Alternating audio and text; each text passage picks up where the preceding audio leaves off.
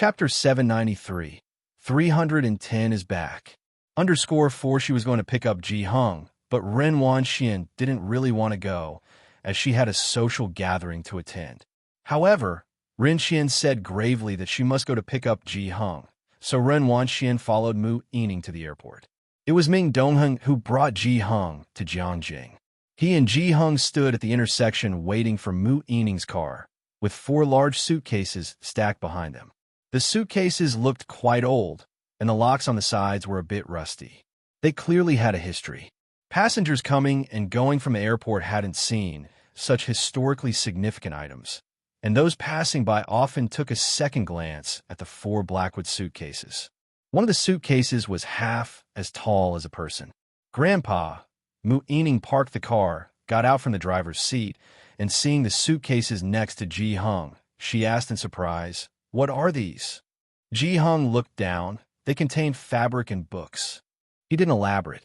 Mu Yining already knew that Ji Hung often made clothes for Bai Lian. She was just surprised that Ji Hung brought so much stuff with him. Why bother bringing it so far when you can buy anything in Jiangjing? Ren Wanxian could see the blackwood suitcase from afar, with its noticeably rusty locks. Nowadays, who still used such items with a sense of age? She covered her nose, not approaching too closely, only standing 2 meters away with a slight look of disdain at the dark, murky suitcases. The Jiang family also drove over. As Ming Dongheng loaded the suitcases into the car, moving on to the 3rd one, he asked Ji Hung, "Shall we move them all to Mississippi Bay's place?" Ji Hung seemed to notice Ren Wanxian at that moment. He paused before speaking to her. "These are your grandmother's belongings, including some fabric and the phoenix robe she left for you to use. Do you want to take a suitcase with you?" Ren Wanxian forced a smile, her gaze lingering on the suitcase. "Grandfather, Aunt has prepared plenty of clothes for me, and my mother is coming tomorrow with many clothes for me, too." The aunt she mentioned, of course, was Mu Yining. And Ren Joey had her own mid to high-end clothing brand. Ji Ying nodded and said directly to Ming Dongheng, "Move everything over to Alien."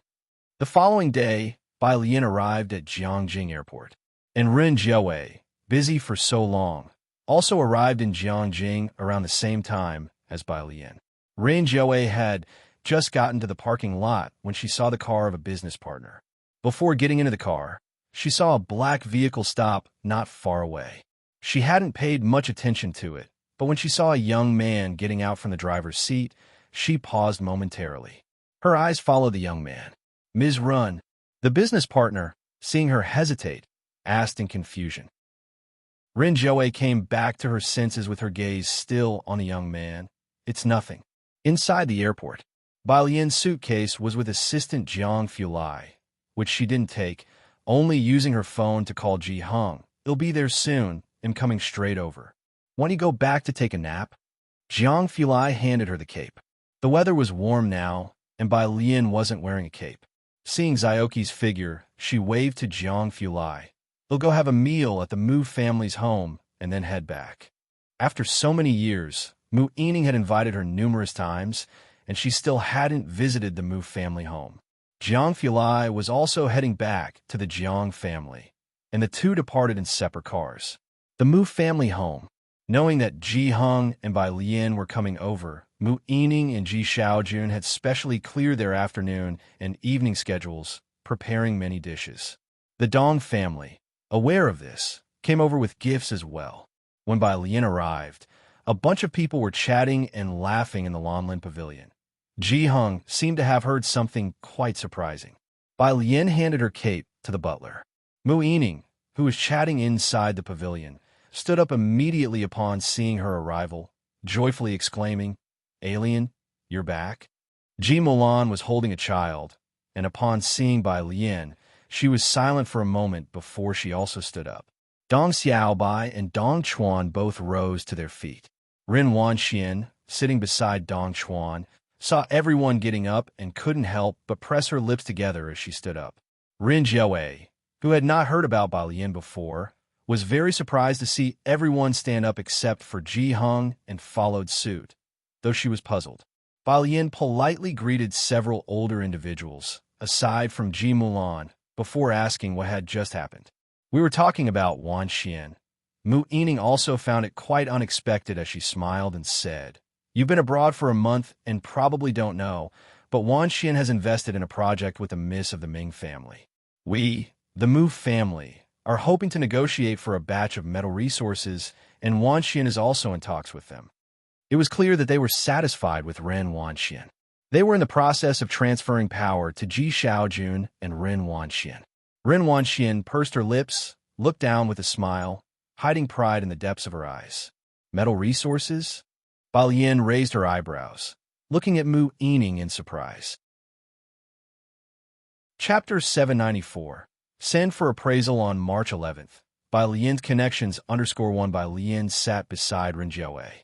Today, Ji Heng, Shen Qing, and Ji Xiaojun were all present. Shen Qing left a seat for Bai Lian beside her. Seeing Bai Lian sit on the outside, Mu Yining spoke up. Lian, aren't you sitting beside your aunt? You all are discussing business, so just sit together. I'll go back after I finish eating. Bai Lian took her seat. It was rare for Bai Lian to admit that she didn't understand something. Mu Zhao seized the opportunity to sit next to Bai Lian, and Mu Yining didn't say anything about it. At the dinner table, Ren Wanxian occasionally discussed business matters with Mu Yining, especially concerning the cooperation with the Ming family. Bai Lian wasn't really listening. She was focused on eating. Having spent over a month abroad, although Ming Dongheng did bring them Chinese food, most of the time Bai Lian was eating in the cafeteria. Now, facing authentic Chinese food, she couldn't help but feel moved. In the past few months, the Mu family had gradually begun to make a name for themselves in Jiangjing. Ren Wangshuan's social circle had also risen to increasingly higher levels. There's rare earth, too? Mu Yining was very surprised to hear what Ren Wanxian said. Yes, Ren Wanxian held her teacup.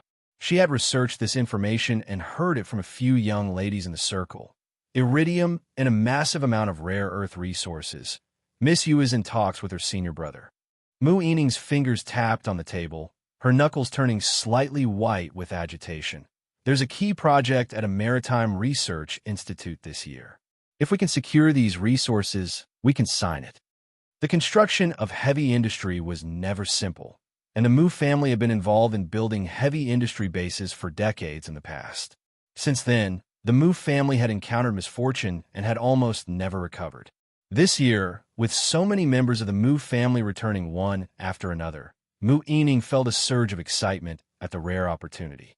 The two of them chatted, while the rest of the people at the dining table couldn't really join in. Ji Mulan sat on the side, holding her child. As a designer, she couldn't understand their conversation and only said, "If there's a need for financial connections, just come to us directly." Ji Mulan now had full confidence to make such a statement. Neglecting Su In's private equity, the travel investment in Xianqing alone had made the Su family a fortune last year. Su In bought more than just one plot of land in Xianqing. Not to mention the turnover of the hotel, the land alone had appreciated several times over. The Su family's assets might not match those of the Mu family, but their liquid capital was a frightening figure. Outside, Assistant Wang called for Mu Yining. "President Mu, your clan uncles are here." "They're already here?" Mu Yining stood up, surprised. The Mu clan uncles had witnessed the glory days of the Mu family, and knowing that there was this opportunity, they naturally could not wait, not even for a moment. But today was the day Bai Lian and others had just returned. Just as Mu Yining was pondering this, Ji Heng, who had almost finished his meal, put down his chopsticks. "Go ahead. I'll visit the Buddhist hall." Bai Lian also stood up. "Uncle, and I'll head back to the apartment first. Jianjia and the others are still waiting for me." The butler had been silently attentive to Bai Lian's needs. Upon seeing that Bai Lian was leaving, he quickly approached and handed her the cloak. "The butler respects her a great deal," Dong Chuan said quietly as he watched Bai Lian's retreating figure, his eyes slightly narrowing. Anyone with discernment could see the butler's attitude. Towards Bai Lian, the butler showed a deep-seated respect, a respect he did not even show to Ji Xiaojun or even Mu Yining. With Bai Lian and Ji Heng both about to leave, Mu Yining could only escort them out of Longlin Pavilion. Outside Longlin Pavilion, The Mu family clan uncles and managers from the side branches were all waiting for Mu Yining. They saw Bai Lian. Manager Su naturally recognized Bai Lian, especially having seen her before with Jiang Fulai. Manager Su politely inquired, "Miss Bai, why didn't you come back for the new year?" Bai Lian stopped and nodded in greeting. "I took a trip abroad." She didn't mention the purpose. The clan uncles and the management of the Mu family just casually greeted Bai Lian. They weren't concerned about where Bai Lian had gone. Jiang Fulai's sudden appearance had certainly drawn their attention to Bai Lian and Ji Xiaojun for a while. But afterwards, there was no more news about Bai Lian and Jiang Fulai, and the two were not seen together at the Mu family. Sentiments in aristocratic families were the least reliable. What counted was the matching of social status. The Mu family could once compare with the Jiang family, but now they were not even close to being on the same level. Therefore, seeing Bai Lian and Ji Xiaojun this time, they merely nodded perfunctorily, with their gaze quickly shifting to Ren Wanxian. "Miss Ren, the thing you mentioned earlier to President Mu." This was the first time the people of the Mu family had ignored Ji Xiaojun and Bai Lian, centering on themselves. Ren Wanxian saw Bai Lian and Shun Qing leaving the mansion with a glance from the corner of her eye and lowered her gaze. Beside her, Ren Jiawei hadn't spoken much today. On their way to the meeting room, Ren Wanxian asked Ren Jiawei, "Mom, what's the matter with you?" Chapter 795. Send for appraisal on March 11th. Bai Lian's Connections _2. Nothing much. I just saw a familiar-looking young man at the airport today. Ren Jiawei shook her head. "You go ahead. I need to chat with our business partners, too." Ren Wanxian slightly narrowed her eyes. Outside the gate, "Let Xiaojia take you back." The butler followed behind Bai Lian, telling her about everything that had happened in the Mu family in the last month. Miss Ren and the second young lady of the Ming family are discussing business. If successful, it could kickstart the two research bases of the Mu family too. The Mu family had been essentially living off their past reserves for over 20 years. Lucky for them, their vast wealth wasn't something that could be spent overnight. Once the car door closed, Shun Qing started talking to Bai Lian. "Alien, you've lost so much weight after being abroad for so long. They'll cook something delicious for you when I return." Actually, Bai Lian hadn't slimmed down much during her trip abroad, as she exercised regularly every day. Health is wealth, and Jiang University wanted them to work for 60 years. But Ning Xiao, Tang Ming, Ding Wenyang, and the others had markedly shed weight. Mao Kuan was moving flower pots with a cigarette in his mouth in the glass house. As soon as Shun Qing and Bai Lian returned, he quickly snuffed out the cigarette and greeted them. "Xiao Mao." As soon as Shun Qing returned to Shanghai apartment, she thought of preparing a great meal that evening. "Ning Xiao and the others just got back, so you should eat here tonight too. They'll make a feast." "Thanks, Aunt," Mao Kuan called out loudly. Shun Qing grabbed an eco-friendly bag hung near the entrance and went out to do some grocery shopping, then remembered something. "Where are Xiaoqi and Xiaowu? They're busy and don't have time to come over." Mao Kuan saw Shun Qing out. "Aunt, if you buy too much later, remember to call me, and he'll come pick you up. Look at my driver's license." He showed off his driver's license to Shun Qing. Shun Qing praised him again for being impressive and hurriedly left. Bai Lian placed her cape to one side and moved the remaining flower pots out to bask in the sun.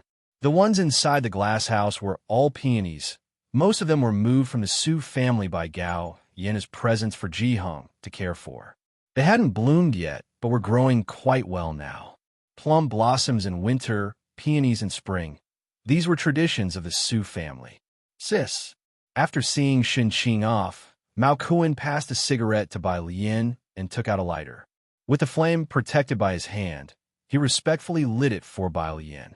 Bai Lian's lips were deeply colored as she bit the cigarette and exhaled a thin wisp of smoke.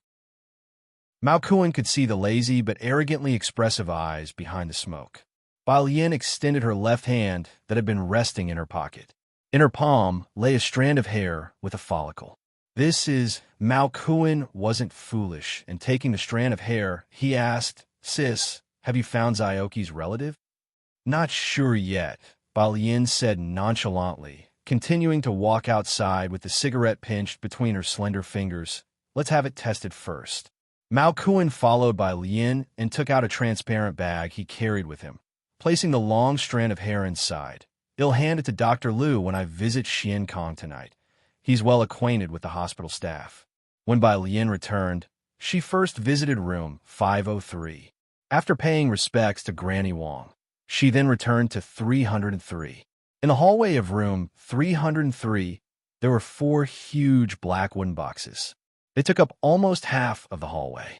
They were a bit in the way, so Bai Lien used her phone to ask Jiang Fulai if she could store them in his living room. Jiang Fulai was busy, but he still took a moment to reply with 2 words, second floor Bai Lien.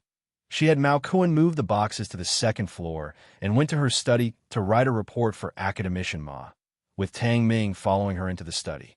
Upon entering, he saw a rectangular black wooden box on the desk. It was made of the same material as the 4 boxes in the hallway. The difference was that the black wooden box was outlined with exquisite and simple patterns, and the lock mechanism in front was intact. Antique and imposing, Tang Ming felt as if he was looking at a museum relic and was hesitant to touch it. "Is this also from your grandfather?" "Yes." Bai Lien wasn't certain what was inside and placed it on the bookshelf.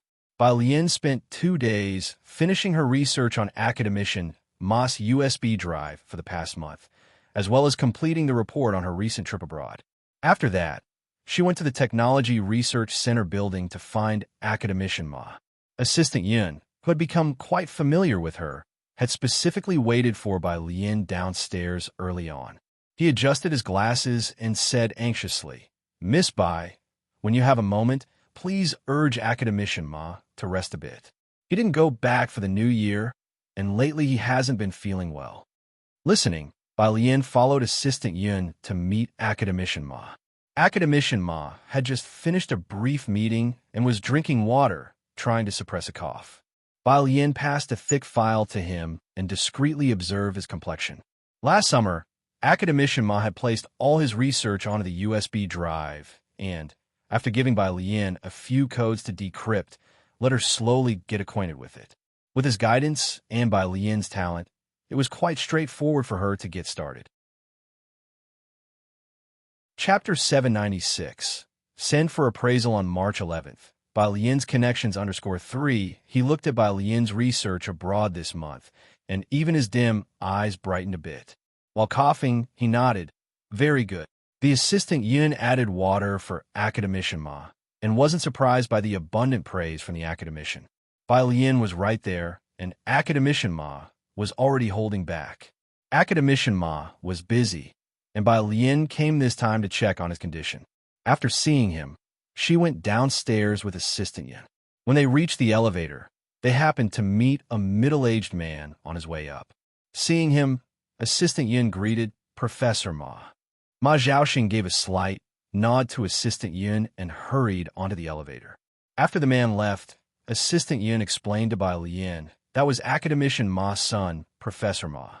Though academician Ma had students aplenty, his only son was not outstanding, having no significant achievements in scientific research.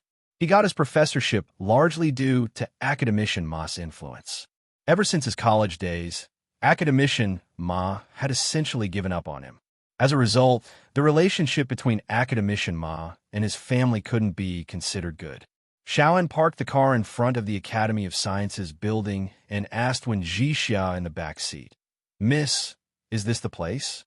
Wen Zhixia was visiting this place for the first time.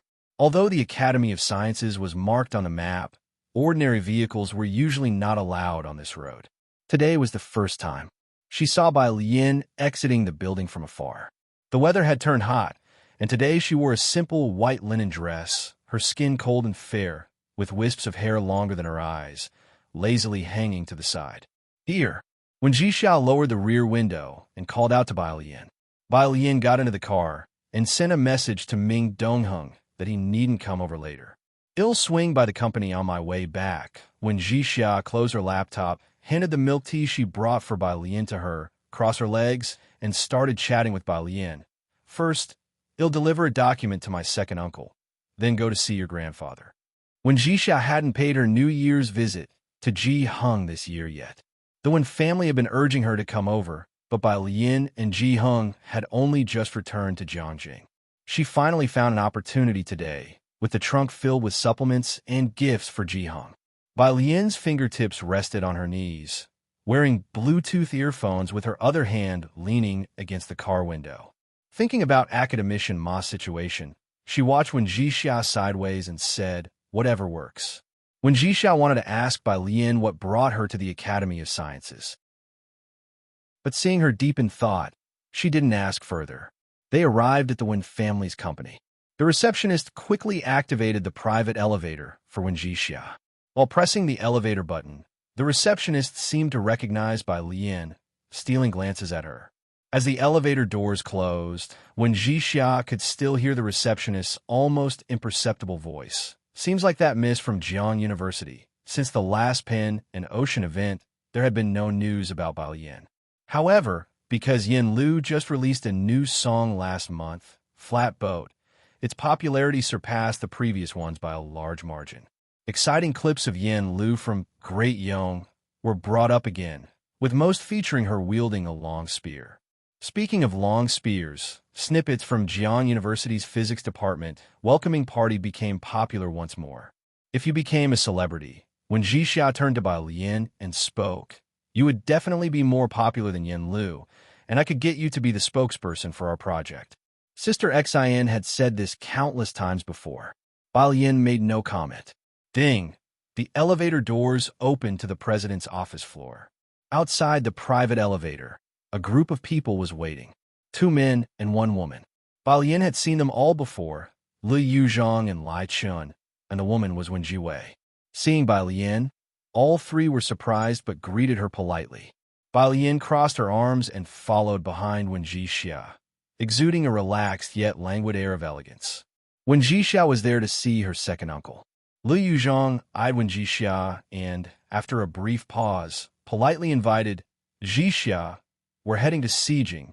Would you and your friend like to come along?" Lai Chen's expression shifted upon hearing Li Yuzhong invite Wen Jixia, hesitating before looking at Li Yuzhong. "Yuzhong, this round is arranged by the second miss." When Jixia by then had figured out Lai Chen's implication. She had used the last opportunity to expand her social circle. Because of this, Lai Chun and Wen Jiwei became even more wary of her. "You guys go have fun. They'll go to Alien's place for dinner later." She was unaware of the intricate circles within the industry. Li Yuzhong was Wen Zixia's fiancé. Li Yuzhong had previously witnessed Bai Lian's connections, and given the few opportunities to see Bai Lian, he had a tough decision to make between Bai Lian and Sijing this time. Yin Lu's endorsement deal was still pending, and today, upon hearing that Yin Lu was returning to Jiangjing, there might be a chance for her to appear at this gathering, which was why Li Yuzhong accepted Lai Chen's invitation. "Jixia," after weighing his options, Li Yuzhong spoke softly and diplomatically. "They'll pick you up after you finish dinner." He didn't want to miss this opportunity, but he also didn't want to lose the chance to get on good terms with Bai Lian. When Jixia nodded indifferently, maintaining her ladylike demeanor on the surface. Her smile and gestures were all meticulously planned. Bai Lian looked up, as if she hadn't noticed Wen Zixia's attitude. Once the 3 of them entered the elevator, it was only then that Wen Zixia's smile faded. She held back an eye roll and, carrying the documents, led Bai Lian into the office. She handed the documents over to Uncle Wen II. Only then did Uncle Wen II realize she had brought Bai Lian over. "Miss Bai," he quickly stood up and shook hands with Bai Lian. "Sorry for not greeting you at a distance earlier." "Uncle, you don't need to be so formal with her." In front of a familiar relative, when Jixia showed more of her true nature, "You don't need to be so formal with her." Uncle Wen II felt an urge to scold Wen Jixia. Upon learning that Wen Jixia was going to Bai Lian's house for lunch, Uncle Wen II regretfully did not ask them to stay for a meal. He escorted them to the elevator. Once again, arriving on the first floor, someone had been waiting early at the elevator entrance for her. Miss Jixia. The leader was a middle-aged man, the manager of Wen Zixia's project team. As he approached with a report in hand, "Miss Jiwei's team," when Jixia whispered to Bai Lian, You go to the car and wait for me first." As soon as Bai Lian left, the middle-aged man continued. "Miss Ji Wei has hired Lu Su by paying double the endorsement fee." Double? With that price, couldn't they hire a top-tier star? When Ji Xia frowned, didn't they get Yin Lu? When Ji Xia and Wen Jiwei, along with Lai Chun, each led a project that affected the shareholders' allegiances. With limited funds, Wen Jixia couldn't compete with Wen Jiwei's offer of twice the endorsement fee. In a short time, Wen Jixia truly couldn't find an endorser without any scandals to withstand scrutiny. Even researching Lu Su took a long time for Wen Jixia. Next to the middle-aged man, a young person spoke up passionately. "Lai Chun is doing this on purpose." With Bai Lian waiting for her, Wen Jixia raised her hand. "You guys go back first. He'll think of a solution." Jiangjing Airport. Yin Lu put on a mask and a fisherman's hat and got into the nanny van from the rear. In the nanny van, Ah Huang, in the driver's seat, handed her a coffee. "Miss Xian, do you want to go to the old city or Jiangyin first?" Removing her mask to take the coffee, Yin Lu, with cold and stunning eyes, replied, "Let's go to Shanghai apartment first." Shanghai apartment? Ah Huang immediately set up the navigation to Shanghai apartment and drove there. "Don't rush with the endorsement." Miss Xian sat beside Yin Lu. "Miss Bai had inquired last time. Go see her later and find out what she's thinking." "I know." Yin Lu flipped open the script. At 11 in the morning, there was no traffic. Nearing noon, the black nanny van finally arrived at Shanghai apartment. 103. When Jixia watched Tang Ming and Jiang He play Go, doubting her life choices, until the doorbell rang. She perked up and hurriedly got up to go to the door. Chapter 797. When Jixia is shocked, Brother Jiang makes a move. _1 Shanghai apartment security had always been excellent. Yin Lu had visited Building 5 a few times, but this time there was no one else around. She didn't encounter anyone else in this building. After entering the building, she took off her mask and hung her sunglasses on the lapel of her coat, holding in her right hand a little trinket for Ji Hung and Jiang He. Her left hand was still on the doorbell. The door was opened by an unfamiliar girl. Yin Lu didn't recognize her, but since Bai Lian always knew many people, she roughly guessed that this person must be a friend of Bai Lian's. "Hello, I'm Yin Lu." When Jixia maintained the posture of holding the doorknob, her gaze somewhat drifting. Yin Lu's sister, who are you looking for?" From the kitchen, Zhang Shi's, who brought out the dishes, saw the figure outside the door and quickly placed the dishes on the table. "Yin's sister, you're here." Yin Lu had grown accustomed to fans over the year. Seeing Wen Zixia's reaction, she roughly guessed that the person in front of her was a fan of hers. "Hello." Then she stepped aside and entered. Tang Ming had lost another game of chess, and just as he saw Yin Lu coming, he took the opportunity to stand up and go to the kitchen to help with the dishes. The room was full of Bai Lian's classmates. Everyone knew Yin Lu. It was obvious that they were all very good friends.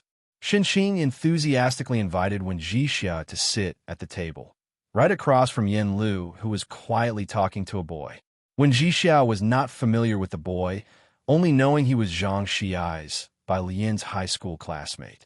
After dinner, Wen Jixia followed Bai Lian to room 303. She sat on the sofa in room 303, still in a state of detachment. Bai Lian pressed the remote controls button, sat next to Wen Jixia, and methodically poured a cup of tea with his eyes cast down. He handed it over succinctly. "Drink tea." Wen Jixia took the white porcelain teacup and took a sip. The temperature was just right, the tea was clear, and tea touched by Bai Lian always tasted much better. "You and Yin Lu, are you close?"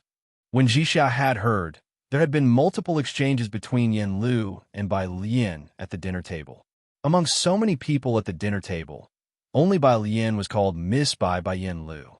Although from the time Bai Lian gave her an autographed CD of Yin Lu, Wen Jixia had speculated that Bai Lian probably knew Yin Lu, but she had not expected them to be so familiar with each other. Yin Lu had become famous just within the span of a year. Both her TV dramas and songs had become immensely popular. Not to mention domestically, she had many fervent fans overseas. No one in the industry could replicate her success. Yeah, it's all right. Bao Yin rested his hand on the sofa, leaning back in an unusually relaxed position, his exquisite jaw slightly lifted, tuning into a movie channel. We're friends. This casual mention of friends brought Wen Jixia back to her senses. Damn, you must have known her since Xiangqing, right? Bao Yin, I shared her first song. Did you know her back then? Bao Yin continued to remain silent. All right, all right. When Jixia was about to say something more when the door to room 303 was pushed open. At the door, Jiang Fulai, removing his coat and wearing a white shirt, calmly looked at the two people on the sofa, gave Wen Jixia a slight nod, noble yet polite, although his pale eyes betrayed a touch of coldness. Wen Jixia only felt that this encounter with young Master Jiang seemed colder than before. She didn't dare to continue speaking. By chance, her phone rang, and like grabbing onto a lifeline, Wen Jixia walked to the balcony with her phone. The caller was Li Yuzhang. He was coming to pick her up. It wasn't long before Li Yuzhang's car arrived. Wen Jixia, wrapped in her coat, was waiting at the entrance of Building 5, accompanied by Bai Lian and Jiang He. Li Yuzhang sat in the passenger seat. The driver was his secretary. He hadn't expected that Bai Lian would live in this unimpressive-looking apartment next to Jiang University, which was quite surprising. After getting in the car, Wen Jixia sat in the back, graceful and virtuous, with a faint scent of perfume in the car. It seems the car must have carried another woman not long ago. The driver was Li Yuzhang's secretary, who politely greeted the future missus, discreetly glancing in the rearview mirror. By merit, Wen Jixia was recognized by the Yu family. She was on par with Ming Zongyao from the finance department of Jiang University at the School of Finance and Economics. But she was slightly less talented and pretty. The secretary thought that in the vast city of Jiangjing, only the distinguished Miss Bai had a presence that could match Ming Zongyao, which was why those who knew both of them felt sorry for Ming Zongyao. As for the affairs of wealthy families, who knows? The car reached the Wen family tower, and Li Yuzhang intended to accompany Wen Jixia upstairs. But as he got out of the car, the secretary received a phone call. Chapter 798. When Jixia is shocked, Brother Jiang makes a move _2. Li Yuzhang hurriedly left. When Jixia returned to the project team, where trouble was still waiting for her. Shanghai apartment. Yin Lu was chatting with Pu Xiaohan, who showed her a puppet video she had just edited. Lu Jia, I heard from good people that you're going to take on a puppet movie, so they'll send you all this material. Pu Xiaohan had shot a lot of material, with more than 90 videos totaling up to 40 hours, all filled with Grandpa Tao's lifelong accumulated data. You filmed so much. Yin Lu opened WeChat to receive the videos sent by Pu Xiaohan. Receiving so many videos was slow, so Yin Lu put her phone downstairs to wait for the transfer and went upstairs to find Bai Lian. Upstairs, Jiang Fulai leaned against the desk, questioning Wen Jixia about the matter in a calm and unhurried manner. Bai Lian had also alluded to it while eating just now. When Jixia was in her own project group, the group she led was responsible for the Wen family's hairdryers. The Wen family had many electrical appliances under its name, and only the washing machines and refrigerators were doing all right. But others like hair dryers and soy milk makers were about to cease production due to profitability issues. Because production was about to stop, the Wen family handed over several projects to the younger generation. Whoever could revive these economic links would hold a higher status in the eyes of Wen family shareholders. Hair dryers. Jiang Fulai crossed his arms and lightly lowered his eyelashes, leisurely pondering. Outside, Yin Lu came to look for Bai Lian and saw Jiang Fulai still contemplating hair dryers. Bai Lian got up and went outside. Yin Lu was looking for Bai Lian to discuss the matter about Wen Jixia. Following the plan Yu and Xin Jia had, Bai Lian did not want to disrupt her and Wang Xin's plan, her fingers tapping on the sofa. Jixia has a project, but my current idea is Qin Si. Qin Si was the leading lady of Blossoms on the Tree, and was also the person whom the theater was currently striving hard to promote. She was currently very popular, not unlike a first-tier star. However, she was far from matching Yin Lu's popularity. I don't have any brand orientation at the moment. Yinlu knew of Bai Lian's concerns. He'll send every collaboration for evaluation. Don't worry. Okay, Bai Lian was not very familiar with this circle, though in family, when Jixia, she's working on a project and needs an endorsement. They must have contacted your team, but the funds were not sufficient, so they probably did not continue to approach you. Yinlu nodded, sent a message to Wang Xin to look for the invitation previously sent by Wenxixia's team. There were too many people inviting Yinlu for endorsements. This included a number of well-known foreign brands. But now, Yinlu only endorsed Xian Kong. Apart from that, it was only the official stamp of tourism for Xiangqing. Within an hour, the team found a collaboration proposal that Wenxixia had previously sent to Yinlu's team. It's an old electrical brand. Wang Xin looked at the information researched on the computer, a traditional national product, but in recent years with the rise of e-commerce, they have gradually declined. Looking for a spokesperson during this period indeed seems like a way out.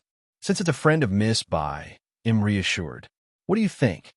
Upon hearing Wang Xin's words, Yinlu calmly said, the endorsement fee doesn't have to be too high. Where are you? He'll talk to the company. Bai Lian had helped her numerous times, from Zhang Xi's to Daong, to writing songs. Yinlu was very clear on the reason behind her current popularity. It was all thanks to someone else. But since Bai Lian and her colleagues were in scientific research, and she was just of average intelligence, she couldn't be of much help in any case. She had originally endorsed Xian Kong for free. But as Xian Kong became a hit in the second half of the year, Yinlu found out that she was the one who actually benefited. Netizens increased their esteem for her when they knew she endorsed traditional medicine. Now that she finally had a chance to help a friend of Bai Lian, Yinlu felt that she could be useful too. Monday, when family building. When Jixia just arrived at the project team, the project manager saw when Jixia hurried over with his phone. They offered double the endorsement fee. Should we look for someone else? Recently, there's a girl group called Song Shui. He momentarily forgot the name of this girl group's champion. The young woman reminded Manager Zhang, her name is Song Xueni. All right, Song Xueni. Manager Zhang followed when Jixia to her office. Shall we choose her as the spokesperson? If you agree, we will contact her immediately. It was already too late to conduct a background check at this point. When Jixia had never heard of Song Xueni either, and her fame definitely couldn't compare to Lu Su's. But at the moment, there was no other choice. When Jixia picked up the files on her desk, let's contact her after the morning meeting. It was Monday, and several project teams had a report on their progress. The office. Uncle Wen sat in front, and the people from the project teams sat on both sides. Chapter 799. When Jixia is shocked, Brother Jiang makes a move _3 when Jixia had consistently instructed the marketing department to promote the One family hair dryers through soft advertising. Last week, sales volume was the highest among the groups, and this month they were supposed to sign a full endorsement deal with Lu Su, but the contract wasn't signed yet when Ji Wei poached him with a double salary offer. When Ji Wei discussed the project book eloquently. Below, Manager Zhang and several others looked at Wen Jiwei's group, filled with anger. After the meeting ended, second Uncle Wen stood up with his notebook in hand and looked at Wen Jixia. Your project proposal this month is not up to standard. Not far away. The people in Wen Jiwei's group, upon hearing second Uncle Wen's voice, looked down and a mocking smile curled at the corners of their mouth. After exiting the office doors, Manager Zhang and the others finally spoke indignantly. We offered Lu Su a market rate. When Xixia's team doubled the figure last minute before the contract signing, obviously targeting us. This Lu Su, he must have known them before. It wasn't hard to imagine, by throwing in their lot with another manufacturer at the last minute, Lu Su was clearly in cahoots with them. They may double the pay, but it'll take time for them to break even. When Jixia spoke calmly, have the person in charge of public relations come see me. She took out her phone, about to make a call. Then she saw a message on WeChat. It was from Bai Lian. Send me one of the manufacturing diagrams for your hairdryer. What did she want the structural diagram for? It's not like the hairdryer was top secret information. So when Jixia sent someone to get the manufacturing diagram. Behind her, Manager Zhang returned to his desk, about to pick up the phone to call Song Swenny's agent when his phone rang, and he reached out to answer it. The voice that came from the other end of the receiver was very polite. "Hello, this is Wang, XIN. I saw that you had sent an email to our company yesterday." Manager Zhang, after hanging up the phone, looked up in a daze. He ended the call with a series of mmhms and ahs, and the two sides agreed on a time to meet. A dial tone came through the earpiece. 3 minutes later, Manager Zhang finally snapped back to reality and looked at Wen Jixia. Miss Wen. Manager Zhang swallowed hard. The staff of the project team handed over the manufacturing diagram to Wen Jixia, who photographed it and sent it to Bai Lian, then looked up. "Go ahead. Yin Lu's agent, Sister Xian, has arranged to meet with us this afternoon at 2 o'clock. Manager Zhang started. She wants to discuss an endorsement deal with us. Elsewhere. After signing his name, Lai Chan extended his hand to the man across from him. "Lu Su, a pleasure to do business with you." Lu Su also set down his pen and shook hands with him, smiling. The two were high school classmates, and it wasn't until a New Year's gathering that Lai Chan found out when Jixia had approached Lu Su. He then told Lu Su to delay the signing, aiming to deliver a decisive blow to Wen Jixia at the last moment. "Lu, brother," after Lai Chun left with the contract, his agent spoke up. "Won't this have offended the third young miss of the Wen family?" Lu Su slowly pulled a mask out of his pocket, unconcerned. "I have looked into it. This third young miss has just returned to Jiangjing. People in the circle don't hang out with her, don't worry." Having attended the same high school as Lai Chun, he naturally came from a well-off background and was well-resourced within the Jiangjing circle.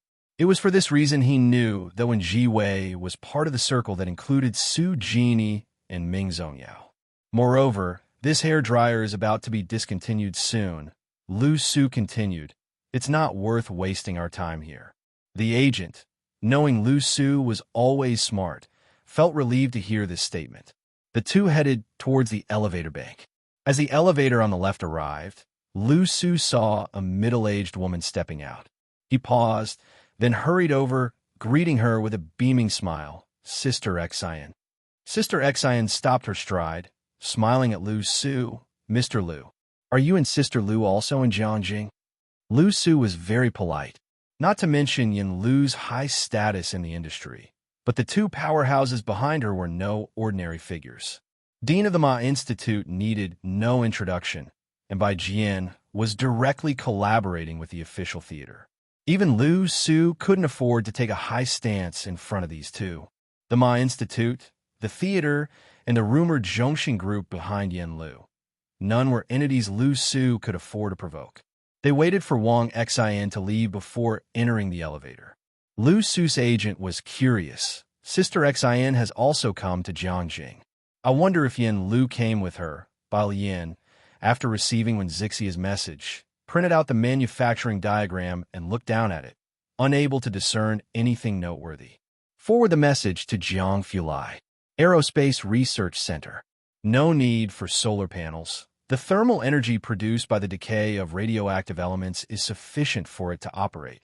Jiang Fulai held a pencil between his middle finger and index finger, methodically pointing at the schematic on the panel. The extendable arm here is a laser device. As his words fell, the slide instantly changed to a next, more complex structural diagram. The office lighting shone on him, outlining his slightly cold and hard jawline. He explained in detail, unhurriedly, his voice consistently indifferent. Most people in the office were drawing the structural diagrams in their notebooks and noting down the key points. Only Academician Ma was sitting at the front, occasionally coughing twice, not speaking. He seemed not in the best of spirits. After the explanation was complete, a line of researchers left quietly and in an orderly fashion.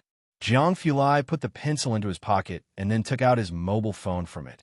Seeing two messages, his indifferent expression softened slightly, and he looked down to reply with a few words, his thin, cool lips curving ever so slightly. In the office, someone noticed his change and nearly tripped and fell. Academician Ma stood up, seeing his demeanor and somewhat understanding, said, "She is now my student." Jiang Fulai returned to his own office, without arguing with Academician Ma, simply said in a cold voice, "It's most important that you take good care of your health. Not leaving a mess behind would be best." In reality, Academician Ma's health had not kept up after the new year, leading to a part of the aerospace project being handed over to Jiang Fulai. The young Master Jiang had yet to complete his holiday, and this was a complaint. Academician Ma wanted to say a few words, but then he saw Jiang Fulai sit down and begin to draw on a blank sheet of paper. The precision of his drawing was comparable to machine rendering, even better than SolidWorks. Academician Ma blinked, quickly adjusting his glasses, and stood beside Jiang Fulai to watch for a while, originally intending to see if the other party was drafting some new type of detector or a ballistic trajectory chart. After half an hour, Academician Ma realized belatedly, "Is this a turbine?" But it didn't quite look like it. Jiang Fulai added another stroke and said calmly, "Hairdryer." Academician Ma. He had thought of a bunch of answers, but never this one. Preposterous. It was simply preposterous. Really, what exactly are you doing with those hands of yours? Academician Ma walked out of Jiang Fulai's office in a daze. Inside the office, Jiang Fulai combined the manufacturing diagram Bai Lian gave him with something else that came to mind, picked up his phone, and sent Bai Lian a message. Would you use a hairdryer if it could dry hair super fast? Bai Lian. Possible, okay. 3 days later. In a coffee shop beneath Building Number 1 for doctoral students in Jiang University's Xinyao district, Bai Lian took the blueprint that he handed to her about the things Jiang Fulai was researching, the hairdryer he modified. This wouldn't blow like a tornado, would it? She pressed on her phone, calling Wen Jixia. "Where are you?" Wen Jixia was at the Wen family's. They had just signed a contract with Yen Lu, and the whole team had been as energetic as if they were on steroids these past few days. At the company, when Jixia stood by the floor-to-ceiling windows, guessing that Bai Lian must need something from her, and said directly, "Shall I come to Jiang University to find you?" It would be a good opportunity to discuss the issue with Yen Lu with Bai Lian. Bai Lian looked up at the sky, folding the blueprint neatly and putting it in her pocket, pressing the center of her forehead. "Then come over, I happen to have something for you." The call ended. When Jixia saw the address Bai Lian had sent, the coffee shop at Building Number 1 for doctoral students in Jiang University's Xinyao district. Chapter 800. 313 Two people are not like cousins. Test result. _1 When Jixia was visiting the doctoral building in Xinyao district for the first time. The area wasn't large and was quite remote, with no teaching buildings around. Normally, other than the school's own staff coming to clock in, there were hardly any passers-by. The cafe was also quiet. As soon as when Jixia arrived, she saw he was sitting opposite Bai Lian, the two of them discussing mathematical models in low voices. She sat down next to Bai Lian. "Hi."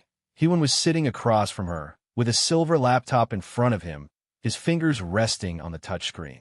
When Jixia didn't know he won, and she couldn't understand most of the conversation between Bai Lian and him. She simply held the coffee Bai Lian had ordered for her, with one hand on her knee and the other holding the coffee cup, watching Bai Lian interact with Hewan from the corner of her eye. Outside the floor-to-ceiling window, a car marked with the Institute's special logo slowly came to a halt. Hewan caught a glimpse of the car out of the corner of his eye, quickly finished his coffee, grabbed his laptop and notebook, and headed out the door. "I've got to go." It was only after he left that when Jixia spoke to Bai Lian, who was that just now, he won. Bai Lian redirected his attention, recalling the matter at hand. "How is the hairdryer project progressing?" "Yen Lu is taking promotional photos," when Jixia said, taking a sip of her hot coffee to suppress her excitement. "I'm just worried if this project might affect her commercial value." Aside from leading the project, when Jixia was also a fan of Yen Lu. Having Yen Lu endorse an about-to-fail hairdryer simply wasn't befitting of her status. When Jixia voiced her concerns, "Our hairdryer is too common and lacks renown. Yen Lu should be endorsing those international big brands. It might not be that common," Bai Lian said while picking up his coffee cup his fingers tapping rhythmically on the side of the cup as he listened to Wen Jixia. What do you mean? Wen Jixia was about to ask what was out of the ordinary. But Bai Lian stretched out his hand and passed a piece of paper to Wen Jixia. Here, take this. Wen Jixia reached out and took it. It was an approximately 50-centimeter wide blueprint. Wen Jixia hadn't studied electromechanics, but she had at least been in an international class in high school and could make out a bit of the generator principle. There was a clearly noticeable airplane-like logo at the bottom right. What's this? A blueprint for the hairdryer. Bai Lian guessed that Jiang Fulai must have been pondering over this since last summer vacation. Otherwise, it couldn't have been produced so quickly. Take it back and discuss it with the rest of the project team. Still surprised by the blueprint provided by Bai Lian, Wen Jixia took the paper back to the company. Manager Zhang and the product team pondered over it for a while. So this works by applying a high voltage to water with electrodes, atomizing to generate water ions. Miss, we should really make a prototype of this design. Wen Jixia nodded. Do make sure to find reliable people to customize the parts. Custom part manufacturing usually took quite a long time, but the Wen family had their own workshop capable of completing the customization in 2 or 3 days. Bai Lian brought several cups of milk tea back to the laboratory. He wanted to ask Zhou Wenqing for a couple of days off to visit Academician Ma. Junior sister, when you go in later, there are people in the teacher's office who you inserted a straw into her drink and leaned to whisper. There's been a lot of people looking for the teacher in the past month. Might be due to a promotion, Ding Wenyang added from the side. You know, Professor Zhou has just been promoted to vice dean. That could be it, Tang Ming said, bringing over a report, his gaze shifting towards Bai Lian. But I think there's probably more to it. At the Chun family's residence, Ren Wanxian was standing outside the courtyard with the Dong family, as Elder Dong was giving her instructions in a low voice. After you go in, there's no need to talk too much. I will speak on your behalf. Just be bold, and even if you feel scared, don't bow your head. The old master doesn't like that. After repeatedly making sure Ren Wanxian understood, Elder Dong let her in. Inside Elder Chen's tea room, President Jian was brewing tea for Elder Chen. His movements were unhurried, and the rich tea poured smoothly from the spout. His demeanor exhibited a leisureliness that set him apart from others.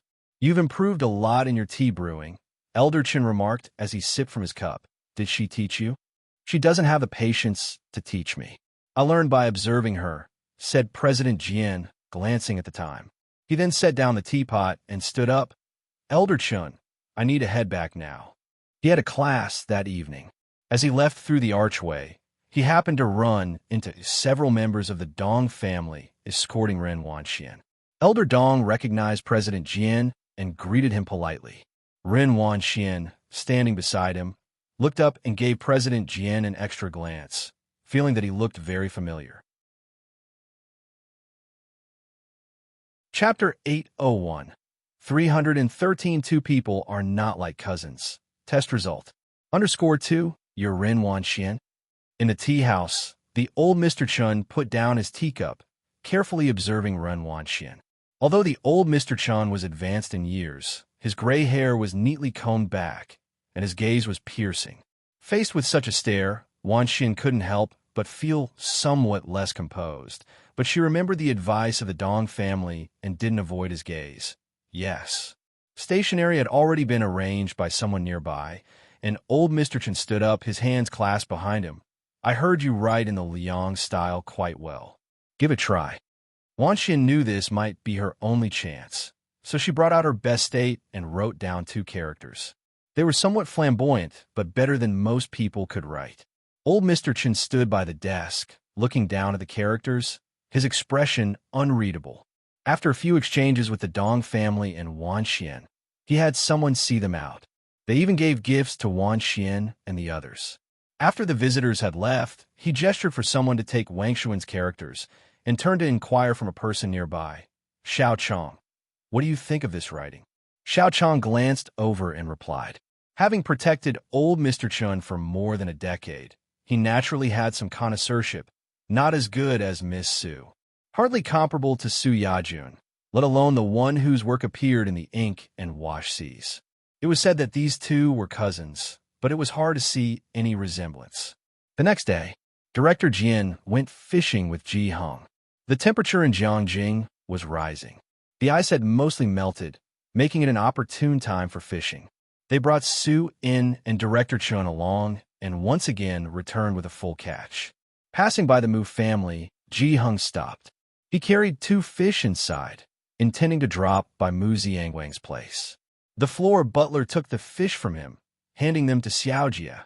Stew a fish soup for young Master Mu Zhao tonight. The old patriarch's health is getting worse, the floor butler said to Ji Hong about Mu Ziangwang's current state. When you see him later, urge him to eat something. The young lady has looked for many doctors, to no avail. They walked towards the Buddha Hall. They encountered Wan Xian on the way. Wan Xian walked out with a Mu clan's uncle, aware of yesterday's events with the Dong family, taking her to the Chen family. The uncle was now very friendly toward Wan Xian. Seeing Ji Hong and the floor butler, Wan Xian and the Mu clan's uncle both stopped. Wan Xian, seeing the 2 large fish in Xiaojia's hands and the strong fishy smell, couldn't help taking a step back. Grandfather. Ji Hong held a tobacco pipe in his hand and only nodded without speaking. The floor butler politely greeted Wan Xian and the Mu clan's uncle, gesturing to the fish in Xiaojia's hands. Uncle, would you like to take a fish home? No need. The uncle glanced at the 2 fish in Xiaojia's hands, and the corner of his mouth involuntarily twitched. He was preoccupied with the dinner with Wan Xian later and did not discuss the fish with them. Xiaojia knew what the uncle was thinking just by looking at his eyes.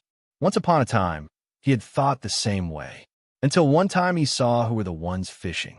After Ji Hong entered the Buddha Hall, the floor butler turned to Xiaojia. Did you get a reply from the doctor at Xian Kong? They generally don't make house calls. Xiaojia shook his head. But the old patriarch refused to step out of the Mu family's door. Outside, the uncle and Wan Xian got into a car. Who did you arrange to meet this time? It's not really me. Wan Xian seated herself in the back, pondering slightly. It's my aunt who arranged a meeting with a professor from Jiang University. The aunt she referred to was naturally Mu Yujun. After the acknowledgement of ancestors and clan, Mu Yujun became somewhat cold towards Wan Xian. Nevertheless, being Ji Heng's granddaughter and having met old Mr. Chen recently, hearing that the old gentleman had returned a gift had spurred Mu Yujun to reach out to her again. Upon hearing Wang Shuan's words, the uncle nodded. Although Bai Lian Ji Hong was previously acquainted with Su In and that person from the Jiang family, Bai Lian Ji Hong had not been active lately, and they had not seen Jiang Fulai since. Instead, it was Wan Xian who seemed to have had an epiphany and gradually started taking over Mu family affairs. She even made some achievements, to the point where Mu Yujun herself took the initiative to invite her. Everyone in the Mu family knew how proud Mu Yujun was. She normally disdained returning home. The two arrived at a private restaurant's dining room, where Mu Yujun and Gao Jiechen were already meeting with the professor from Jiang University. Come, Wan Xian. Seeing Wan Xian, Mu Yujun introduced her. This is Jiechen, your cousin, and this is Director Zhou, the associate dean of the physics department at Jiang University. Gao Jiechen's gaze passed over Wan Xian indifferently, without speaking. Wang Shuan's heart, however, skipped a beat. This was the Dr. Gao Jiechen, the same Dr. Gao whom the Ren family had spent millions just to see once before. Chapter 802. 313 Two people are not like cousins. Test result. _3 Shanghai apartment. Today, it was rare for everyone to gather. Su In, Su Wenyao, Su Zhiyue, and Ning Xiao along with Chief Chen's group were all present. Shun Xing had come over early in the morning. Fortunately, units 103 and 303 were spacious enough. Otherwise, they couldn't have accommodated all these people. When Jiang Fulai returned, Su Wenyao and Jian Zhe were sitting on the first floor discussing the retest. They were both the top scorers in the written examination of their respective fields. Su In was playing chess with Lu Xiaohan. Chief Chen and several others were in the kitchen. Jiang Fulai just came to greet Ji Hong first. Every time Bai Lian returned, she would call out to Ji Hong, and he had picked up this habit as well. Jiheng stood behind Liu Xiaohan watching her play go. Su-en, who had made a name for himself in the financial world of Jiangjing, could be considered a financial tycoon, but he hadn't expected that in a game of Go, a young girl would leave him with no move left to play. Liu Xiaohan could not beat Ning Xiao nor Tang Ming, and Jiang he was out of the question. Su-en was one of the few people she could beat. Ji Heng didn't need to instruct Liu Xiaohan and just watched the game leisurely. Hearing Jiang Fulai's voice, Ji Heng slowly lifted his head. Xiao Jiang, you've come back just in time. Have Alien and the others come down for dinner in half an hour. Jiang Fulai nodded and took the paper bag he brought upstairs. Upstairs, Bao Yin was constructing a diagram. Jiang Fulai placed the white paper bag next to her.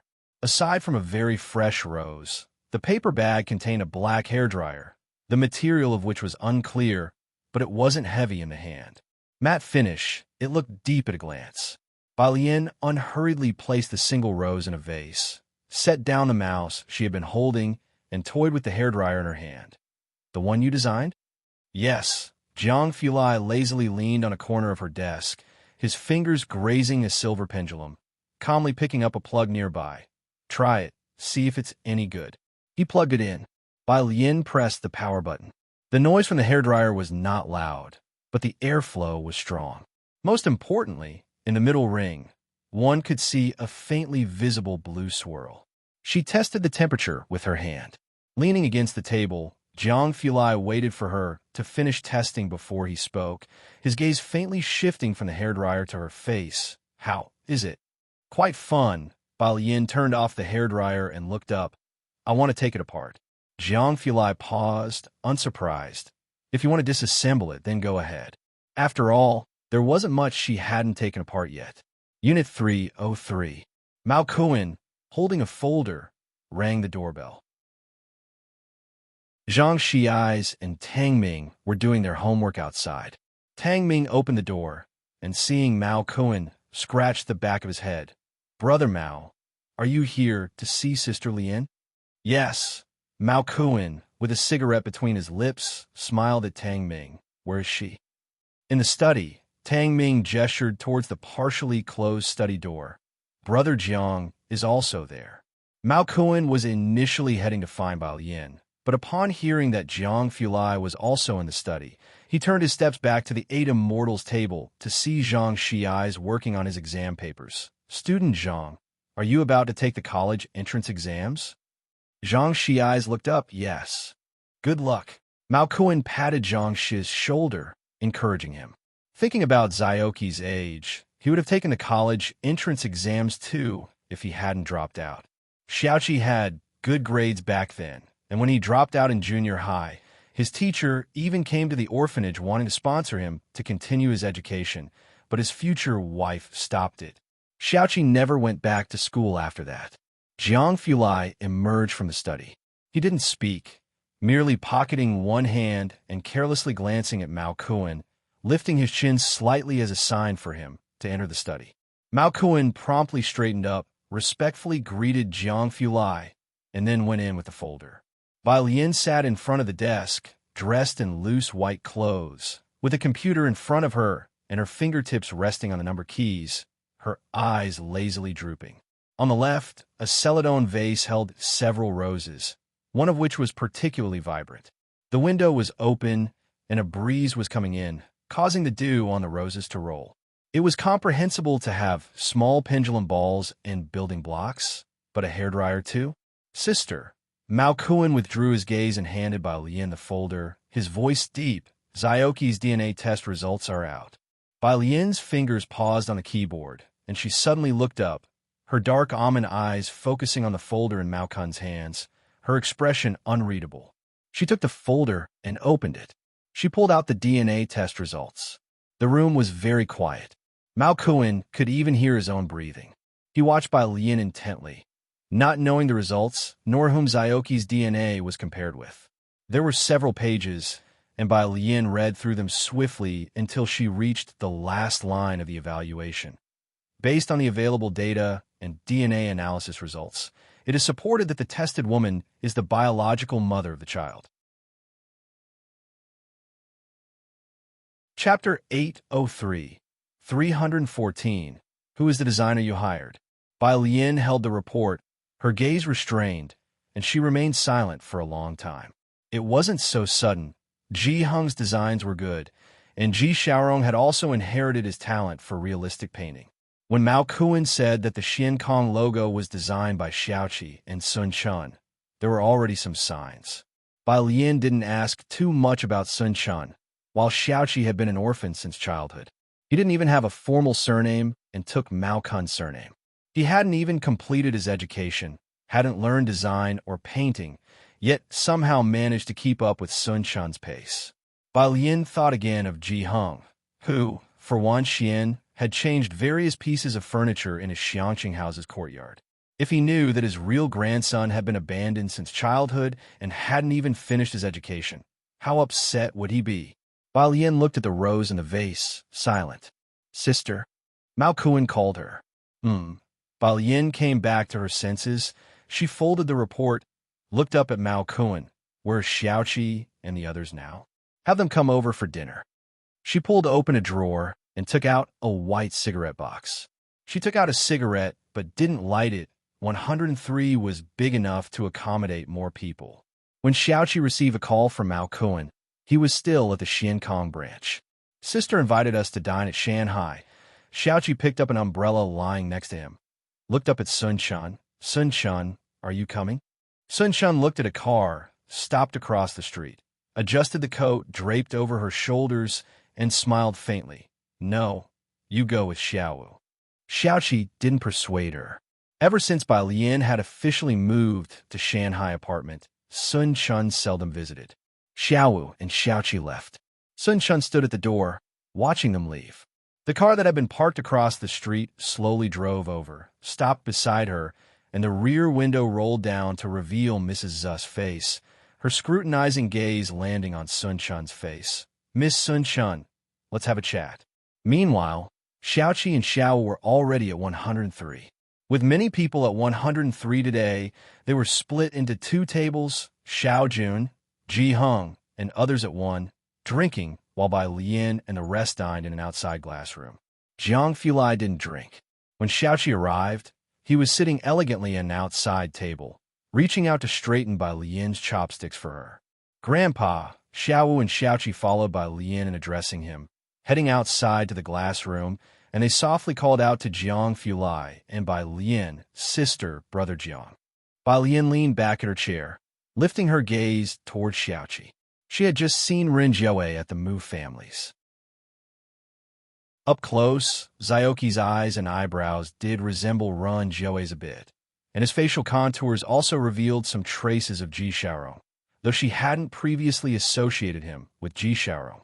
She had been observing Xiaoqi for too long, and Jiang Fulai glanced at her, stretching out a hand to pour her a glass of cola, reminding her there was no need to look so intently. He bowed his head, blocking the view, and Bai Lian withdrew her gaze. Silently, deliberately, she picked up the glass of cola. Shinqing brought over another serving of fish soup. Alien, Xiaohan, Xiaoqi, drink more, you've all lost weight. Although Zio's red-dyed hair was unruly, Ji Hung, Shinqing, and the others knew that these kids were orphans and always looked after them with extra care. Especially Xiaoqi. Thank you, Aunt. Xiaoqi stood up to thank Shinqing. Shinqing hadn't heard Wan Xin call her aunt in years. The Ren family mostly looked down on her. After getting to know Bai Lian, a bunch of kids started calling her aunt.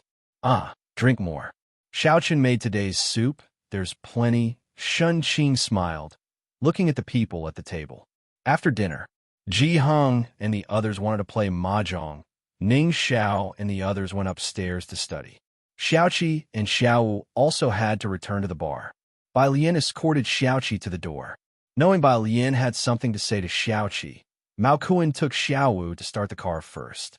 Bai Lian didn't wear a coat, just a white top, and in the 7 to 8 degree night weather, she didn't feel cold, her hands clasped in front of her chest as she walked down the steps in front of building number 5. Xiaoqi, I think I've found your biological parents, she said, stepping down the last stair. Standing in front of the door under the streetlight. Shanghai apartment didn't have street lights before, but within the past year, solar-powered lights were installed all around, by Lien standing under the streetlight, soft and bright. At Ba Lian's words, Xiaoqi didn't react much. He merely paused. It had been so long since he thought about his biological parents, especially after knowing he was abandoned. He felt indifferent. I haven't told anyone else, Ba Lian looked at Xiaoqi, but whatever you decide, I will support you. She extended her hand, passing the report she held to Xiaoqi. Chapter 804, 314. Who is the designer you hired?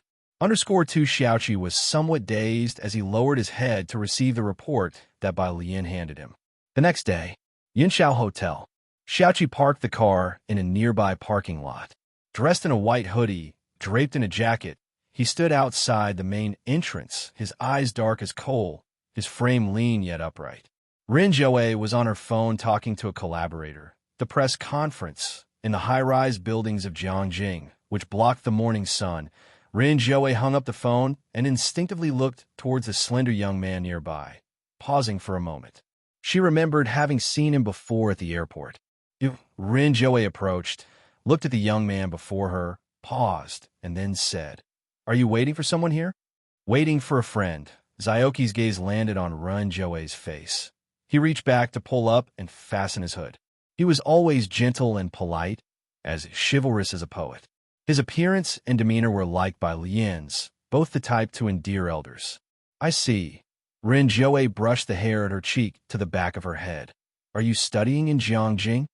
She estimated Zioki's age, about the same as Wang Xuan's. "Here for work."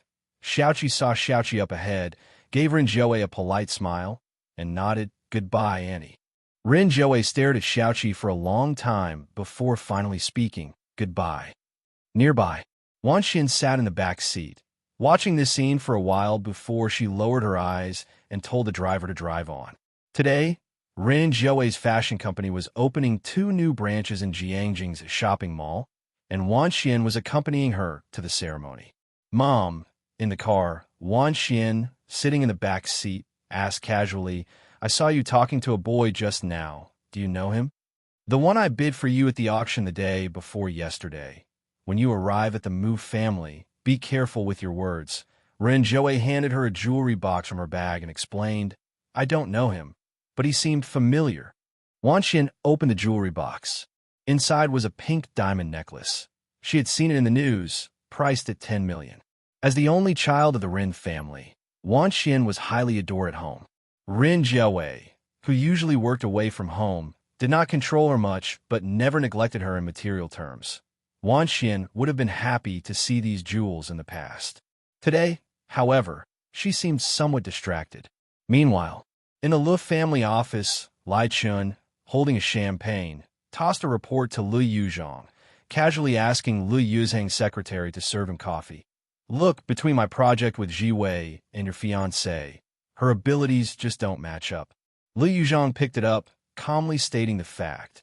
If you hadn't intervened, she might not have lost to Wen Ji Wei. Lu Su's advertisement had already fully launched.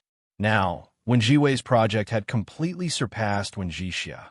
In this game, Ji Wei had essentially declared a complete victory. That didn't negate Zixia's capabilities. Lai Chun just glanced at Lu Yuzhong, skillfully took the coffee handed to him by Lu Yuzhang's secretary, and smiled. "Networking is also considered part of a cousin's capabilities, right?" Lu Yuzhong couldn't refute and remained silent. "Did you manage to contact Yin Lu's team?" Lai Chun recalled something else, his eyes resting thoughtfully on Lu Yuzhang's face. "What did Miss Ming say?" Lu Yuzhong paused, almost imperceptibly. "She asked for me. Yin Lu isn't taking endorsements recently." Yin Lu is unlike other artists in the circle, with high national visibility and strong skills, acknowledged by the Martial Association as formidable, and his background robustly solid. Not to mention the leaders of the Xiangqing culture and tourism, levels not usually reached by ordinary artists. Even for Lu Yuzhong, securing a collaboration with Yin Lu's team was challenging. Lai Chun settled onto the sofa, set his coffee cup aside. "It's still up to Miss Ming. Ming Zongyao Nu Su Genie," and Su Jini was close to Lung Shuha.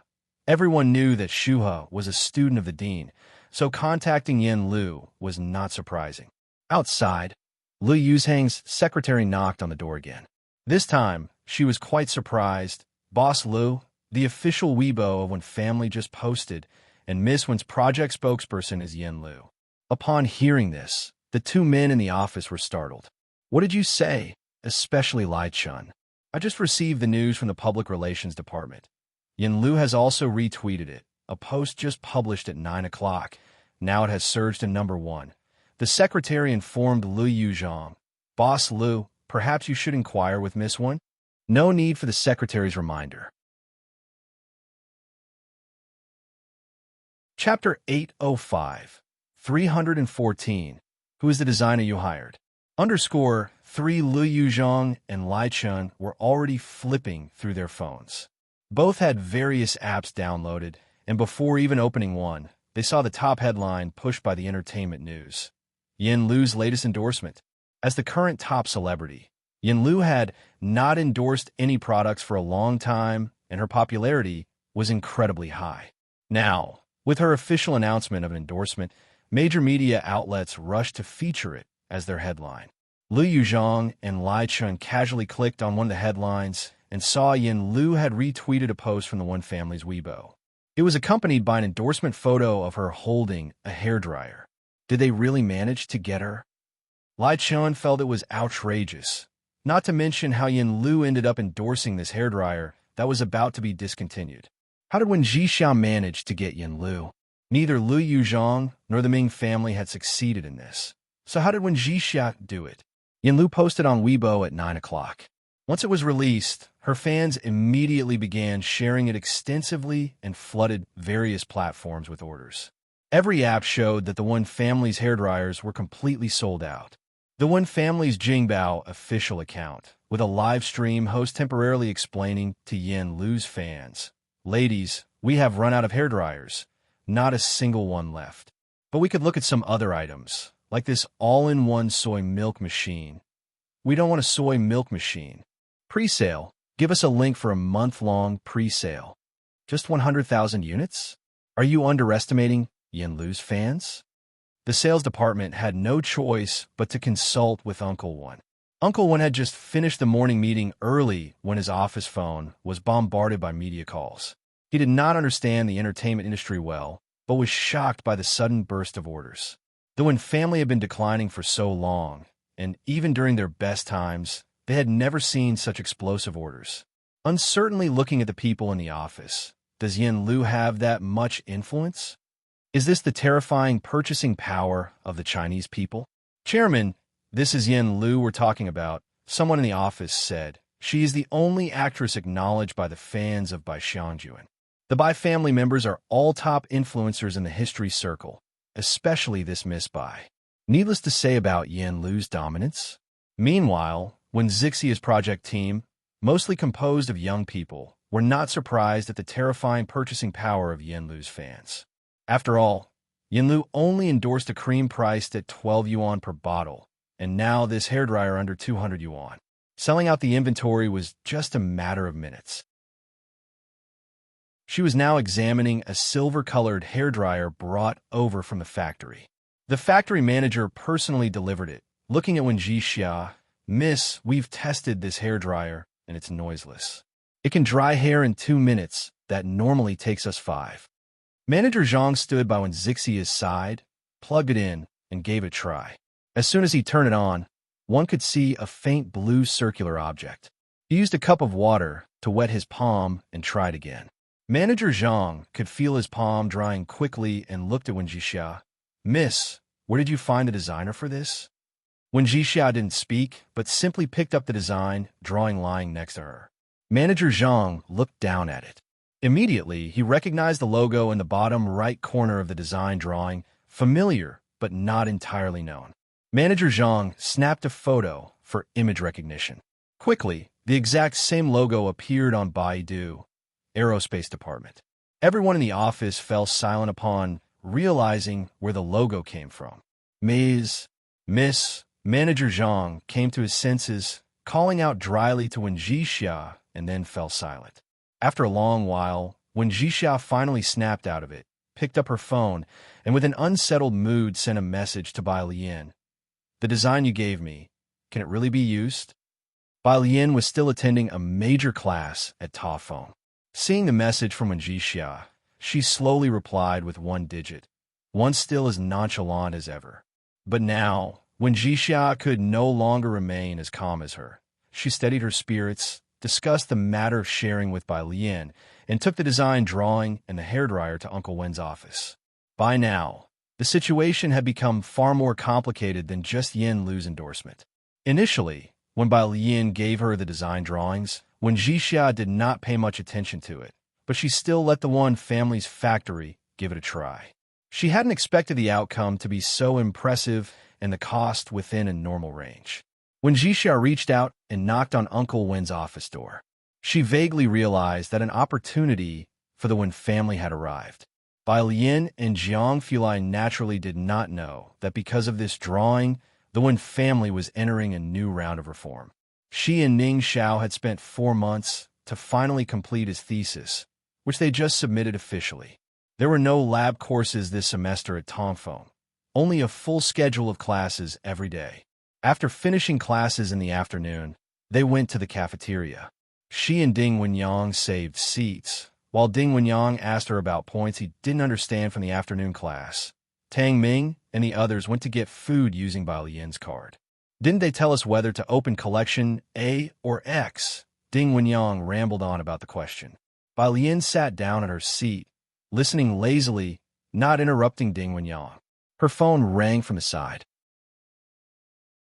Bai Lian looked down, put aside her laptop, and answered it. It was Zhou Wenqing, by student. On the other end, Zhou Wenqing hesitated for a moment before speaking. "Right now, many people are looking for you. Several families want to ask about the source of your palladium." Bai Lian thought briefly. Which families? The Su family, Gao family, Ming family, and one more. Zhou Wenqing thought for a moment. The Mu family. "It's fine, you don't need to worry." Bai Lian was not concerned about her own information. She just remembered the incident she encountered at the Mu family last time. There are not many people with the surname Mu in Jiangjing. She hung up the phone, took out her mobile, and sent a WeChat message to Wang Yufeng. "Still in Jiangjing? Wang, are you guys done yet?" On the other end, Bai Lian and Ning Xiao were even busier than him. During the long New Year period, Wang Yufeng couldn't even see them. Chapter 806. March 15th, she's like a general on the battlefield. A secret incident has occurred. Bai Lian and Ning Xiao, although still undergraduates, had very fragmented schedules because of several research projects. She could squeeze some time out. Ning Xiao, however, couldn't spare any time as he was involved in projects with Zhongxing and several other research groups. However, he had submitted his thesis this morning, which gave him a little respite. By Jian, Ning Xiao has finished his thesis. He's free recently. The matter with Wang Yufeng was brought to schedule. At the dinner table, Bai Lian mentioned the dinner to Tang Ming and Ning Xiao and sent a message to Pu Xiaoan. All of them had met Wang Yufeng in Xianqing before, but none had seen him since last summer vacation. Meanwhile, in Wang Yufeng's private mansion, he threw his suit onto the couch and ripped off his blue-striped tie, heading upstairs to change into casual clothes before walking out the door, take the gifts. Without looking back, his close aides fetched several gift boxes from the storeroom, while the senior management from the Dawson family, who were waiting, hesitated for a moment before following Wang Yufeng's aides. A pair of deep blue eyes, yet speaking quite standard Chinese, said, "Brother Fong, what does Mr. Wang mean? Isn't he attending the party this time?" Wang Yufeng never liked explaining himself, and anyone a bit foolish was taken away from his vicinity. The rest were all smart people. Fong Yi stopped, turned to the senior management, informed them that the boss won't be attending tonight. He has other matters. What? What could be more important? As for what was so important that it surpassed a party filled with celebrities, Fong Yi didn't mention it. The management stood there, stunned for a long moment, only watching as Fong Yi drove away with Wang Yufeng, still unable to grasp the situation. In the car, Fang Yi drove to a private restaurant near Jiang University. Wang Yufeng had reserved a private room and waited for almost 45 minutes before Fang Yi saw a few young people walking over. The auction house and the bar were both enterprises of the Dawson family, with Wang Yufeng being the direct person in charge for Asia. Azure Dragon Bar from Bacter Street was expanding towards Jiangjing, and so was the auction house. Wang Yufeng had fully entrusted the bar to Xiaoqi and Mao Cohen.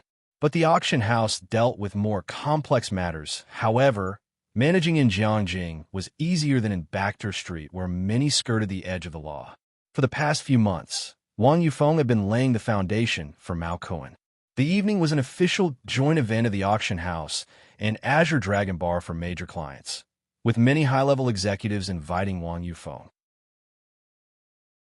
Now in Jiangjing, many people were heading toward Wang Yufeng.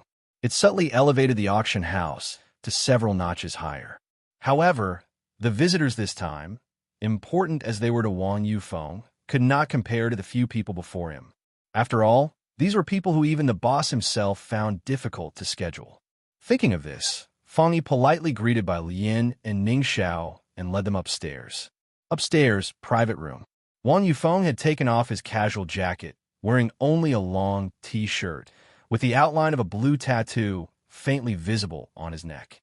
Pu Xiaohan arrived first, sitting together with Wang Yufeng and discussing photos taken during the New Year's period on a mobile phone. This one, on the first day of the new year, we visited Grandfather Tao, who taught Yang Lin and Scholar to make puppets. Pu Xiaohan pointed to the aligned photos on the phone. Scholar accidentally put the head of the puppet on backward, and he laughed at himself. Did you see that? Although Scholar is usually reserved, you can still catch that slight hint of a smile. During the New Year period, Wang Yufeng was abroad discussing business. Ning Xiao had his New Year's Eve dinner at the Tang family. Wang Yufeng was aware of this. He looked at Pu Xiaohan flipping through the stored images on the phone. A friendly smile appeared on his face. You describe it well. He's exactly the type to act cool. The moment he described him as acting cool, the door was pushed open by Fang Yi. He led Bai Lian and two others inside. Bai Lian regarded everyone with the same impartial demeanor, and so did Wang Yufeng, silently walking in first, his somewhat long bangs almost covering his eyes. Usually unemotional, upon hearing Wang Yufeng's conversation, he just glanced at Wang Yufeng once. Wang Yufeng showed no sign of guilt. Tang Ming stood beside him, bowing very respectfully to Wang Yufeng. Uncle, hello. His voice was quite loud. Bai Lian followed slowly behind them, holding a black notebook in her hand, held by her right hand and pressed against the palm of her left hand. Uncle Wang, hello. Polite and humble. Seeing Bai Lian and Tang Ming, Wang Yufeng smiled. You've both grown taller. Look, this is a New Year's gift from Uncle. Chapter 807. March 15th, she's like a general on the battlefield. A secret incident has occurred. _2, he asked Fang Yi to bring over the meeting gifts, distributing them to several people. Ning Xiao and another person received white gift boxes, while Bai Lian and Pu Xiaohan got uniform crystal pink gift boxes. All of the kids, except for Ning Xiao, thanked Wang Yufeng, who finally experienced the joy of raising children. University studies at Jiang University are so demanding.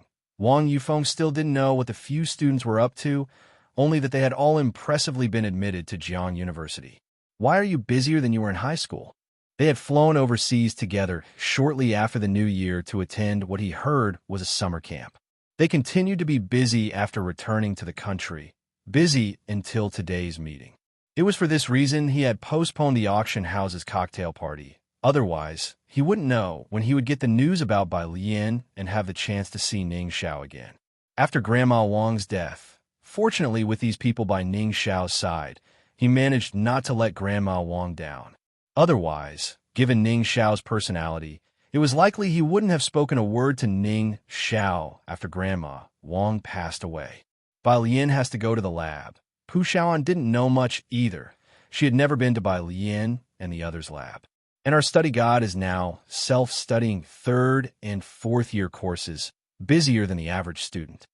That's so. Wang Yufeng couldn't grasp what Ning Xiao was actually studying. He just looked over the other three people one more time. Doubts in his mind. Are all first-year domestic students like this? After supper, Wang Yufeng went to Shanghai apartment to pay respects to the ancestral tablets of Grandma Wang and several others. On the road, Bai Lian asked him about iridium.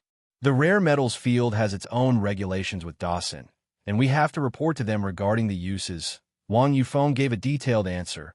Overseas export of such items is always sensitive. Who are you asking for?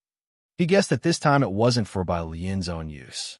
Just someone I know. Bai Lian didn't mention the Mu family, just inquiring, how much can you export at most? Very little. Wang Yufeng took his coat, looked at Bai Lian with a smile.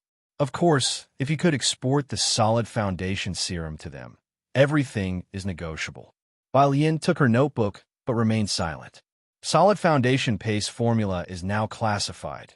The serum is only provided to special military types and cannot be exported easily. Wang Yufeng glanced at Bai Lian and didn't continue the subject.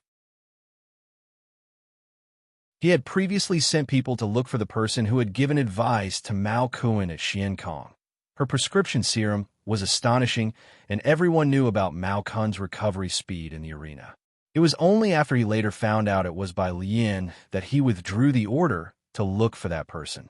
It wasn't just because Bai Lian was his lifesaver. More importantly, being able to treat Mao Kuan, Xiaoqi, and Xiao so effectively in such a short period. Wang Yufeng was well aware she was no simple person. He managed a bunch of people and naturally knew how difficult it was to manage one's subordinates. Now that Xiankong had opened dozens of branches across the country and still operated so orderly. If he hadn't known that there was truly only Bai Lian behind Mao Kuan, he wouldn't believe that this was something an ordinary university student could accomplish. It was like a general who had managed tens of thousands of troops on the battlefield, with everything handled in an orderly fashion. Wang Yufeng got in the car and left.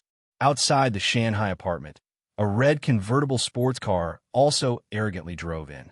In the passenger seat of the sports car, Chun Beixian rested her right hand on the side, playing with a dagger studded with more than a dozen gems, and holding a phone in her other hand, talking to Director Chun.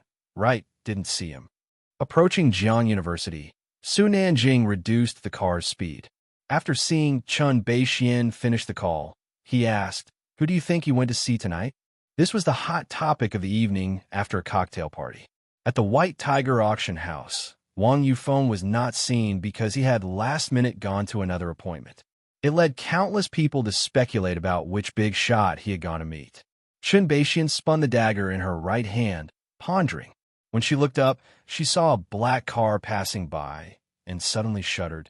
That car looks like Wang Yufeng's. Su Nanjing hit the brake and looked back at the car. Are you sure? This is Jiang University. What could he be doing here? He didn't see it. Never mind. Let's go to Shanghai apartment. Chun Beixian wasn't sure either. She was here today to meet Jiang Fulai. Jiang Fulai rarely returned to the Jiang family now, mostly moving between the institute and Shanghai apartment. 303, the living room. While Bai Lian talked to Jiang Fulai about the message when Jixia sent that afternoon, she sat opposite Pu Xiaohan teaching her to play chess. What else did you tell Academician Ma? He's given Ning Xiao and me time off for the past 2 days. Jiang Fulai sat on the nearby sofa, putting down his teacup upon hearing this, and started brewing a new pot of tea for Bai Lian.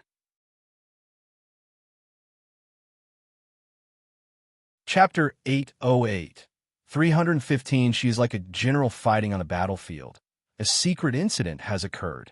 Underscore 3. His fingers were long and slender as he carelessly picked up the teapot, pressing on the lid with his fingertips and changing the topic. When I was making tea just now, I suddenly thought of a problem I once worked on.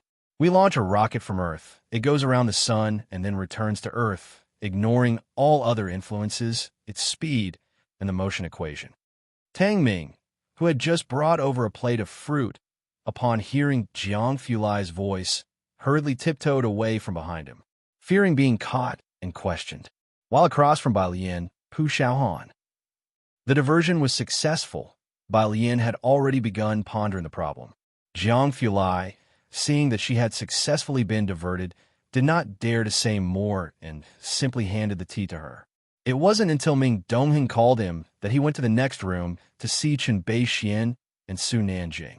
302. Chen Beixian and Jiang Fulai finished their report before leaving the room with Ming Donghyun. Next door was 303.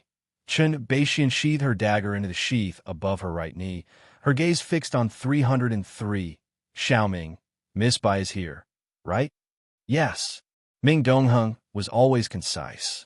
Chen Beixian crossed her arms, curiously looking at the door, but without Jiang Fulai's invitation, she could not meet Bai Lian. She was thinking about this when the elevator stopped on the third floor. Ning Xiao carried a pot of succulents up from the first floor, his bangs almost covering his eyes. Mr. Ming. Ning Xiao. Ming Donghyun was quite familiar with him. Chen Beixian lazily waited for Ning Xiao to pass by, only glancing in this direction when she heard his cold voice.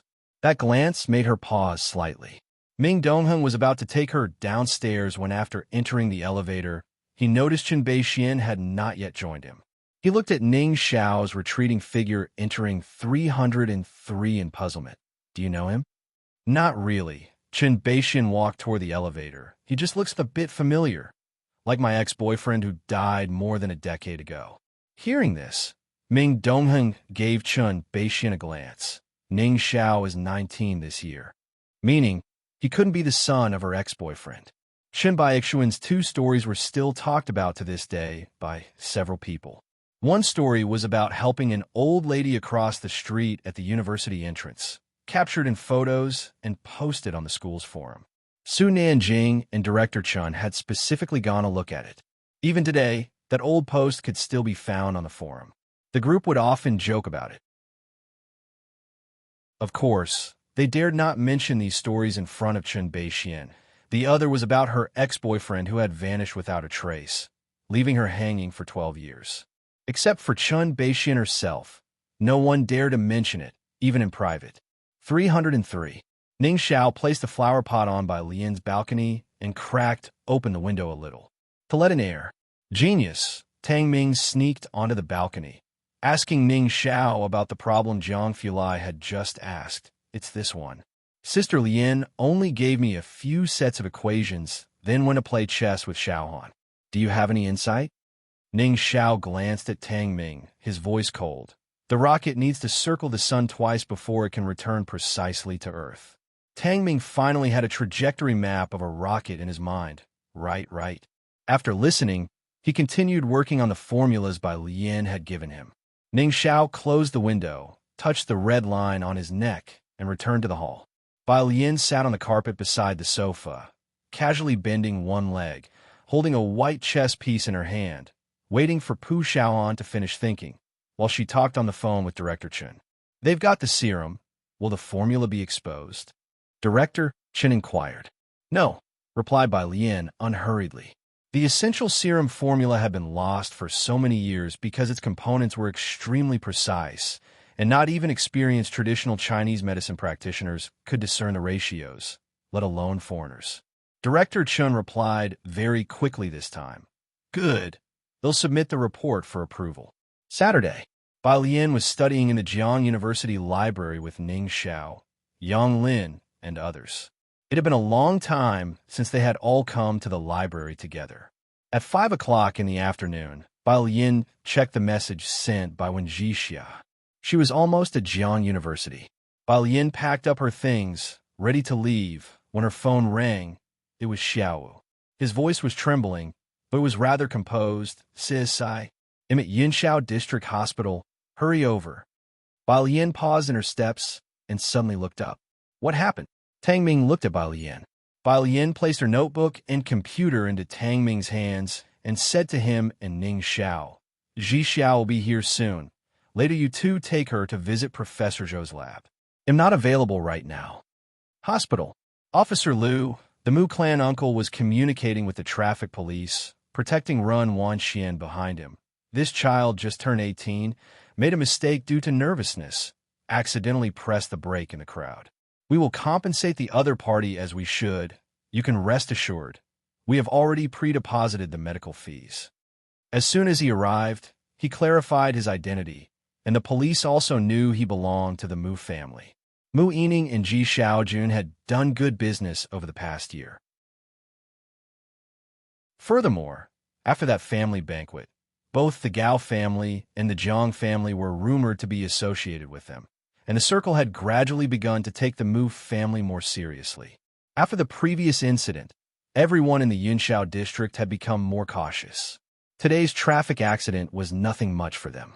The responsible party, despite being a rich second generation, was very polite and even actively offered compensation. Basically, there were no issues. "All right, Mr. Mu, we already know the basic situation," the traffic police replied politely. "You can go now. If there's any follow-up, we will contact you." "Uncle," Ren Wanxian looked back worriedly towards the emergency room. "What if he can't be saved?" "Double the compensation." The Mu clan uncle glanced indifferently at the red-haired man by the emergency room door. "Do you know them?" Those two used to be thugs in my sister's old circle," Ren Wanxian explained, looking down. Hearing it was just a couple of thugs, the Mu clan uncle cared even less. "You don't need to worry. This is just a simple traffic accident. Whatever they ask for, we give them. Just don't drive in the future. It's too dangerous." "It's good that nothing happened to you today." For Mu clan uncle, Ren Wanxian was now considered a branch of the core Mu family and one of the heirs. She was also Dong Chuan's girlfriend and had channels for iridium. This was a perfect opportunity to win over Ren Wanxian, and he certainly would not miss his chance to show concern. He sized up the red-haired man squatting on the ground, wearing torn jeans and a chain around his neck, indeed exuding a vulgar street vibe. The Mu clan uncle threw him a bank card and a business card. Standing in front of Xiao Wu, somewhat condescendingly and deliberately unhurried, he said, "The pin is 6 sixes, enough to last you a few lifetimes. If you have any problem, give me a call." Chapter 809, 316 by Lian's cousin. "Come here." When Bai Lian arrived, only Xiao Wu was standing outside the emergency room. He was anxiously communicating with a nurse. Upon seeing Bai Lian, he wiped his eyes and finally found some relief. "This is my sister. Nurse, if you have anything, please tell my sister." The nurse had expected an adult family member to come, not anticipating another young girl. Seeing Bai Lian, she hesitated and then handed over a critical condition notice. "This needs a family member's signature. He is an orphan now." Bai Lian took the critical condition notice. "An orphan?" The nurse was startled. "Then you need to report this to the police immediately. Let the police sign." "The police?"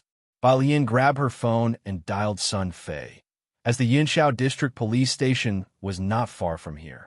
After the call, she lowered her gaze to look at the abrasions on Zaiwa's arm. The black jacket hid any bloodlines, but his hands were covered in fresh blood. "That car, it was originally stopped." Xiao Wu recounted the scene to Bai Lian, but she hit the gas by mistake and drove straight toward Xiaoqi. Xiaoqi and Xiao Wu weren't like Mao Cohen. He had always focused on the business with the Mu family and hadn't trained much with Mao Cohen. His skills were very ordinary. With the car moving fast, nobody could have anticipated that a car which had stopped would suddenly accelerate.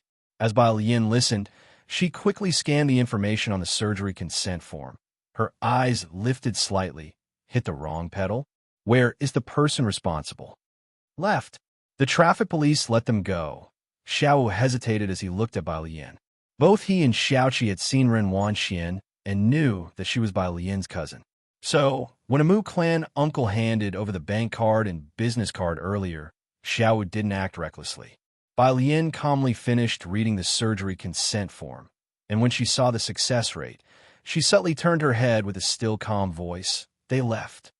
It was the calm before the storm, the pressure so low it was suffocating.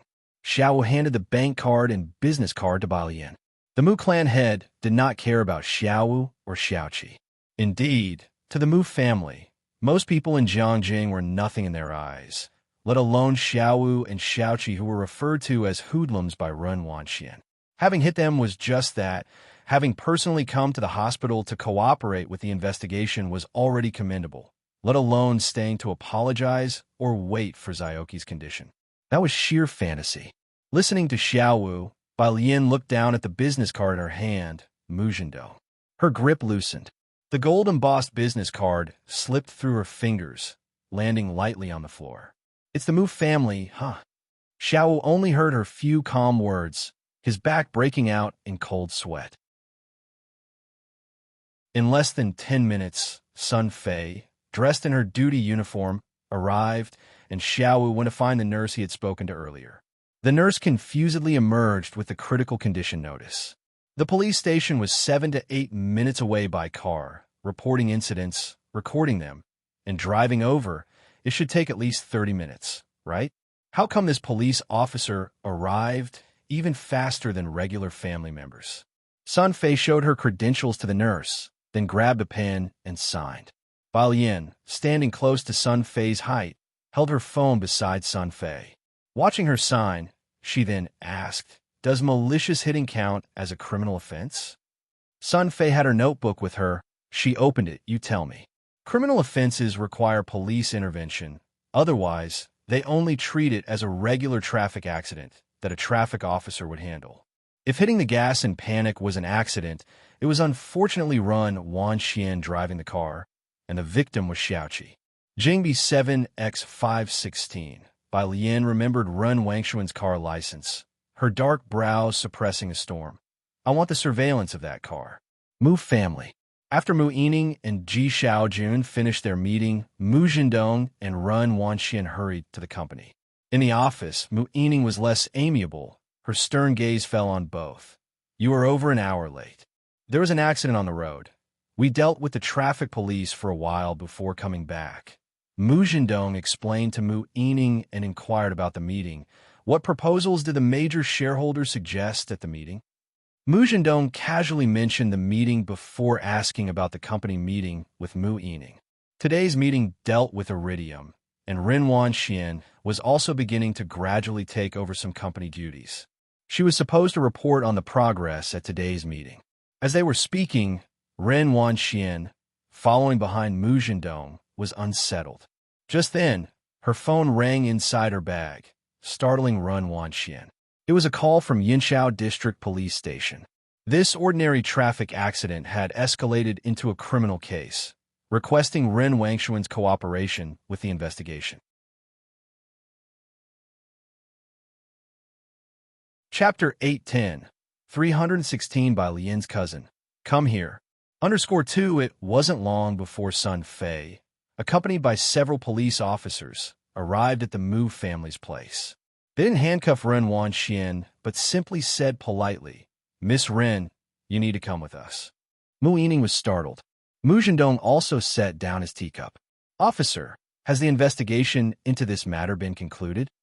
"We're reopening the investigation." Sun Fei looked toward Mu Zhendong, now promoted solely by Lu Xiaoming. Having met many high-ranking officials, she had developed a commanding presence. "Miss Ren, please cooperate and come with us to the accident scene to make a statement." After she finished, Sun Fei coldly raised her hand. "Take her away." As two officers escorted Ren Wanxian outside, she finally realized what was happening and looked toward Ji Xiaojun, who was in the same lounge. "Uncle, it was an accident when I hit Bailian's friend. Can you please talk to her for me, Uncle?" The police took her away. Ji Xiaojun and Mu Yining both looked toward Mu Zhendong. Mu Zhendong was not worried about Ren Wanxian. A traffic accident would at worst cost more in compensation. Having been involved in enchanting for so many years, he inevitably knew people in the police force. "She accidentally hit your niece's friend, someone named Xiaoqi, I believe." "What? Xiaoqi?" Ji Shan's expression changed. He obviously remembered Xiaoqi, who had left a good impression on the Ji family. He hurriedly said something to Mu Yining and then hurried out to find Bailin. Which friend of Alien was hit? How badly were they hurt? Mu Yining frowned, asking Mu Zhendong, not knowing Xiaoqi, but she was aware that the likes of Bailin and Ji Xiaojun held little affection for Ren Wanxian. Ji Shan's expression suggested that this friend of Bailin's was quite significant. A street punk from Purist Street in Xianqing, still in the emergency room. He suffered injuries to his leg and back of his head, lost a lot of blood. It's serious, Mu Zhendong said nonchalantly as he drew out a cigarette. Bai Lian and Ren Wanxian were both people from Pura Street. How significant could their friends be? He lit up a cigarette, reaching for his phone to scroll through some contacts to get in touch with the police station. Old Xia. Yes, it's me. My niece has been brought in by your officers. Yes. Could you also check on that person's background for me? This matter is somehow related to Alien. Mu Yining was taken aback. You called Xia directly? Mu Zhendong, a brother representative of the Mu Xiangwang and the Mu family, held some sway regarding family affairs. An old classmate of his happened to be the officer Xia at the police station. Mu Zhendong typically would not ask this old classmate for help, since favors could be difficult to repay, and contacting him this time was also a move to curry favor with Ren Wanxian. This was just an accident. Mu Zhendong lit a cigarette and told Mu Yining, "You could also mention it to Bai Lian. We're all family. Let her persuade her friend to settle this privately." Mu Yining did not immediately respond. Mu Yining listened to Mu Zhendong and felt uneasy. The involvement of police in a traffic accident, Ren Wanxian then seeking help from Ji Xiaojun. She had a feeling this was no small matter. Hospital. At this time, Zioki's surgery had not yet been completed. Bai Lian was still in the hospital, with both Mao Kuan and Sun Chun Dr. Liu present. Dr. Liu had gained a significant reputation in the medical field over the past 6 months and knew several doctors. He was currently seeking advice from acquaintances about Zioki's condition. Jiang Fulai had not finished his work in the lab, but hurried over after hearing that Bai Lian was at the hospital. As he arrived at the hospital, Bai Lian was sitting on the steps outside the outpatient building. With little regard for decorum, it was getting dark now, and the lights outside the outpatient building were on. The dim light shone on her profile, a slender cigarette loosely held between her index and middle fingers unlit. Jiang Fulai slowed his pace, his usually stern expression softened. Director Gu has already arrived. He sat next to Bai Lian, looking down and softly saying, "Don't worry, he's not seriously injured. He's my cousin." Bai Lian suddenly spoke. Jiang Fulai finally looked bewildered, hesitating as he remembered Xiaoqi. "Your cousin?" "Yes." Bai Lian lowered her eyelashes, seemingly fixated on the cigarette in her hand. Ji Sheirong's son, abandoned at the orphanage door in Shanqing years ago by someone who was Ren Qian's previous secretary. The person was sentenced to life imprisonment in Shanqing. "Let's go up and see." Jiang Fulai hesitated for a moment, then stood up, casually pulling Bai Lian to her feet. "The surgery is almost over." Bai Lian stood up. Her blue skirt fell gracefully. Jiang Fulai grabbed her right hand, noticed the slender cigarette between her fingers, nonchalantly pulled it away, and then led her toward the elevator bay. Chapter 811, 316 Bai Lian's cousin. "Come here." _3 outside the emergency room. A crowd of people had already gathered. Director Gu, still holding up his hand and dressed in blue surgical scrubs, was talking to Mao Kuan and Sun Chun. Spotting Bai Lian and Jiang Fulai, he quickly turned around. "Mr. Jiang, the patient was resuscitated in time. There's no immediate danger." Director Gu didn't dare look too much at Bai Lian. His gaze only met the intertwined hands of Jiang Fulai and Bai Lian, and he momentarily drifted off. "No." Jiang Fulai swept a fierce glance at him. His expression was somber. Fortunately, his constitution is slightly better than that of an average person, which spared him from life-threatening danger. Director Gu, despite his age, couldn't withstand the piercing gaze of Mr. Jiang. He regained his composure and immediately added, he should wake up by tomorrow afternoon, and if his vital signs are stable, he could be moved out of the ICU, but his leg might not be able to exert much force in the future. There would still be lingering effects.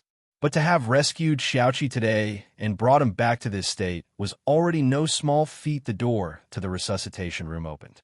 Bai Lian and Jiang Fulai both looked over. Zioki's anesthesia hadn't worn off yet. He lay on the hospital bed, a respirator over his face, looking incredibly pale. His hands rested at either side of his body. Bai Lian placed her left hand on Zioki's pulse. Although Xiaoqi wasn't as skilled as Xiaowu or Mao Kuan, He had undergone training and had used the serum. His constitution was much stronger than that of an average person. Otherwise, he might not have pulled through this time. Only after confirming that Xiaoqi was no longer in life-threatening danger did Bai Lian finally breathe a sigh of relief. Beside her, Director Gu looked at Bai Lian's technique, astonished.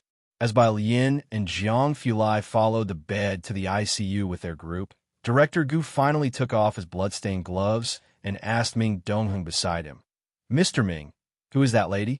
She appeared to have medical skills. Her technique in checking the pulse was indeed skilled. Before leaving, Ming Dongheng glanced at Director Gu. "Miss Bai." The next day, Bai Lian had taken the day off and was staying at the hospital the whole time, with Jiang Fulai accompanying her. In the afternoon, Sun Fei sent part of the forensic and surveillance data to Bai Lian.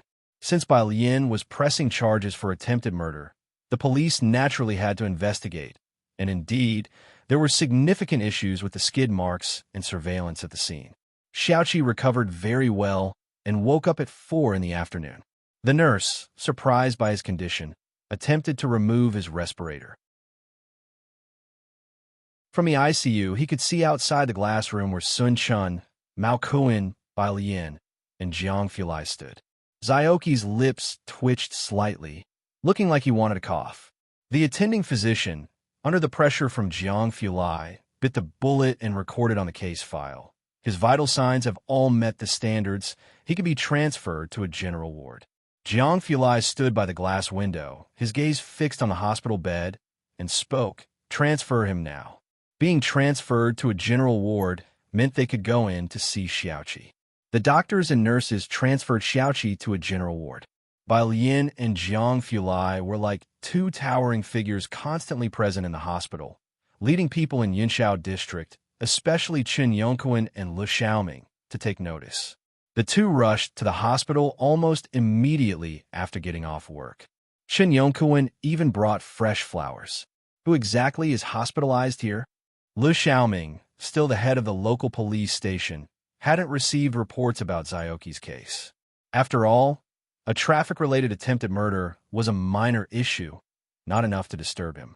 But with Jiang Fulai and Bai Lian in his jurisdiction, Lu Xiaoming naturally wouldn't miss this opportunity. Xiaoqi. Chen remembered Xiaoqi. He knew better than anyone that when Shun Qing was hospitalized, Jiang Fulai didn't stay at the hospital all the time, only occasionally visiting with Bai Lian. Yet this time, he was constantly there with Bai Lian. Meanwhile, at the Yinshao District Police Station, Xia Yun welcomed Mu Zhendong. Taking him to his office, "Here is the material on that Mao Xiaoqi." He handed a file to Mu Zhendong. Mu Zhendong glanced at it briefly. The information, found by Sun Fei, revealed that Xiaoqi was an orphan, without a household registration book, having only an identity card and little else on his background. The file only documented up to his second year in junior high. He dropped out in junior high. It was a small file that one could see through at a glance, clearly just as Ren Wanxian had described, a gangster with no background. Mu Zhendong gave the file a cursory glance before returning it to Xia Yun. "Old Xia, can I take Wanxian back now? You know she knows the Ms. Su and has been negotiating a rare metals deal recently." As the Mu family was also making its mark in Jiangjing, Xia Yun naturally showed Mu Zhendong respect. "Sure, they'll have someone bring her out." After Ren Wanxian was brought out, Xia Yun mentioned to Mu Zhendong, "By the way, this matter is still being processed. Don't try to settle it privately with the parties involved." After Ren Wanxian and Mu Zhendong left, someone hesitantly spoke to Xia Yun. "Xia Chief, this person was detained by Officer Sun. Is it okay for us to just let them go?" Sun Fei had been a standout officer over the past year, earning a third-class merit just a few months ago. "It's fine." Xia Yun considered the file on Xiaoqi, making his judgment, "It's nothing serious." At 9 o'clock in the evening, Mu Zhendong passed the address he had gleaned from Ji Shaojun to Ren Wanxian, and Ren Wanxian took Ren Xian to Zioki's hospital room. Dressed in an expensive outfit, Ren Wanxian was mistaken by the nurse for someone Bai Lian knew, allowing them entry. Inside the hospital room, Ren Xian frowned as he looked at Xiaoqi, who could barely speak. "Hello, I am Wang Xuan's grandfather."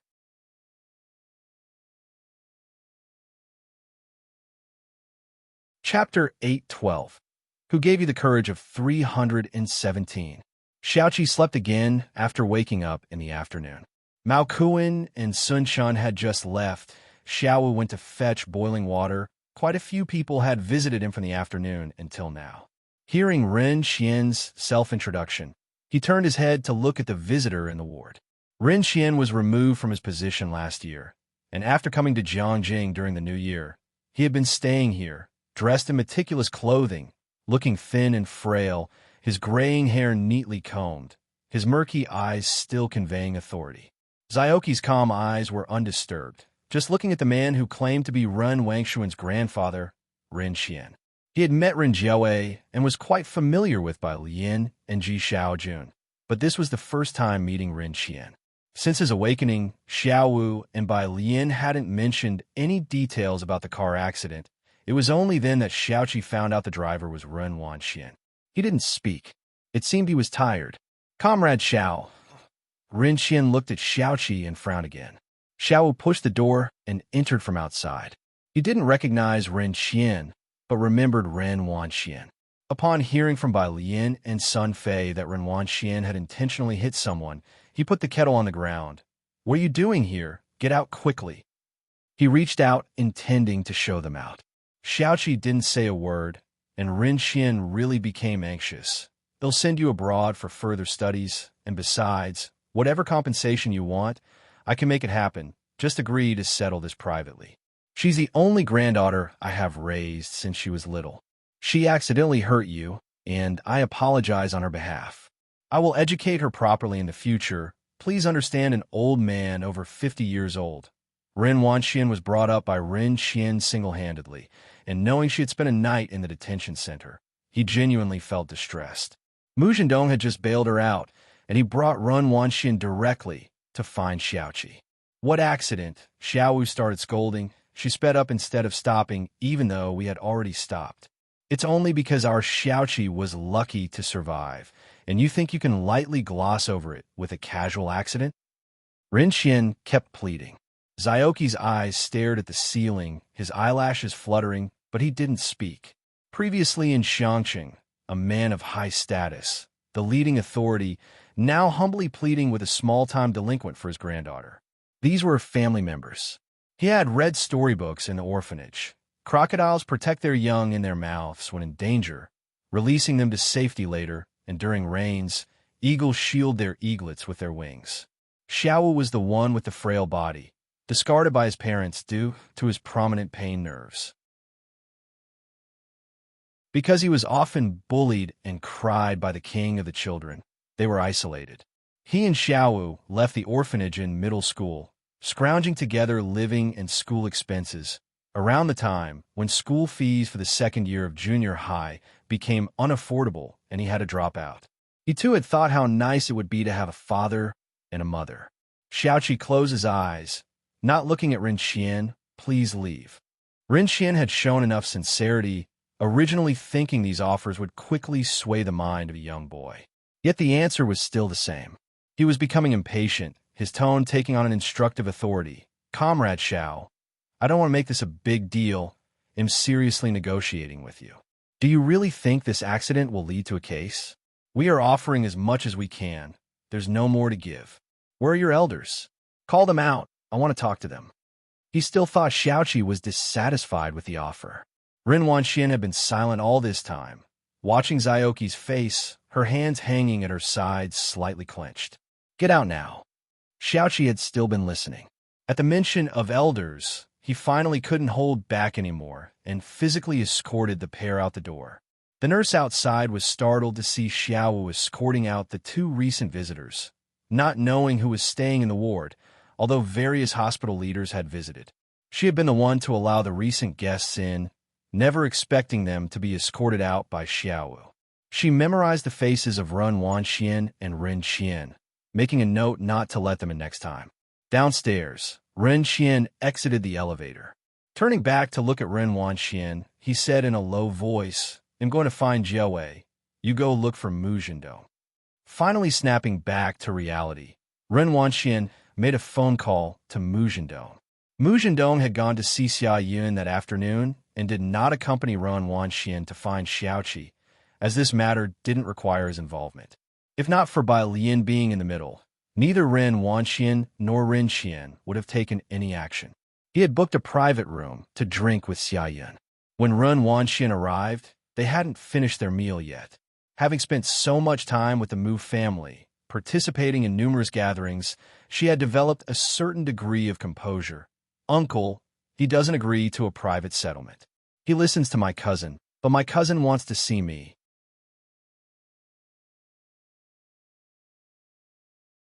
Chapter 813, 317 Who Gave Guts? _2 adopted a humble attitude. Mu Zhendong's face flushed from drinking. He put down his glass, and, hearing that Bai Lian insisted on appealing, his tone also lightened. If you disagree, so be it. Your uncle Xia is here for this matter. After being released from detention, Wanxian hadn't met Xia Yun. It was only now that she heard Mu Zhendong introduce Xia Yun, and she knew in her heart what kind of person the Mu family were. Apart from the Gao family and the Chun family that day, Mu Zhendong rarely lowered his stance to many people. His proactive invitation for Xia Yun to dine was a clear indicator to Wanxian that this Uncle Xia was no simple figure, so she took up Mu Zhendong's cue. Uncle Xia. Xia Yun glanced at Mu Zhendong and agreed to the title of Uncle Xia. If it can be settled privately, let's do so. If not, the problem isn't too serious. After all, how serious can a car accident be, especially since no one died? Sun Fei wasn't his concern, but ranked far below him. Adding to this, the information of the victim was straightforward. An orphan with no power or influence, and one of the future heirs of the Mu family. Xia Yun had a pretty clear idea. Through Mu Zhendong's brief revelations, he knew that the Mu family was very likely to secure a major national project. Wanxian was aware of Bai Lian's capabilities. With Bai Lian were Chun, Su En, and even Zhang Fulai, whom she had met only once. Since the police took her for questioning yesterday, she had been in constant fear. Even with Ren Qian showing up at the hospital, Xiaoqi was unwilling to settle privately, and she was genuinely afraid the police would continue their investigation. Now, hearing the conversation between Mu Zhendong and Xia Yun, she finally breathed a sigh of relief. Looking at Mu Zhendong and Xia Yun, she spoke up. Uncle, we'll make another appointment with Director Zhou. Director Zhou? Xia Yun was slightly puzzled. Mu Zhendong smiled. The associate dean of the physics department at Jiang University, he was quite talked about in Chang'an district during the new year. Xia Yun was invigorated, knowing what Jiang University's physics department represented. Mu Zhendong returned to the Mu family to find Mu Yining. At midnight, Mu Yining was still handling work. It's just a car accident. How big can it be? Mu Zhendong, knowing Mu Yining was familiar with Bai Lian, spoke to her. Wanxian is after all our family member, and Bai Lian is causing such a commotion, affecting family harmony. He was already getting impatient with Bai Lian, making a big deal out of a minor issue with Wanxian. Right now, for Mu Zhendong and the entire Mu family, Wanxian was very important. Whether the Mu family's research project could rise or not, Wanxian played a pivotal linkage role with the Gao and Su families. As for Bai Lian, she didn't belong to the Mu family and didn't really count as one of them. As Mu Zhendong stepped out of the study, he looked back slightly, his tone more serious. Moreover, I've already brought in Xia Yun to handle this. There will only be one outcome. If we settle now, he can still get some money. If it's too late, he'll only get medical expenses. The next day, early morning, Zhang Fulai got up at 6 o'clock, around the same time as Bai Lian. As he opened door 302, Bai Lian was just opening door 303. Bai Lian wore a white tracksuit with the sleeves rolled up twice, exposing silver metal. Her hair was tied at the back of her head with a red ribbon, a casual and carefree look. Her dark eyes gazed at Zhang Fulai, as always calm. Going for a morning run, Teacher Jiang? Dressed in a white thread garment and holding breakfast, Zhang Fulai accompanied her downstairs. Not going today. Finish your run early and come back for breakfast. He followed Bai Lian to the building entrance, watching her figure recede into the distance until a gust of cold wind blew past. making him stunned. He then went to ring the doorbell of 103. Ji-hung was clearly just waking up. "Grandpa, good morning," Jiang Fulai greeted elegantly from outside. Very calm and composed. Ji-hung, with a blank expression, looked at Jiang Fulai for a long while, finally stepping aside silently to let him in. Jiang Fulai accurately arranged the breakfast. While Ji-hung was brushing his teeth, Jiang spoke up. "Xiaoqi had a car accident." Cough, cough. Ji-hung choked on his mouthwash, barely finishing brushing his teeth, and, after wiping his mouth with a towel, he returned to the living room, frowning as he looked at Jiang Fulai. "How is he?" The Ji family was very concerned about Xiaoqi. Although he nearly died on the operating table, he was resuscitated. Jiang Fulai did not conceal the medical condition, but his leg will be affected afterward. Ji-hung looked up, shocked. He remembered Xiaoqi was an orphan. Is he alone in the hospital right now? Jiang Fulai picked up a teapot beside him with his long fingers, poured water for Ji-hung, pushed it over, and fell silent for a moment. "Xiaoqi is a friend she values highly, as you know."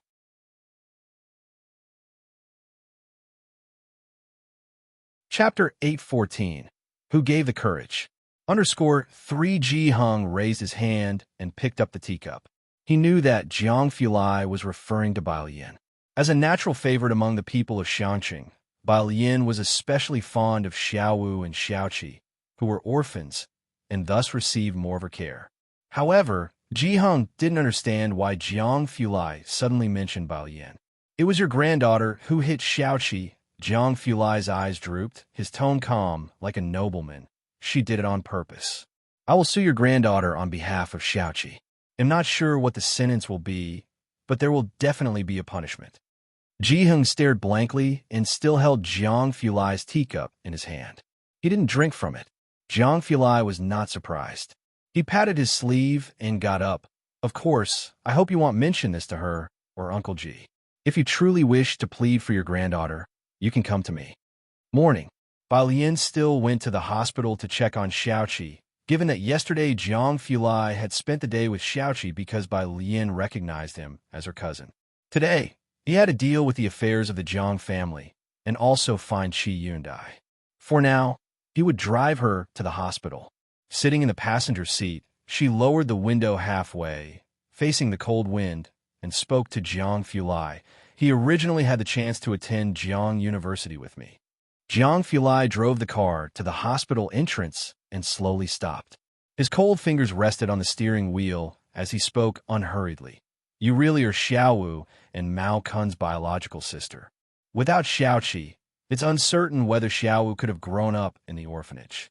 As for Mao Kun, without Xiaoqi's help, who knows where he would be begging for food." Bai Lian, she hadn't considered these things. Unbuckling her seatbelt, she got out and stood by the roadside, waving towards Jiang Fulai inside the car. "Makes sense you go first. Next time, let Xiaoming drive." She watched Jiang Fulai's car drive away before she entered the ward. In the ward, Xiaowu was sleeping on the couch.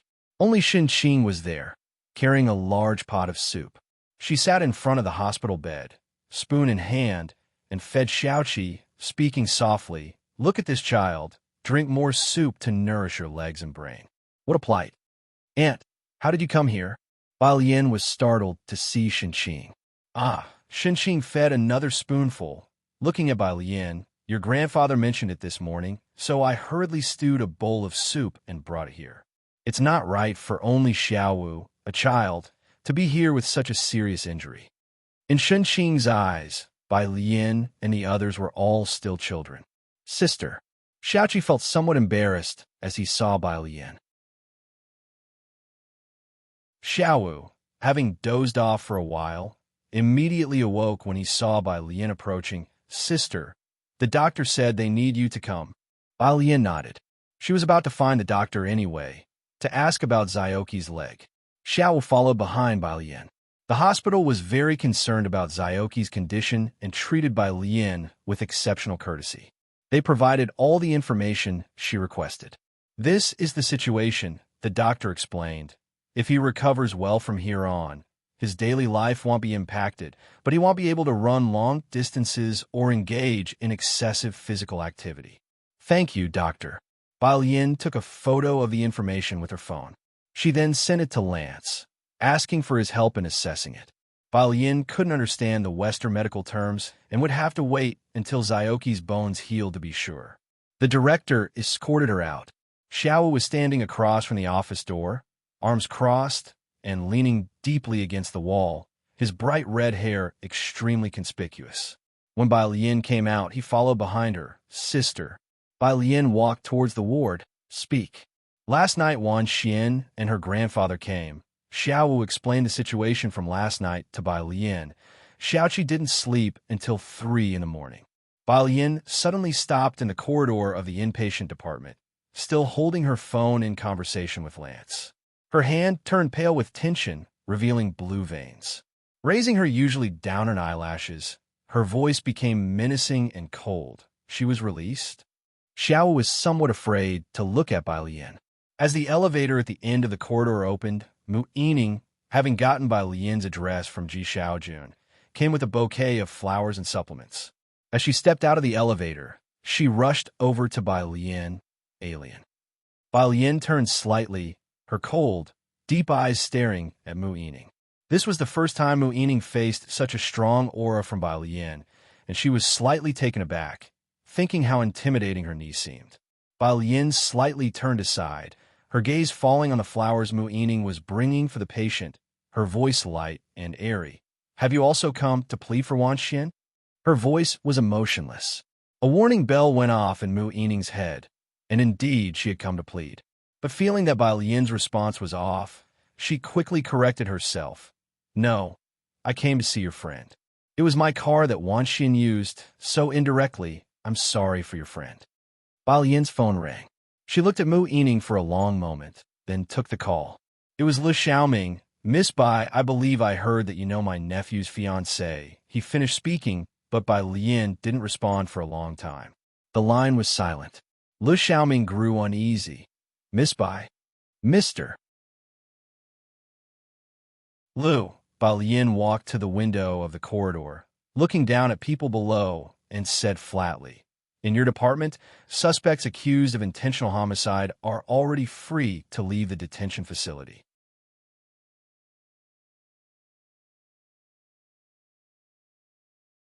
Chapter 815.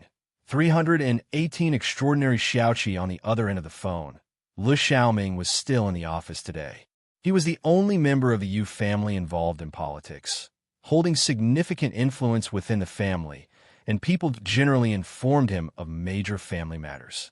He had just finished calling the Yu family, hearing about Lu Yuzhang's fiancée. Lu Xiaoming didn't care about who Lu Yuzhang's fiancée was, these trivial matters of young love, merely listening briefly until the Yu family mentioned that the one family's child knew Bai Lian. He had hung up the phone and immediately called Bai Lian. Given Shunya's serious attitude towards Bai Lian, Lu Xiaoming already knew that Bai Lian had a promising future ahead. He hadn't expected her to say such a thing. A suspect in a deliberate homicide? Lu Xiaoming withdrew his hand that rested on the desk and stood up from his chair. Miss Bai, there must be some misunderstanding. They'll look into it right away. He hung up the mobile phone and bent down to pick up the internal phone on the desk, saying calmly, ask Sun Fei to come to my office. He knew Sun Fei was well acquainted with Bai Lian. Lu Bureau, on the other end of the phone, sensing Lu Xiaoming's demeanor, quickly moved the chair and stood up, the sound of the chair scraping against the floor tiles clearly audible. Commander Sun sent a report to Xianqing last night. Xianqing. This matter wasn't under Lu Xiaoming's jurisdiction. He narrowed his eyes. What's he doing in Xianqing? Investigating a deliberate homicide case. This was a case handled by Sun Fei's team. The operator didn't know much, only that Sun Fei had filed a report and went to Xianqing with 2 people. A deliberate homicide case. It matched again. Lu Xiaoming instructed people to investigate further and called Sun Fei. Since the last incident, Lu Xiaoming had been very strict with his jurisdiction. Last year, Commander Zhang was suspended for investigation. The Yunshao subdivision tightened up and dared not compromise any cases, everyone being diligent in the past half year. The phone connected. Sun Fei was at Xiangqing prison reporting the progress of the case to Lu Xiaoming. The scene indeed shows evidence of deliberate hit and run. I am verifying the reason for Ren Wanxian deliberately running into someone based on the evidence provided by Miss Bai. Evidence of deliberate hit and run at the scene was very clear. After speaking with Sun Fei, Lu Xiaoming was certain about where the problem lay. He walked directly out of his office and called the custodial staff. Where's the suspect Ren Wanxian? Who's handling it? How could she be released? The detention center was startled by Lu Xiaoming's tone and quickly handed over all the documents related to the case to him. Lu Xiaoming saw that Xiaoqi's file was quite simple, while the other, Ren Wanxian, was from a Mu family, yet had been released despite being charged with deliberate homicide. Even though it wasn't by Lian's case, it would have been posted online by journalists. A lone orphan deliberately run over and seriously injured. With the case not yet tried, and the suspect released, the uproar it would cause was foreseeable. No one in the entire Yinshao subdivision could afford to handle that. The more Lu Xiaoming read, the more apprehensive he became. Hospital. Mu Yining was still standing there, watching Bai Lian standing at the end of the corridor, talking on the phone. Bai Lian hung up the phone, calmed herself, and went to see Xiaoqi. He had just woken up. He could not drink too much broth and was on N4 for nutrition. Mu Yining looked at the equipment in the single patient room and could tell the severity of Xiaoqi's injuries, who was about the same age as Mu Zhao, around 18 years old. Shenqing was tidying up by the bedside, mumbling something. Seeing Shenqing also there, Mu Yining felt a surge of surprise. She hadn't expected the Ji family to be so concerned about the person on the bed. No wonder Bai Lian had immediately called the police. She placed the flowers and a bunch of tonics aside, introduced herself, and spoke in detail to Xiaoqi for a few moments. Xiaoqi couldn't talk much. His voice was also not very clear, but he thanked Mu Yining politely. After Bai Lian re-entered the room, she remained silent, just leaning by the window, her head bowed pressing on her mobile phone. The sunlight through the glass window reflecting a cold gleam off the white jade hairpin on her head. Her profile was enveloped in gold, making her expression inscrutable. It was unclear who she was texting. Aunt Mu. Xiao had brewed a cup of tea on the side and handed it to Mu Yining. Please sit down, have some tea first. The tea was brought by Sun Chan. Yesterday, Bai Lian, Jiang Fulai, and others were here. Occasionally Director Chen would come too, and after Sun Chan went back once, she had brought some additional things for the room. Thank you. Mu Yining looked at Xiao's full head of red hair, which was indeed a bit out of tune, yet, looking at the callous marks on his thumb, Mu Yining thoughtfully pondered. Mu Yining had come here specifically to see Bai Lian. She still had to deal with official business at the company. Bai Lian escorted her to the elevator. While waiting for the elevator, Mu Yining whispered to her about Mu Zhendong's moves. This might be difficult to handle. Zhendong has friends intervening.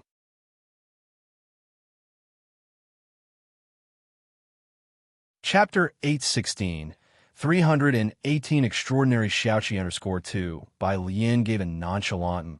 Her expression much colder than usual. Mu Yining knew that the Mu family had to make a decision between her and Ren Wanxian.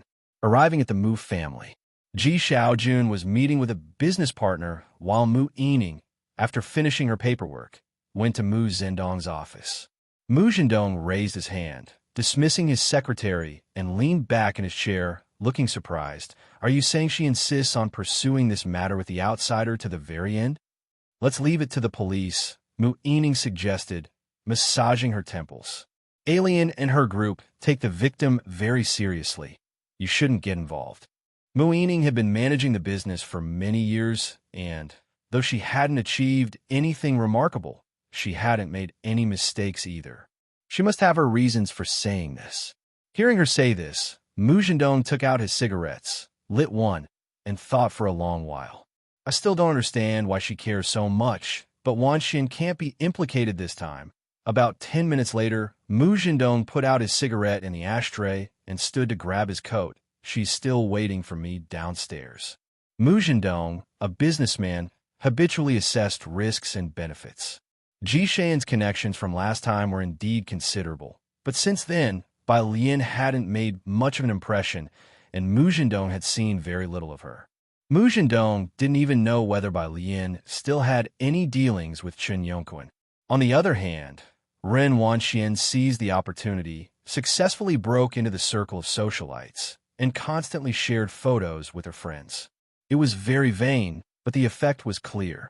For instance, this time, she used her connections to reach the Yu family and successfully contacted the foreign mineral management layer.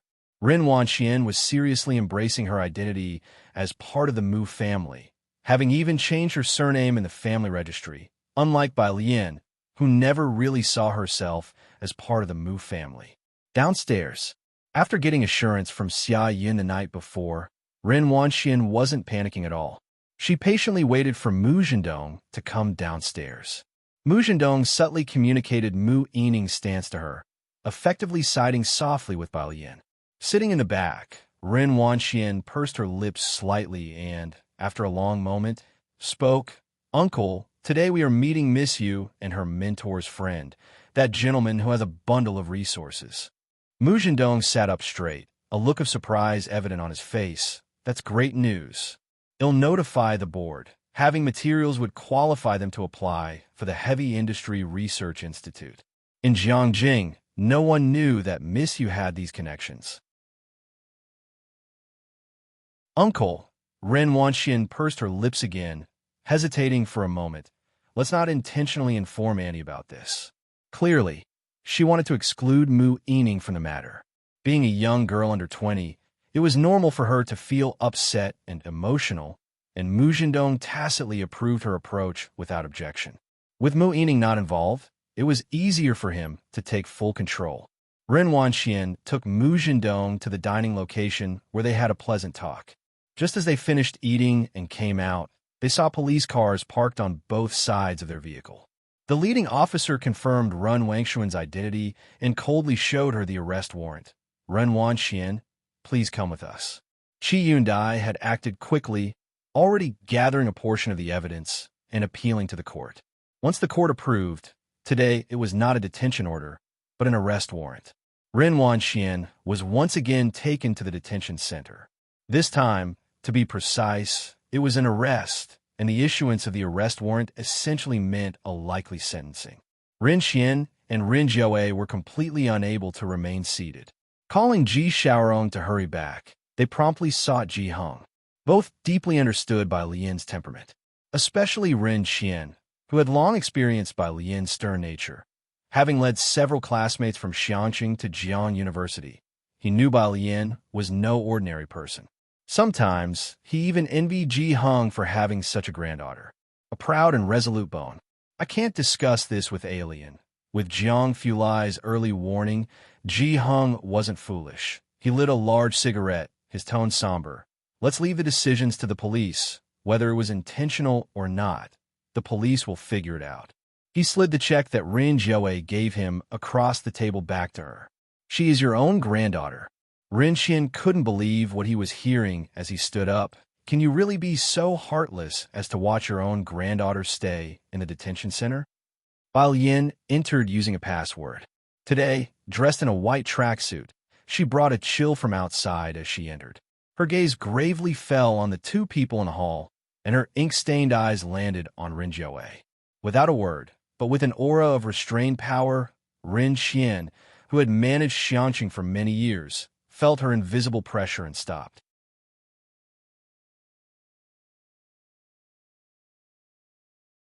Chapter 817 318 Extraordinary Xiaoqi _3 The hall fell silent. Bai Lian closed the door and walked in step by step, her eyes lowered to the check on the table. She reached out and picked it up. A check for 500 W, a bold move indeed. "Didn't you watch the car surveillance?" Bai Lian ignored Ren Xian, her gaze fixed on Ren Jiaowei. "Aren't you clear whether Wanxian did it on purpose?" Ren Jiaowei opened her mouth, but her throat tightened up as she and Ren Xian had seen it, which was why they were so panicked. If it were merely a routine car accident, she and Ren Xian wouldn't be this nervous. "We will try to compensate." Ren Xian stood up, his voice pleading. Wanxian was just confused and panicked. "Please forgive her this time, Zioki's legs will have lifelong issues, by Lian's gaze intensely fixed on Ren Jiawei. If it had been Wan Xian who was intentionally hit like this by Xiaoqi, would you forgive him? Ren Jiawei opened her mouth, but at this moment she couldn't say a word.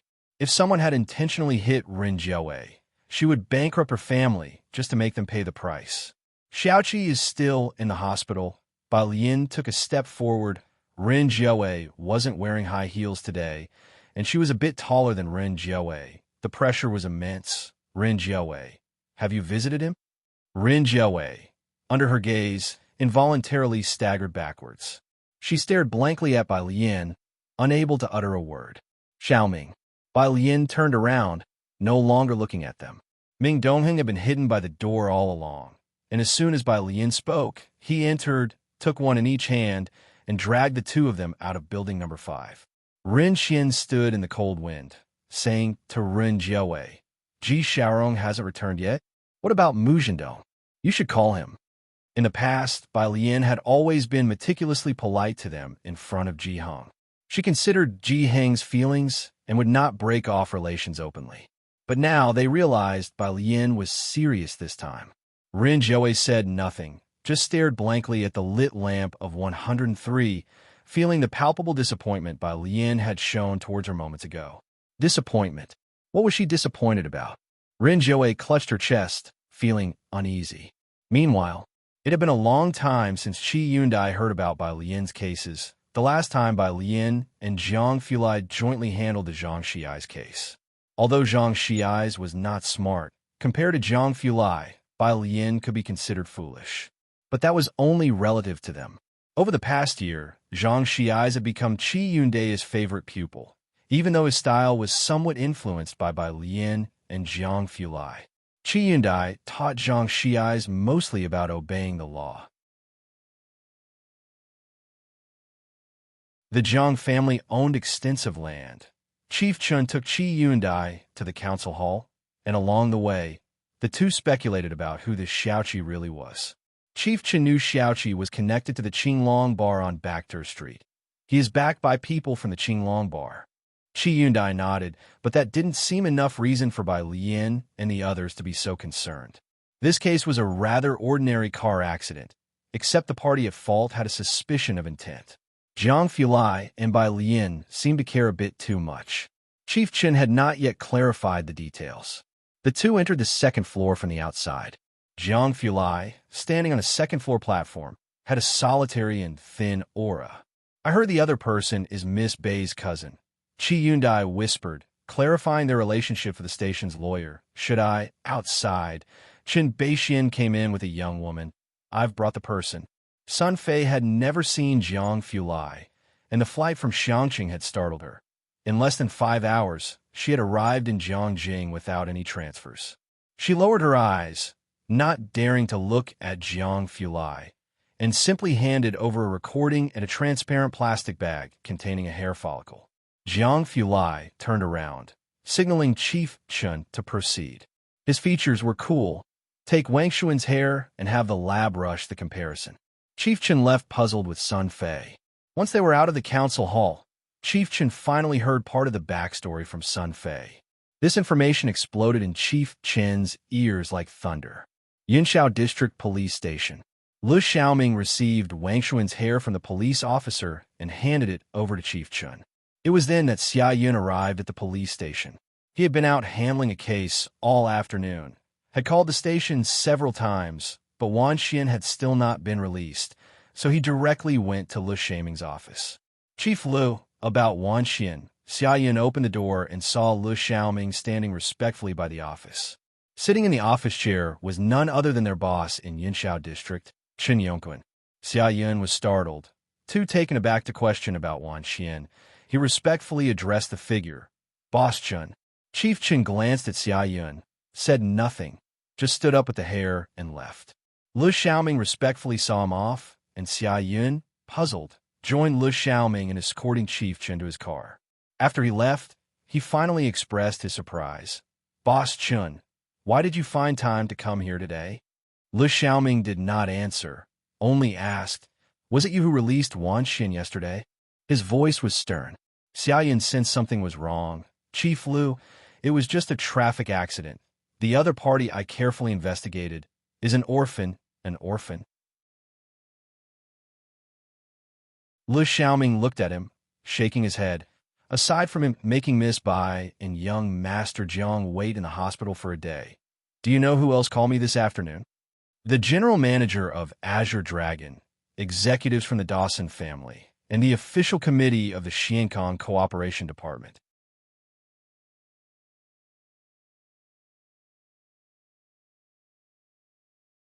Chapter 818, 319 is President Huang.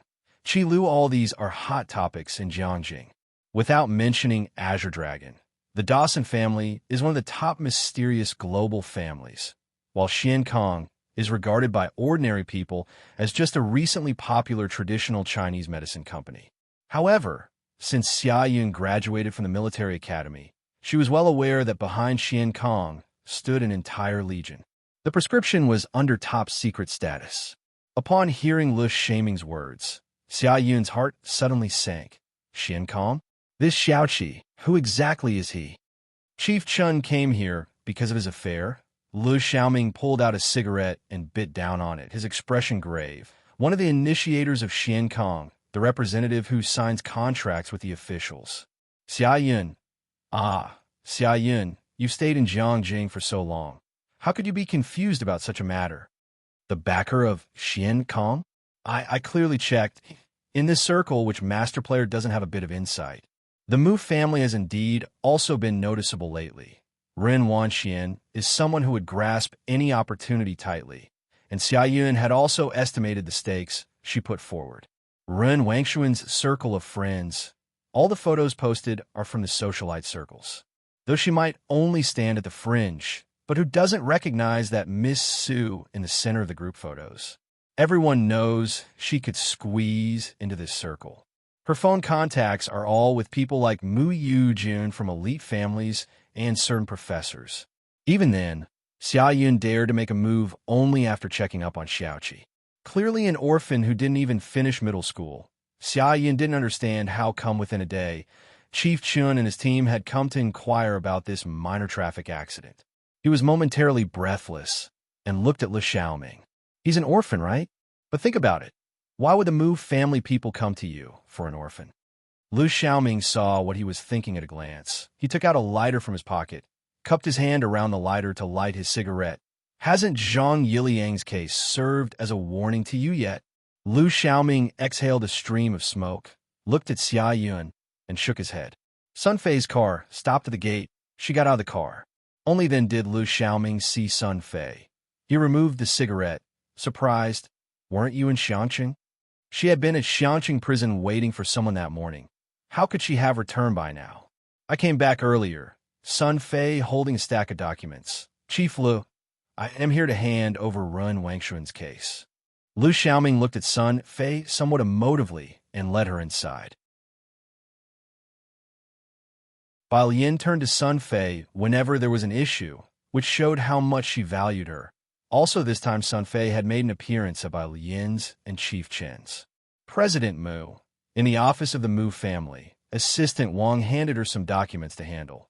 Miss Ren took her clan uncle to discuss the rare metals contract. Director Liu and the others should already have contacted the partners. Several core members of the Mu family attended the banquet, without bringing Mu Yining and Ji Xiaojun along. Their omission was rather awkward. Mu Yining didn't mind, and the ultimate result was good for the Mu family. She tossed the pen in her hand onto the desk and just sighed, but alien and her. Ren Wangshuan's ability to mix in a Su Ziu's circle within a brief year was indeed a skill. That circle was not just a mere circle of ornamental socialites. It consisted of ambitious girls. The game was about the exchange of resources, swapping connections. Let's just wait and see. Assistant Wang had a much better impression of Bai Lian. Now, the conflict between Ren Wanxian and Bai Lian was quite clear, and Mu Yining chose not to speak up for Ren Wanxian, subtly siding with Bai Lian. On the contrary, Mu Jindong won the support of the shareholders and the internal members this time. Of course, things were not going so smoothly for Mu Zhendong's side either. Ren Wanxian was taken away by the police, and if the charge of intentional homicide was confirmed, things would become problematic. Mu Zhendong immediately called Xia Yun upon his return. Why isn't old Xia answering the phone?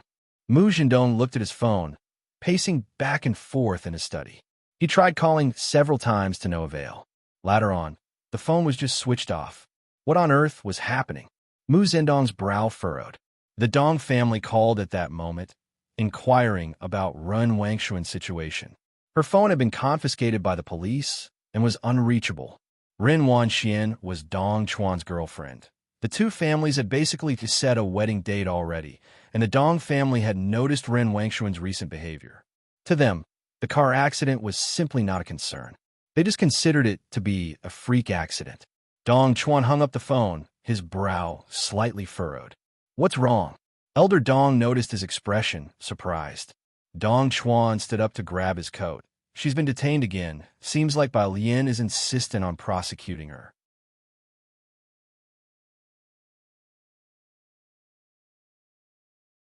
Chapter 819. 319, that is Dean Huang. Qi Lunar score 2. Bai Lian is suing her? Is a lawsuit really necessary for a car accident? Dong Lao Yi, the old patriarch, also found it strange. He put down his teacup, shocked. Is the Mu family fighting internally now? Don't leave just yet. Ask your uncle first. He was referring to Dong Xiaobai. With Ren Wanxian now showing her sharp edges, the Mu family would surely need a protector. Why would Bai Lian sue her? Dong Xiaobai was also aware of this matter and recounted it from start to finish. It's a criminal case. Right now, we're waiting for the trial to start. Mu Zhendong is finding her a defense lawyer, while Ening stands by Alien's side. You all decide how to handle it. The implication was that it was time to choose sides. After thinking for a while, Dong Lao Yi said, Xiao Chuan, I remember, have your mother find a lawyer. Dong Chuan's mother was an external member of the Jiang family, and it was well known that the Jiang family had a legal dream team. This meant he had definitely decided on which side to align with. Indeed, considering the leverage that Ren Wanxian was showing now, anyone's support would be valuable for the Dong family to consider. Hospital. Ren Jiawei stood under the hospital building with an address she had gotten from Ren Qian. She tilted her head slightly, looking up at the towering inpatient department. After a long while, she gathered her shawl around her and went in, joining a crowd waiting for the elevator. She didn't go to find Xiaoqi first, but instead sought out a doctor to inquire about his condition. Not good. The attending physician, upon hearing that she was Bai Lian's aunt by marriage, told her the blunt truth. He barely survived. If it hadn't been for Director Gus' help, he wouldn't have made it through the resuscitation, and his leg will likely have serious. After the inquiry, she finally went to the ward. Xiaoqi was in a private room. Xiaowu had gone to take care of some troublemakers from the Luo family, and now in Zioki's ward was Mao Cohen, leisurely peeling an apple with a knife. Upon seeing that the person knocking on the door was Ren Jiawei, he leaned against the door frame and turned his phone in his hand. He naturally recognized her as a member of the Ren family. He didn't let her in. I'm just here to see him, Ren Jiawei said, visibly tired. Her eyes fell behind Mao Kuan, unable to clearly see who was lying on the hospital bed. Don't worry, I won't say anything else. After all, she was Bai Lian's aunt by marriage. Mao Kuan scrutinized Ren Jiawei thoroughly for a long while before stepping back to let her in. Xiaoqi was lying in bed. Xiaowu had set up a tablet above his head with an adjustable stand. At the moment, the tablet was playing a documentary about the animal kingdom. The episode was about wolves. He was watching the animal kingdom with great interest. As soon as Ren Jiawei walked in, she recognized that somewhat familiar face and paused for a second. She hadn't expected the person before her to be the young kid she had previously met, the one whom she had a good impression of. Kid, Ren Jiawei's voice choked up when she saw his pale face, and for a moment, she couldn't utter any of the pleas she had intended to make. I'm sorry. When Xiaoqi heard her voice, his hands twitched slightly. Then he calmly turned his head, meeting Ren Jiawei's gaze. Ren Jiawei's eyes fell on Zioki's legs again, recalling what Bai Lian had said about the likelihood of serious sequelae. She also remembered what Ren Qian had said before, that the boy was an orphan and hadn't even completed his second year of junior high.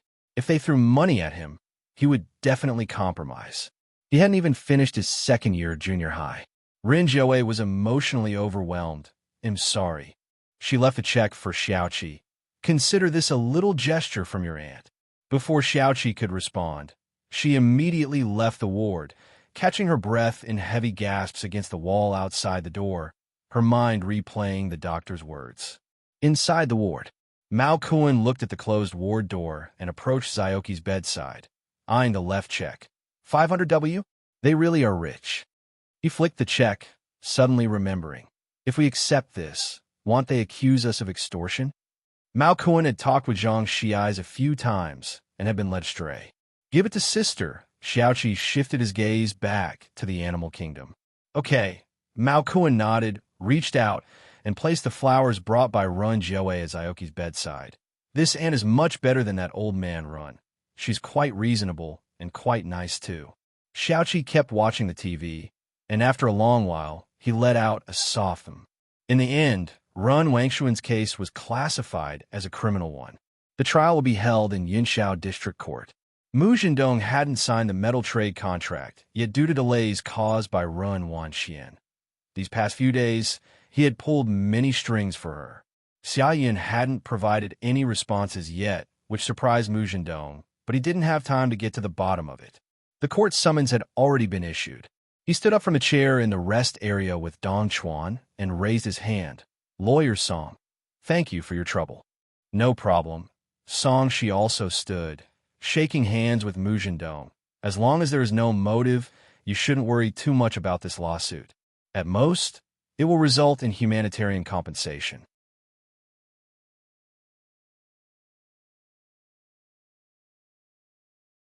Chapter 820, 319, that is, Dean Huang, Qi Lu _3. The two of them saw Song Shi out. They both breathed a sigh of relief, especially Mu Zhendong, who had spent the last 2 days worried about the case file and Ren Wangshuan's case and hadn't slept well at all. Now, at last, they could settle down. Mu Zhendong went to find Mu Yining, Song Shi, the lawyer hired by the Dong family. Yining, neither of them want to make things too ugly, and you know the kind of lawyers the Dong family hires. The Mu family has finally got this opportunity, and I hope she can keep the bigger picture in mind too. Mu Yining pondered for a moment, then went to Jiang University to find Bai Lian. Jiang University. When Mu Yining arrived, Bai Lian and Tang Ming were waiting for her at the intersection. She instructed Assistant Wang to park in the parking lot and got out of the car to speak with Bai Lian. Tang Ming and a few others greeted Mu Yining. Go out for a meal? Mu Yining, holding her phone, asked.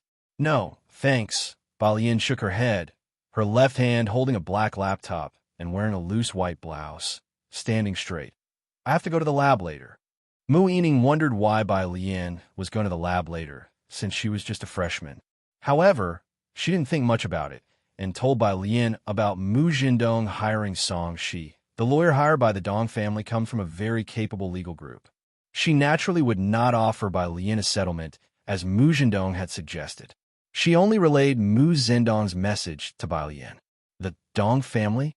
Bai Lian's fingertips pressed against the laptop case, her head slightly raised. She hadn't expected Bai Lian's attention to be on the Dong family rather than on Song Shi. Yes, Mu Yining nodded. Not far away. Dean Huang and Xia Zhiyu greeted Bai Lian from a distance. Bai Lian, good to see you. About the submission you made last week. I just got to it. Dean Huang was referring to the topology solutions Bai Lian had left behind. Bai Lian tilted her head and told Mu Yining to wait a moment, then walked towards Dean Huang. Which one are you referring to? Topology, Dean Huang said with his hands behind his back. Mu Yining watched Bai Lian's silhouette. She was standing in the shade under a tree, like a pine tree, speaking softly with a bald middle-aged man as the sun spilled onto her, revealing only her delicate profile, composed and serene. An overly striking temperament and appearance. Teacher has reached the third stage of his research. After Dean Huang finished discussing the topic, he brought up something about my institute. You haven't been to the lab this week either, so he gave me some of the data. It's in my office. Bai Lian nodded, then came back and told Mu Yining and Tang Ming and the others.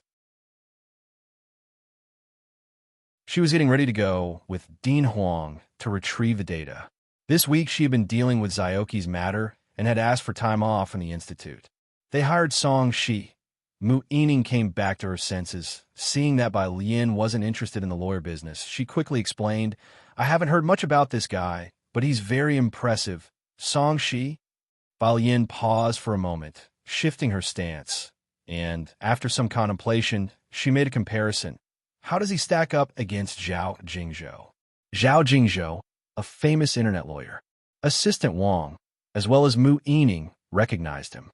Mu Yining hesitated. Although Song Shi isn't as famous as Zhao Jingzhou, his capabilities are certainly not inferior to his. I see. Bai Lian shifted the laptop to the other hand. I got it, thank you. They'll treat you to fish soup next time. She politely said goodbye to Mu Yining and left with Dean Huang. After discussing official matters, Dean Huang quietly urged Bai Lian, "Junior sister, have you seen Yang Lin recently? I never catch him at the lab." Bai Lian, who had just had a meal with Yang Lin a few days before, played it cool. "I'm not sure either." Once the group had left, Mu Yining finally withdrew her gaze. She looked toward Tang Ming and the others. "Is that Alien's teacher? A professor, perhaps?" He seemed to have a good relationship with Bai Lian. "No, that's our department's Dean Huang." Tang Ming continued to attend to Mu Yining. Mu Yining was very surprised. The person who had just greeted Bai Lian was the dean. She hadn't inquired about Jiang University's affairs in a long time and didn't know Bai Lian's situation on campus. On the side, Assistant Wang had also parked and came over. "Xiaodang, what department are you and Alien in?" Mu Yining only knew that Bai Lian was the top scorer in the National College entrance exam and hadn't asked about her study specifics. She had only heard from Shunqing from time to time about what Bai Lian was up to. Tang Ming, the physics department. The physics department. At the mention, both looked at each other, surprised. They both remembered that Run Wangshuan's status within the Mu family rose sharply after meeting with the vice dean of the physics department with the Gao family. The person who was just talking to Bai Lian was the dean of the physics department. It seemed he was quite familiar with Bai Lian. Mu Yining watched Bai Lian's retreating figure. She and the dean were almost walking shoulder to shoulder. This made it clear that the dean almost treated Bai Lian as an equal. Mu Yining withdrew her gaze in shock. A thought occurring to her, she asked Tang Ming again, "Did Alien hire Zhao Jingzhou?" Assistant Wang's eyes also lit up, intently watching Tang Ming's response. Tang Ming shook his head. Mu Yining fell silent for a moment. If it's not Zhao Jingzhou, then who is it? If it wasn't Zhao Jingzhou, she would advise Bai Lian not to sue this time. "Qi Lu, actually," Tang Ming said in a relaxed tone. "He also came for fish soup this week."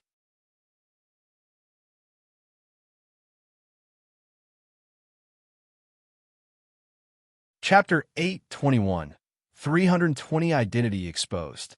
Here you go. On this side, Dean Huang handed the sealed document to Bai Lian. The document was from Academician Ma to Bai Lian.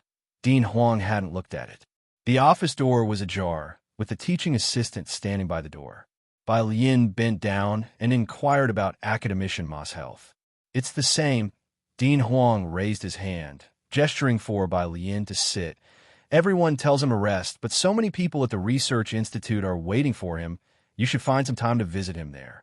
Academician Ma's field of research was quantum mechanics, and there were only a few people in the country who studied it. Although Academician Ma had taught countless students, few had the capacity to understand, and there was virtually no one to take over his work. Too many people with questionable intentions were eyeing the projects he was working on.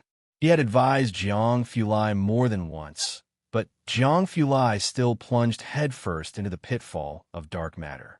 After so many years of overexertion, even though a specialized medical team monitored Academician Ma's health, his body was still rapidly weakening.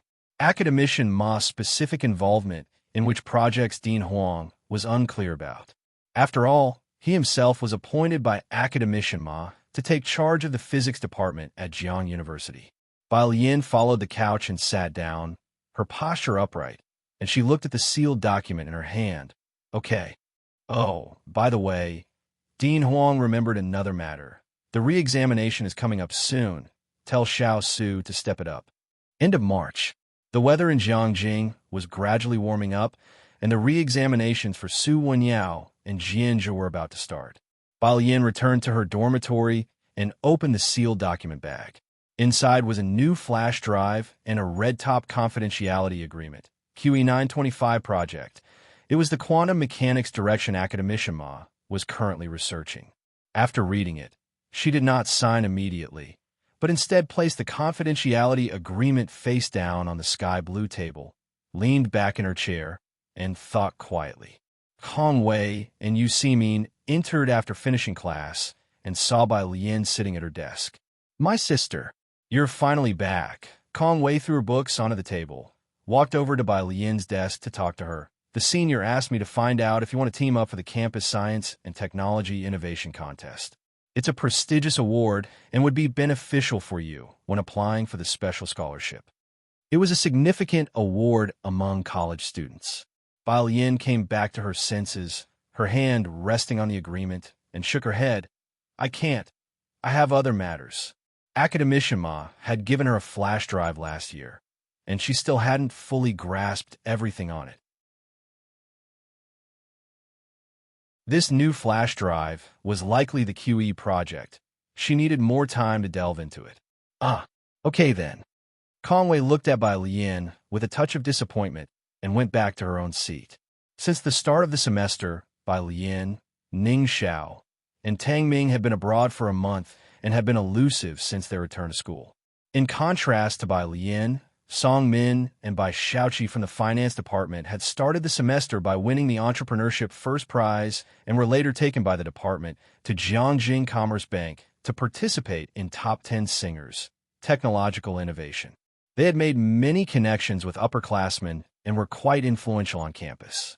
Both new students, Bai Lian was prominent with Ning Xiao and others in the Tongfeng class last semester, but this term there was hardly any news about her, and the occasional news was academic in nature, incomprehensible to most in their fields.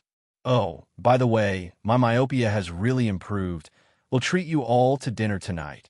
Conway announced this delightful news to the roommates. Bai Lian took a fountain pen out of the bamboo pen holder and uncapped it with one hand. She flipped the document over again and signed her name on the last page, no longer in neat block letters, but with a sharp, swift flourish. After signing, she tilted her head slightly and smiled at Kong Wei, her gentle and reserved voice slowly becoming apparent. Then congratulations to you. You're better.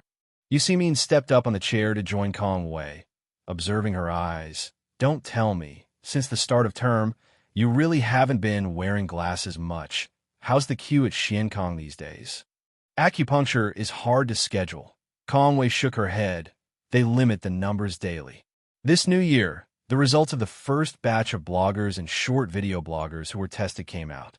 Because they recorded and posted their daily activities, most became internet celebrities. It flared up again during the New Year period. According to incomplete statistics, out of the several billion people nationwide, about 30% are nearsighted. Now that the effects of acupuncture are known to be so beneficial, far more people are lining up at Xiankong than last year. Even though Xiankong is already teaching this acupuncture technique to Chinese medicine students, there are still too few trained in acupuncture, rendering their efforts only a drop in the bucket. The two of them discussed the matter. Bai Lian carefully dried the ink of her fountain pen and put away the confidentiality agreement, then turned her attention to Yu Simin, contemplating thoughtfully, unsure if Yu Simin would believe her.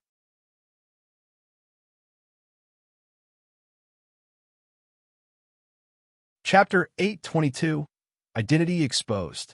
_2 Forget it. Bai Lian opened her phone and found Dr. He's WeChat.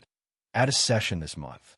To avoid wearing out his own arm and ensure sustainable development, Dr. He limits the number of acupuncture patients to 10 per day. He spends the rest of the time sitting in the clinic consulting on difficult and complicated cases. Dr. He, okay, shall Xiaowu bring the car to you on Friday? By Jian, one after sending the message. Wang Yufeng sent an address. It was about the iridium transaction. Bai Lian glanced at it. Saturday. She had to attend Xiaoqi's trial on Friday. It was the day Xiaoqi and Ren Wanxian went to court. Before the trial began, Ji Xiaorong hadn't made it back, but Ren Qian got through to his phone. "This is your own daughter. Are you just going to watch Bai Lian sue her?" On the other end of the phone, Ji Xiaorong remained silent for a moment. If she really did hit someone on purpose. Ren Qian coughed in anger and hung up the phone furiously. When Dong Chuan and Mu Zhendong arrived, Ren Zhouei's fatigue was obvious, as she gently patted Ren Qian's back, comforting him. "Auntie-run," Dong Chuan greeted Ren Zhouei politely, then shifted aside to introduce the man in a lawyer's robe behind them to Ren Qian. "This is Lawyer Song." Ren Qian had already heard from Ren Zhouei about Lawyer Song's formidable abilities. He looked at Song Shi with respectful manners, asking the lawyer about the expected outcome of this court session. "Don't worry," Mu Zhendong, hands clasped behind his back dismissively, answered on behalf of Song Shi. "Lawyer Song is part of the legal team. With him here, there won't be any surprises. Lawyer Song, if you please." They all went in. Bai Lian and Xiaoqi had already arrived at the plaintiff's seat. Xiaoqi came in a wheelchair due to his injury, while Bai Lian stood behind him, slowly pushing the wheelchair. His complexion was still pale, and he looked thin and frail. Seeing Xiaoqi from a distance, Ren Qian opened his mouth, wanting to say something. Xiaoqi just bowed his head and looked at his lapel, ignoring everyone. Bai Lian pushed the wheelchair to the front row and sat next to Xiaoqi, her posture erect, dressed simply yet composedly, and gave Ren Qian a faint glimpse with her deep and piercing eyes. Ren Qian, who wanted to plead with Xiaoqi, felt his heart clench at the sight of her eyes, abruptly withdrew his gaze, and didn't dare get any closer to Xiaoqi. Having lost weight in just a week, Ren Wangshuan's condition was evident, and both Ren Qian and Ren Zhouei's eyes betrayed their heartache upon seeing her. Especially Ren Qian. He couldn't help but stand up, tears welling in his eyes as he looked towards Ren Wanxian. The court banged the gavel. Silence. Ren Qian sat down.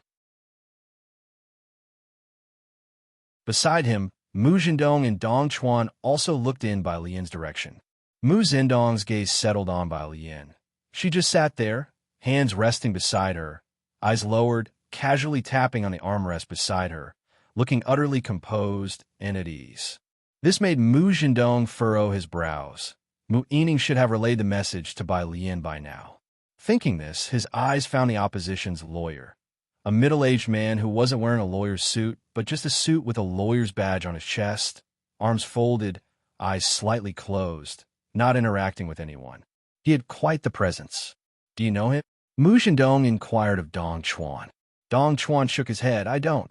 9 o'clock. The judge hammered down his gavel. He glanced at Song Shi, wanted to look at Qi Yundai, but didn't dare, focusing straight ahead instead. Sitting on Xiaoqi's side, Qi Yundai opened his eyes. He glanced at Song Shi, casually adjusted his own badge, and uttered indifferently, "My client accuses the defendant of attempted murder. Here are my client's medical records and the surveillance video." He handed Xiaoqi's medical records and the surveillance video to the jury. After deliberation, the jury played it in court. It was raining slightly on the day, making the surveillance footage blurry. Xiaoqi stood with his back to the car on the right, about 100 meters away. After stopping, the car suddenly accelerated away, but there was a main road to the right that Ren Wanxian didn't take. Instead, she clearly drove towards Xiaoqi. Judging solely by the video, the intent to kill was obvious. As the surveillance video was played, Mao Kuan and the others on Xiaoqi's side looked at Ren Wanxian with terrifying eyes. Right here, Qi Yundai still casually directed the last segment, looking at Ren Wanxian. "In this part, Miss Ren, you were clearly driving towards that big tree, but why did you turn the wheel to the right? And in this part, when you hit Mao Xiaoqi, the car had clearly stopped with the wheel already on his leg, yet you still increased the accelerator at that moment?" Ren Wanxian looked helplessly toward her lawyer, but Song Shi sat in his seat, motionless for a moment.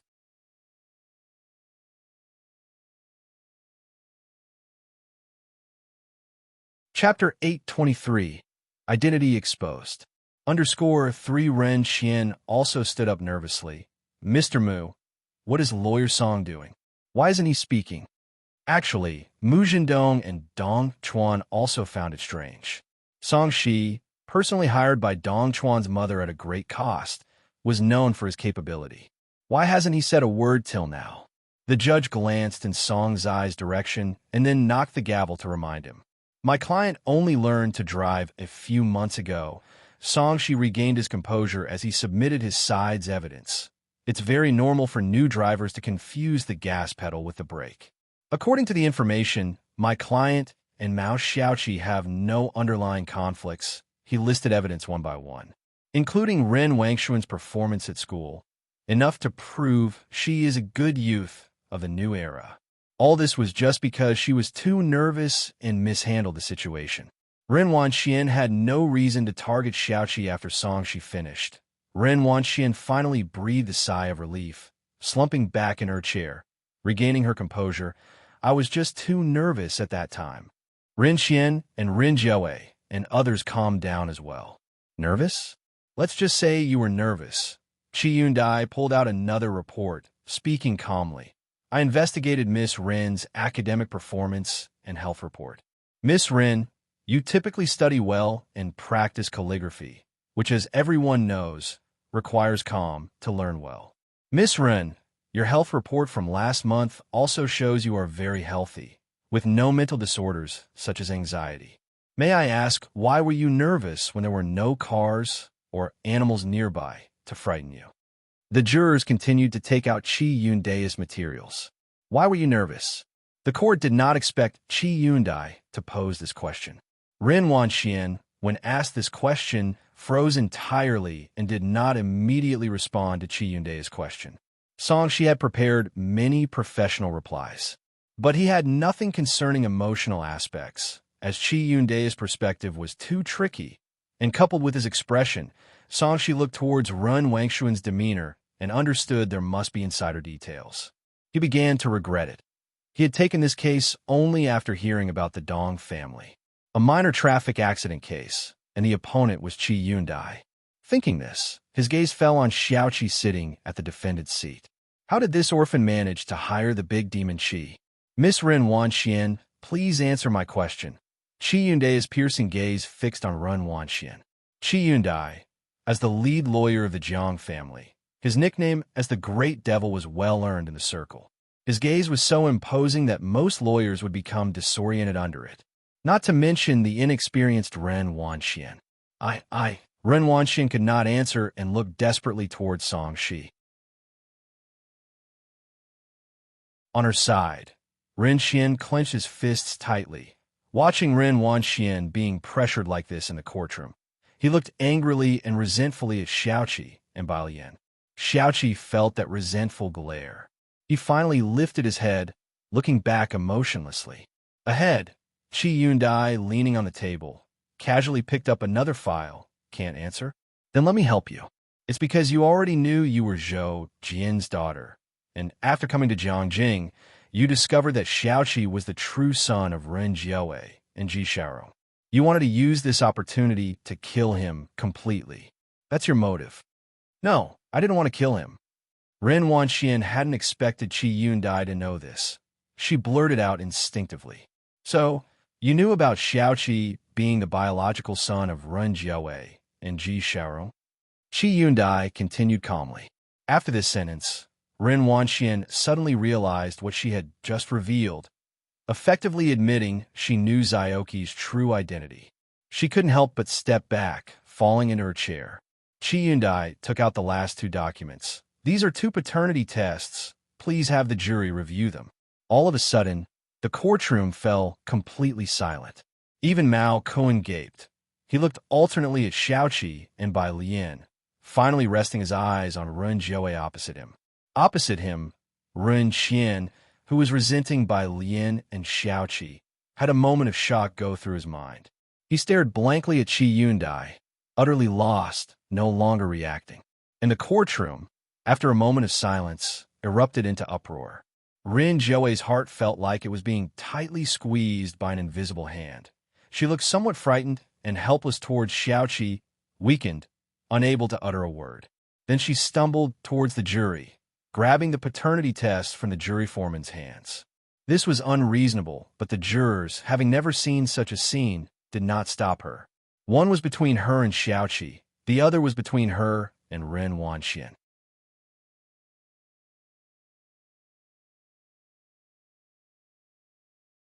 Chapter 824. Penalized for 3 years. Do not agree to enter the family tree. Ren Jiawei clenched her fists around the paternity test results until her knuckles turned white and, with grief, turned to look at Xiaoqi sitting behind her. She was terrified and afraid. Xiaoqi still looked calmly in the direction of Qi Yundai, as serene as always. In the defendant's seats, Mu Zhendong and Dong Chuan also didn't expect things to develop in this way, and they exchanged uncertain looks. It wasn't just the two from the Ren family who were shaken by the paternity test. That is the end of my statement. Qi Yundai maintained his previous demeanor, his folded hands tapping lightly, as he glanced slightly at the judge and jury. The jurors, dressed in their judge and lawyer robes, also reacted. What was originally an ordinary traffic accident had unleashed such a huge ethical drama. Ren Wangshuan's reaction just now had indirectly acknowledged that she had been aware of Xiaoqi's identity. Attempted murder was confirmed. A crime was committed. Attempted crimes could be mitigated, but Qi Yundai's subsequent statement that Ren Wanxian had long known about Xiaoqi's identity aggravated the situation, resulting in a sentence of 4 years imprisonment. From the second time Ren Wanxian was arrested, she might have considered the possibility of being sentenced, but she never anticipated being sentenced to 4 years. In an instant, her heart turned cold, and she raised her eyes, instinctively looking toward Ren Qian. "Grandpa, Grandpa." Ren Qian sat stupefied in his seat, completely limp. The Ren Wanxian, the Ren family, had put so much effort into raising, turned out not to be one of their own. Ren Qian's vision began to blur. Hearing the call, he instinctively lifted his head and looked towards Ren Wanxian. "Grandpa, save me." Family members could appeal a second time, and Ren Wanxian had never thought she would be convicted, let alone for 4 years. She thought she saw hope. "I don't want to go to jail," she pleaded with Ren Qian. Ren Qian rose from his seat, leaning on the railing in front of him like a withered tree, suddenly looking 10 years older. "Wanxian, when did you find out?" Ren Wanxian was frozen in place, her mouth open, wanting to speak, but the words didn't come out. She stepped back 2 paces. When she was handcuffed this time and led away stumbling, she remembered Mu Zhendong and Dong Chuan, her face filled with terror. Dong Chuan, "Uncle." Mu Zhendong came back to his senses. Whether or not Ren Wanxian was part of the Ji family didn't matter to him. He had no emotional ties to them. What mattered was who could bring benefits to the Mu family. She came down from the stand and was stopped by Mu Zhendong, who inquired about the possibility of winning an appeal. "Sorry," she shook his head. "I can't take this case anymore." "What?" Mu Zhendong asked anxiously. Not far away, Qi Yundai removed his badge and walked down the steps at an unhurried pace, surrounded by Xiaowu, Mao Kuan, and a crowd around by Lian and Xiaoqi. He didn't join the clamor of the children. Seeing him descend, Shi quickly straightened up. "Mr. Qi," as there were only so many in the circle of lawyers, Qi Yundai naturally remembered him as a member, giving a nod of acknowledgement. "I taught you all before."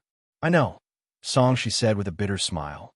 Qi Yundai had said before, when facing a seasoned lawyer with a strong presence, to not try to dismantle their arguments, but rather to use a more tactful approach to sway the judge and jury. This would achieve the same effect as the opposing lawyer. But Qi Yundai had completely cut off this opportunity for Shi, leaving him in disarray. Qi Yundai had to go back and prepare for a lecture. He said a word to Shi, bid farewell to Bai Lian, and left the courthouse. While the two talked, neither Dong Chuan nor Mu Zhendong said a word. It was only after Qi Yundai left that Shi turned slightly to Mu Zhendong. "With Mr. Qi there, I could appeal 100 times, and he would be able to dismantle my arguments one by one." After saying this, Shi also left, following the footsteps of Qi Yundai. After the two had gone, Mu Zhendong finally turned to Dong Chuan. "Is this Lawyer Qi?" Dong Chuan's expression was solemn as he watched Song Shi walk away, contemplating Qi Yundai's identity. Yet he remained silent, his gaze falling back on Bai Lian and the group around her. Anxiety lingered in his heart, not only about Run Wangxuan's identity, but also about the lawyer brought in by Bai Lian's group. He took out his phone to call Grandfather Dong. Dong Chuan now didn't know whether the choices he had made this time were right or wrong. Xiaoqi was pushed out of the courthouse door by Xiaowu. Rin Joe also left the building. It was nearly noon, and the sunlight outside was dazzling. Rin Joe looked at the figures ahead, opened her mouth with a dry voice. Alien, her gaze was on Xiaoqi, but she was calling for Bai Lian.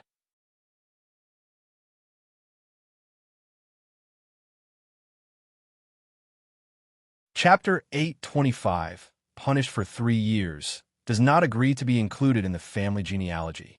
_2 Bai Lian was the first to stop.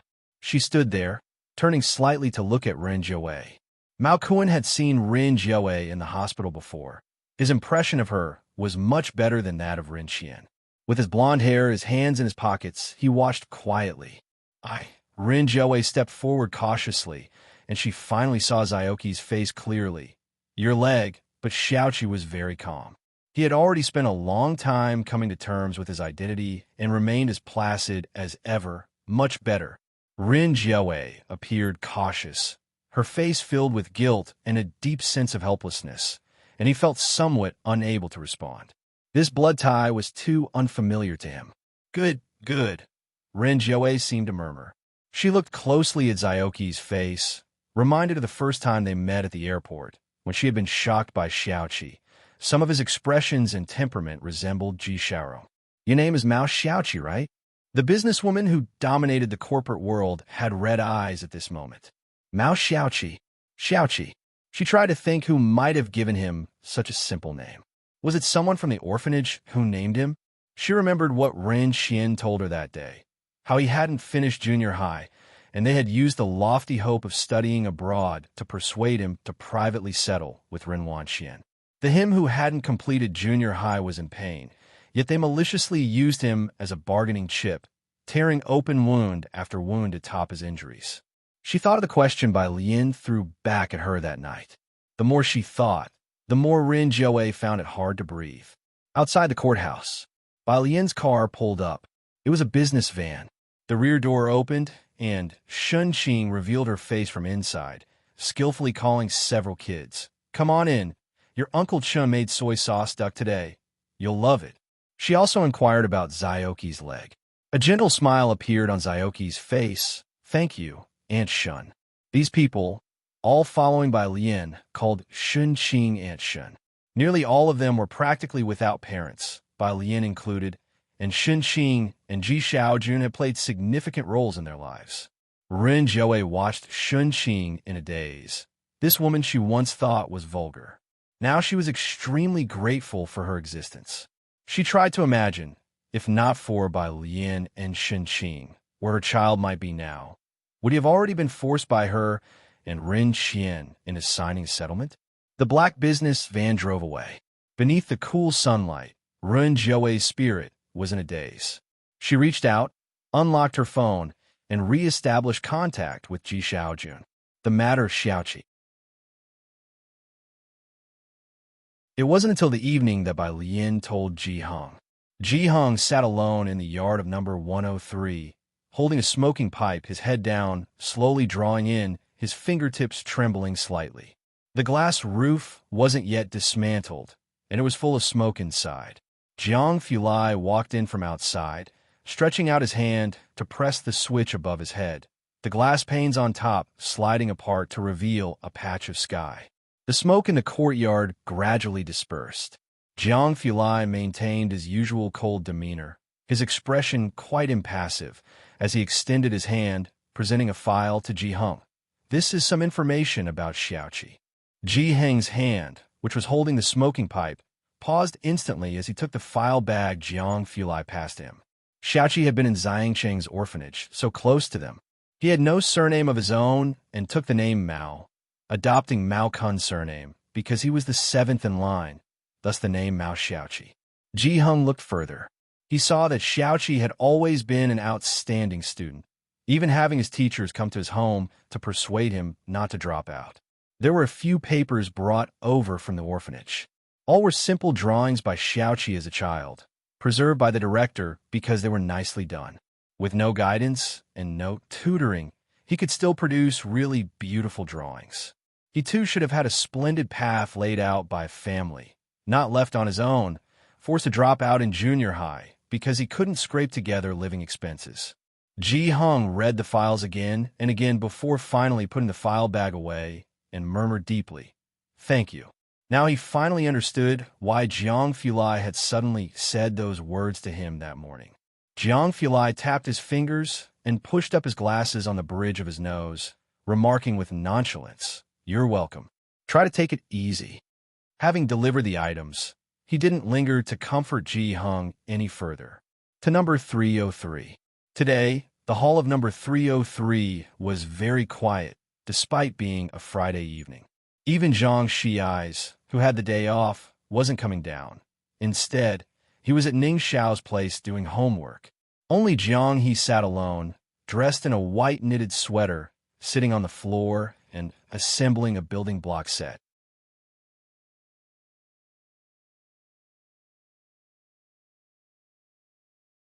Chapter 826, punished for 3 years, does not agree to be included in the family genealogy. _3 Seeing Jiang Fulai enter, he stared dumbfounded for a moment before continuing to play with his building blocks like a little gentleman. Jiang Fulai naturally couldn't care less about him. He knew Bai Lian was in the study and went straight in. Bai Lian stood before the half-open window, her cold white fingers resting on the window's sill, in her usual languid pose, watching the street lamps outside and the nearly invisible stars above. She seemed somewhat entranced. Jiang Fulai walked over slowly without asking about Xiaoqi and just stood beside her. "Did you visit Academician Ma yesterday?" Bai Lian came back to reality, tilting her head slightly. She was undisturbed today in room 303 and was dressed more casually, in a black silk satin loungewear with a subtle pattern embroidered on it. The topmost button was unfastened, revealing a glimpse of her slender collarbone. Academician Ma called this morning. Jiang Fulai looked at her and spoke slowly. His Xiao was missing 2 screws this morning. Xiao was a robot that Academician Ma had created a long time ago. Jiang Fulai had previously updated Xiao's functions. Miss Bai let out in before continuing to gaze outside nonchalantly, her eyes and brows lit beautifully by the light. He must have remembered incorrectly. Jiang Fulai observed her lethargic gaze, his hand resting behind her, as a cool, gentle kiss landed on her. "You were just opening the window to let the smoke out," he said. Bai Lian paused for a moment. "Nonsense." The next day, Bai Lian was going to meet Wang Yufeng. They had arranged to meet at 8:30 in the morning. At 8 o'clock, Bai Lian went to room 302 and placed the 2 unscrewed screws on his desk. When she left, she ran into Ming Dongheng and a woman. The woman was dressed in a clothes-fitted outfit, with a gun holster strapped to her left knee, her hair all pulled back neatly and efficiently. Chen Beixian also noticed the girl coming out of room 302. In Jiangjing's current temperature around 10 degrees, the girl wore a sesky blue mandarin collar top embroidered with 2 circles of white and pink complex patterns on the collar and cuffs, with beige frog buttons neatly fastened to the top. Her hair was long and half-tied, with a green jade hairpin slantingly inserted. Her sparse brows and eyes, her casual glance, exuded a very gentle temperament. Chen Beixian, having seen Bai Lian's photo on Jiang University's forum before, felt all the more dazed when she saw her in person, as if facing a destiny carved into her genes. It reminded her of the portrait of the lady in white hanging in the Chun family's ancestral hall. Ming Dongheng raised his hand to ring the bell at room 302, but he lowered it immediately upon seeing Bai Lian. "Miss Bai." "Good morning." Bai Lian glanced over Chen Beixian and nodded at Ming Dongheng. Ming Dongheng noted her attire. Are you heading out?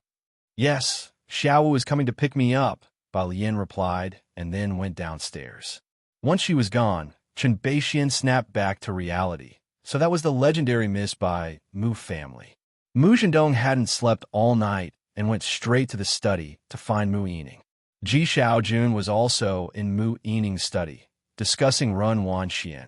She had previously been included in the Mu family's genealogy, but now that she was not Ji Shaorong's biological daughter, he naturally had to inform the Mu family. Mu Yining was aware of the verdict, but after hearing Tang Ming's words that day, she could guess that Ren Wangshuan's side might lose the case. Yet, it hadn't occurred to her that Run Wanxian wasn't the biological daughter of the Ren family. No wonder Bai Lian was so angry at the time. Mu Yining also knew the reason Run Wanxian chose to crash into Xiaoqi and was quite surprised by it. After some reflection, she concluded that Run Wangshuan's name definitely needed to be removed from the family tree. It was clear to see the relationship between Bai Lian and Mao Xiaoqi, and now that their identities had been revealed, keeping Ren Wangshuan's name there would be inappropriate, causing Bai Lian and the others discomfort. As soon as Mu Zhendong entered, he heard Mu Yining's words. We haven't received this batch of goods yet, and revealing her to not be a Mu at this time, what good does that do us? He had previously disagreed with Bai Lian suing Run Wanxian, and now he disagreed even more with them revealing Run Wangshuan's identity. You know how important Ren Wanxian is to our research. It's such a good opportunity, and we can't just watch as the last 3 research facilities are taken back. Mu Zhendong had heard about Zioki's identity from Xia Yun before, an orphan who dropped out of school in the 8th grade. Looking at the entire Mu family, excluding Mu Qiong, there really hadn't been anyone like Xiaoqi. Compared to him, Ren Wanxian, with her excellent grades and mastery of various talents, was more fit to be put in the spotlight. They were accustomed to weighing pros and cons, excessively rational in every aspect. Mu Yining didn't speak up right away. Seeing she seemed to be considering something, Mu Zhendong fixed his gaze on her and made the final decision. Ren Wanxian is still in the Mu family genealogy now and won't be removed, at least until our current partnership is secured. As for that Mao Xiaoqi, I disagree with including him in the genealogy. Choosing between Ren Wanxian and that Xiaoqi was very easy for him.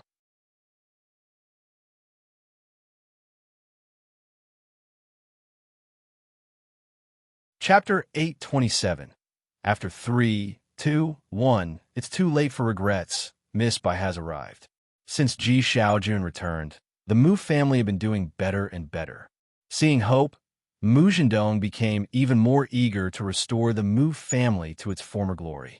When a Mu family was in decline, there was no infighting, but now, in its period of ascent, Mu Zhendong's confidence had soared, making him the second in command of the Mu family.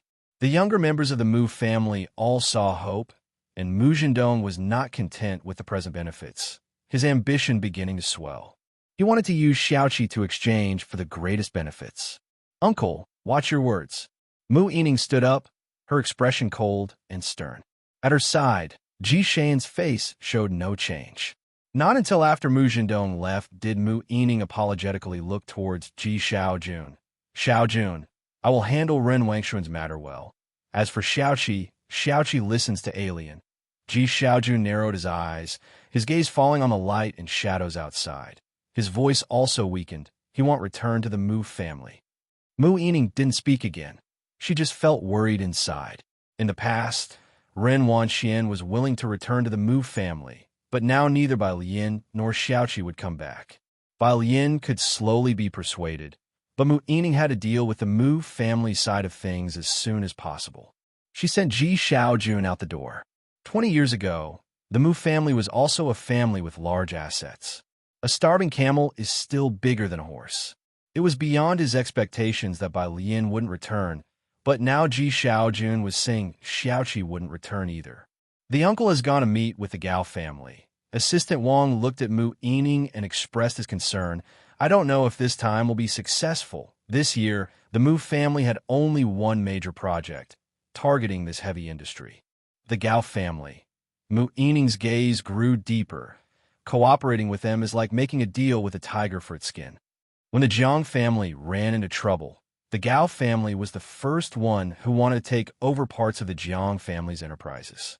Assistant Wang nodded, then seemed to recall something. Would that Xiaoqi really not return to the Mu family? They think differently from you, Mu Yining said softly. Ji Xiaojun had stayed in the Mu family for a time when he was very young and had been taught by Mu Xiangwang. He came back because he still felt a sense of responsibility for the Mu family. But Bai Lian and Xiaoqi truly had none. Mu Yining was by now quite familiar with Bai Lian, and to her, the Mu family might not be as important as a classmate from Xiangqing. Find the butler. Organize a meeting with the uncle tonight. She stood at the door for a while before speaking up. And also, prepare for me to go to the hospital.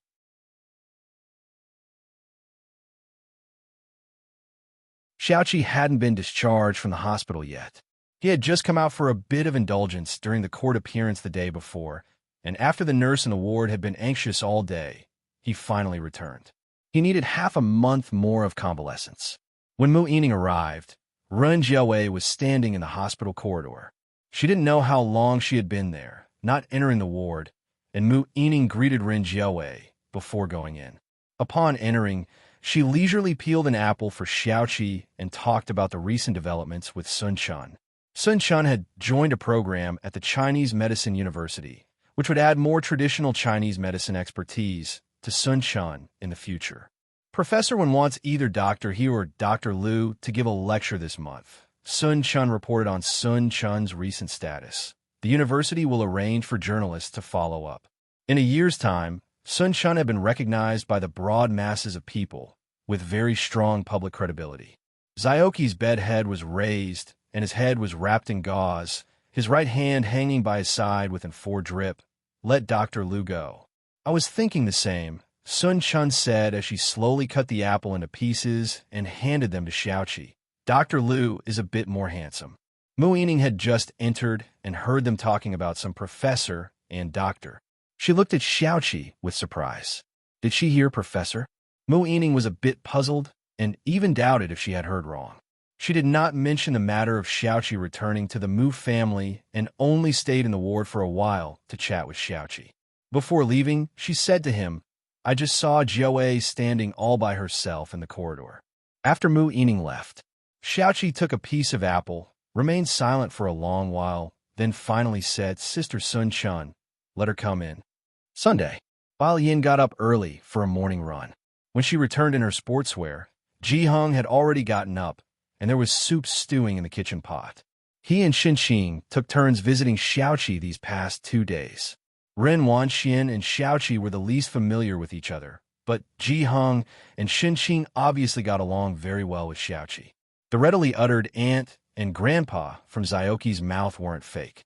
Bai Lian opened the door to room 103, dressed in sportswear, black sneakers, with her hair tied back in a ponytail that fell over her chest from the left, casually leaning against the doorframe. She watched as Ji Hung served up a bowl of soup and then went to water the flowers in the yard.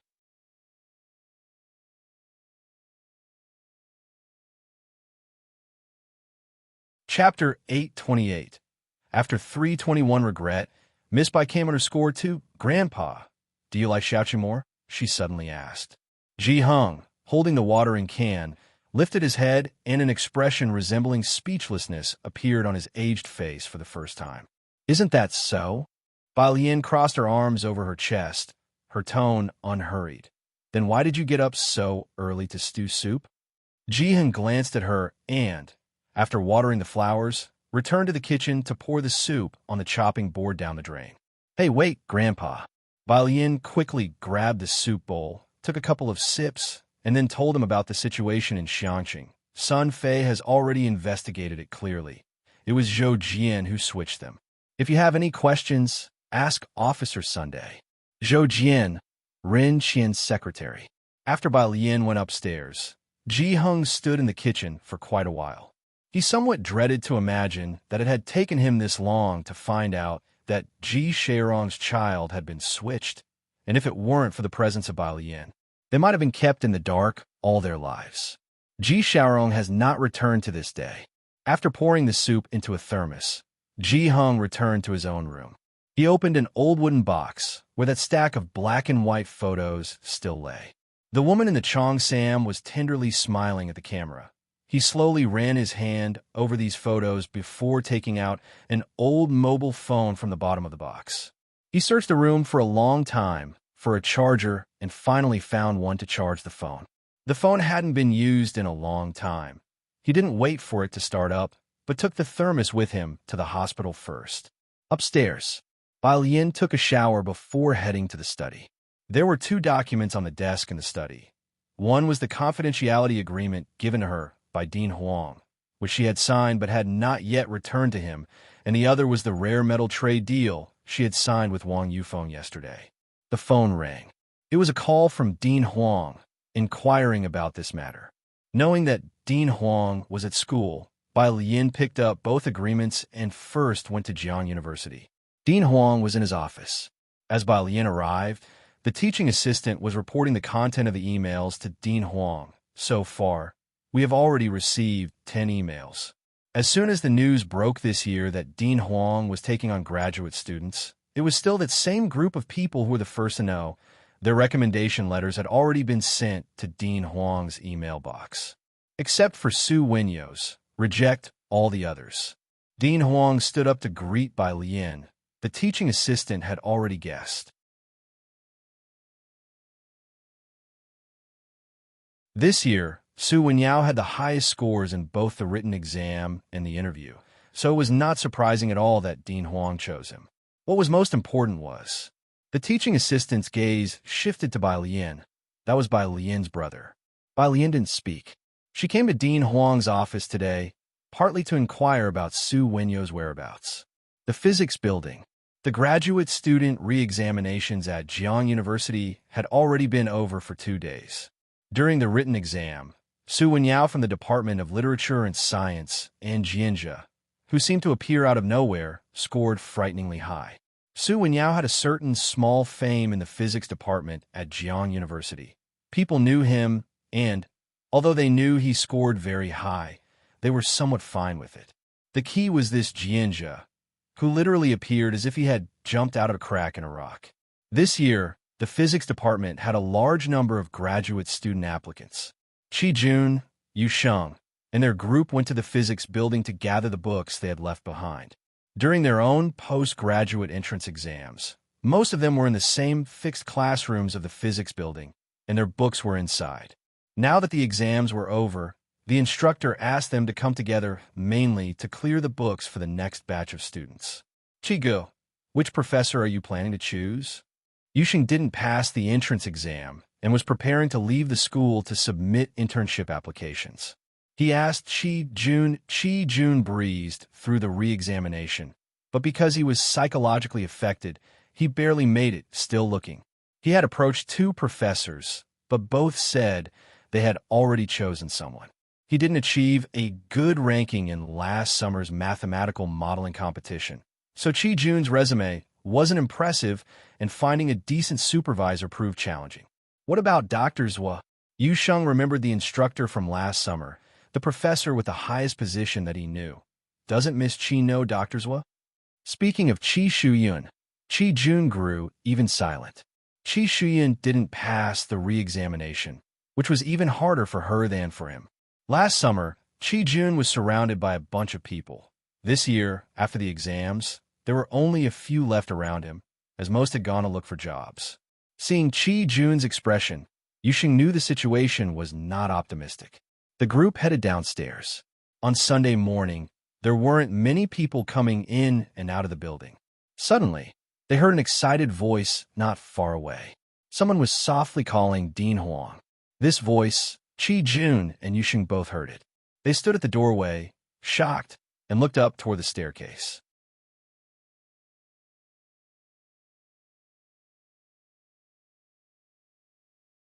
Chapter 829. After 321, Miss Bai arrives _3 Dean Huang was indeed a big shot in the physics department. His mentor was an academician of the Ma Institute, and a bunch of professors in the department were his loyal fans. Qi Jun and Yuxing couldn't help but turn their heads. Dean Huang, with his hands clasped behind his back, was slowly walking downstairs. Next to him was a girl walking side by side with him. The girl was dressed in a plain white blouse with a mandarin collar and a long white skirt, without any other decorations on her, extremely simple. Her dark hair was half-tied behind her head, and she slightly tilted her head while speaking with Dean Huang. Qi Jun and Yu Sheng recognized her. It was Bai Lian. A teaching assistant followed behind the two. Ning Xiao's paper review should be over by now. Dean Huang's hand behind his back carried a sealed envelope. Revealing his good mood, their project is also about to officially kick off. The two were discussing matters. It was evident that Dean Huang was in a good mood. Qi Jun and Yu Sheng kept silent, watching as they left. Not until Dean Huang and Bai Lian had left did Yu Sheng snap back to reality. That was Bai Lian, right? Last summer, Yu Sheng had seen Bai Lian, but at the time, she was just a randomly chosen team member by Su Wenyao, so he didn't pay much attention. It was not until Su Wenyao's team won the first prize and Bai Lian frequently appeared on the school's forum that he took a solid interest in her. Su Wenyao's sister, someone nearby, also recognized Bai Lian. She actually knows Dean Huang? A once-in-century genius from the Tongfeng class, someone shrugged. It's quite normal for Dean Huang to know her. I seem to recall Dean Huang intends to take on a student this year. At this statement, everyone fell silent. They didn't have Dean Huang's personal email, only the teaching assistant's phone number. Su Wenyao had been first in both written and interview rounds, and his sister was Bai Lian. The likelihood seemed pretty high. Qi Jun pursed his lips without uttering a word and headed for the lecture theater, followed by Yu Sheng. They sat towards the back, and shortly after, Su Wenyao and Chen Hong arrived. Wenyao, congratulations. The class monitor stood up upon seeing Su Wenyao, congratulating him, and patted Chen Hong on the shoulder. And you sneaky guy, weren't you the one who said you weren't going to pursue postgraduate studies? Now you've passed both the written and interview rounds. Have you found an advisor? I have. It's Professor Lin. Chen Hong replied with a grin. Professor Lin? Most of the class exclaimed in surprise. Even Qi Jun's heart skipped a beat, and he looked up in disbelief.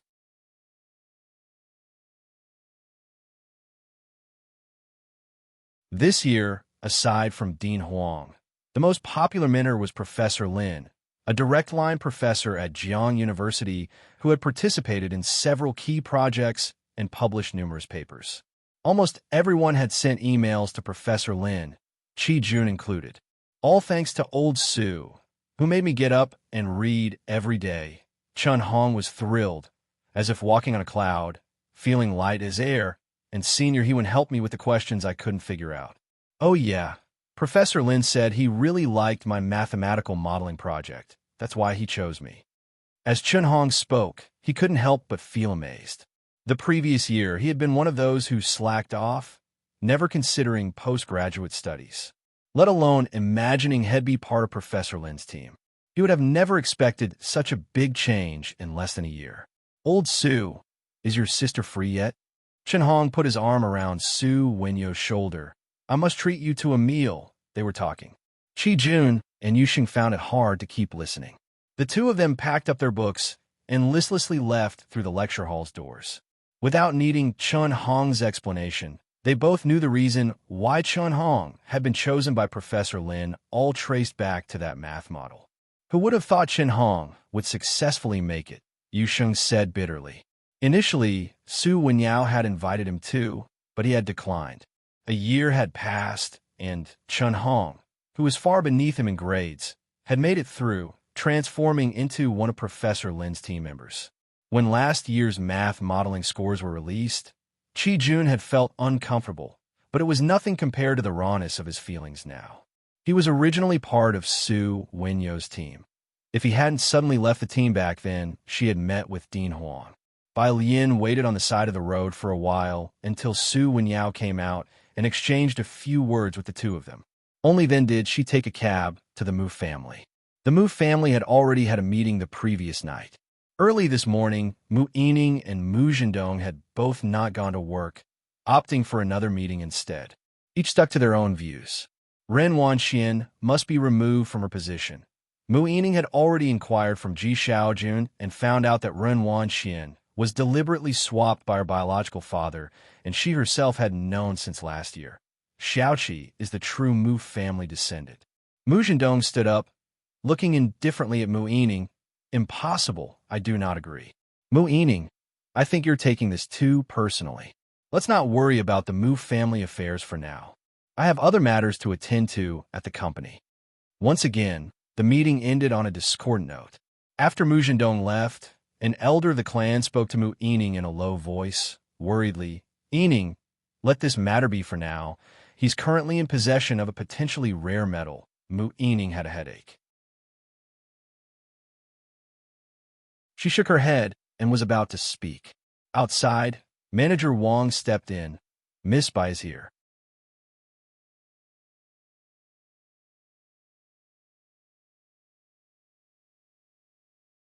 Chapter 830. 323 Signature Wang Yu phone by Lian. Mu Yining stood up, very surprised. Normally, without Ji Hung say so, Bai Lian would not come to the Mu family. Have the butler take her to the tea room. He'll be right there, Mu Yining said as she went to get her coat. By her side, the elder also stood up upon hearing Bai Lian's name. He'll come with you. Yining, I think what Zhendong thinks is not wrong. We should prioritize the overall situation. Dong Xiaobai had been silent the whole time until Mu Yining was about to leave. Then he followed her. Have you thought this through clearly? It's not a bad thing for the Mu family. You all have been waiting for this opportunity for too long. Now that Mu Zhendong has secured the cooperation rights with the Gao family, he has already set off for their place. He can totally sideline you. In fact, Mu Zhendong had already started making moves. This was the key project of the country this year, but now Mu Zhendong was managing most of it, and all the documents went through him. Mu Zhendong never brought Mu Yining along for several dinners with those leaders and people run Wanxian had. Not to mention Mu Yining, even a person with little business acumen like Dong Xiaobai understood once he found out. If Mu Yining did not assert her stance now, with such a crucial heavy industry project for the Mu family, should Mu Zhendong really take control, Mu Yining would indeed be marginalized. What do you want me to do? Go tell Alien and Xiaoqi to let run Wanxian off. Mu Yining stood still, looking at Dong Xiaobai with an indifferent expression. Dong Xiaobai fell silent. He was familiar with Run Wanxian, and he felt that she might not be that kind of person, yet considering the family interests, he truly found it unnecessary to create such an ugly scene. For the family's sake, the Mu family is not so small as to not accommodate a second person. By his side, the elder did not object upon hearing this.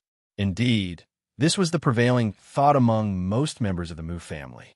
Sacrificing one person for a greater benefit seemed extremely profitable to them. Have you visited that child in the hospital? He really was hanging by a thread.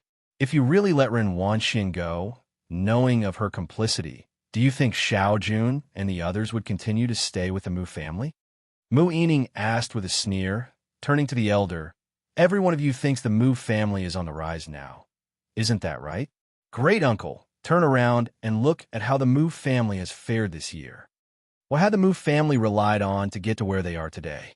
By her side, Assistant Wang also glanced at Dong Xiaobai and the great uncle. Dong Xiaobai, indifferent to business matters, wouldn't know. As for the great uncle, he was old and did not deal with business affairs, just some clan meetings. Assistant Wang couldn't help but shake his head. If they had really risen, they'd have forgotten how they had begged Ji Xiaojun to come back and take part, if not for Ji Xiaojun collaborating with Su In to reconnect with the Chun family. The Mu family wouldn't even be able to contribute the capital for heavy industry participation this year. They asked Bai Lian and Xiaoqi to be magnanimous and to think of the big picture. But Dong Xiaobai looked at Mu Yining, his lips quivering slightly. You will be marginalized by Mu Zhendong and the others, then let it be marginalization. Mu Yining withdrew her gaze and walked towards her own courtyard. She wasn't afraid at all. The Mu family had originally been a burden thrust upon her by a bunch of people. In the past, with the younger generation of the Mu family wiped out, the family was like walking on thin ice. Several projects were paralyzed. Some couldn't even pay the researchers' salaries, leaving a huge burden for 26-year-old Mu Yining. She alone calmly bore it until now, managing to preserve the homestead left by their ancestors for the Mu family. The Mu family had finally stabilized. Now that the Mu family was thriving, people's hearts had changed, and Mu Yining felt tired. She didn't want to argue with Dong Xiaobai and the great-uncle anymore. She directly left the attic to find Bai Lian. On this side, Mu Zhendong's car was parked outside the courtyard. As he got into the car to meet with the Gao family, he politely made a phone call to Mu Yujun. Mu Yujun asked about Ren Wangshuan's situation. Ren Wanxian had been to the Chun family's place, and now she had her own connections in Jiangjing, adept at flattering and schmoozing. She was clever, and Mu Yujun rather liked interacting with her. He inquired about Ren Wangshuan's current situation. Mu Zhendong did not dare tell Mu Yujun about Ren Wanxian being sentenced to 4 years, hastily made an excuse, and then hung up the phone. After hanging up, Mu Zhendong shook his head. What on earth are these two women thinking? Mu Zhendong couldn't understand why Bai Lian and Mu Yining insisted on being so serious about the matter. There could have been a better outcome. The person hadn't died, after all. Ren Wanxian was still useful to him, and he truly didn't want to give up this pawn. In the passenger seat, the secretary glanced at the rearview mirror and offered an idea to the boss. I remember, doesn't miss by have a mother.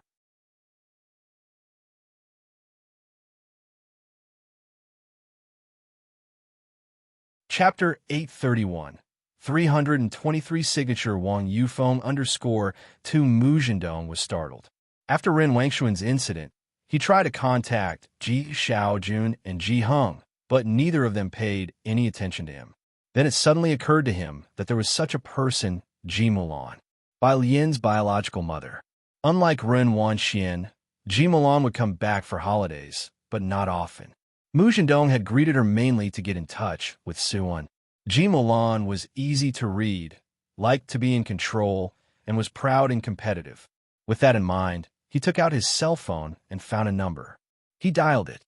On the other end of the phone, Ji Mulan handed the rattle to Su Siki and listened to him slur the word sister, taught by the old Madame Su and Su In.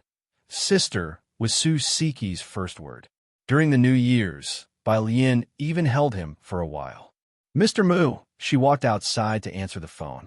Mrs. Su, Mu Zhendong's voice was smiling as he greeted Ji Mulan, then quickly shifted the topic. It's a common misunderstanding. You are her mother. You've raised her so well.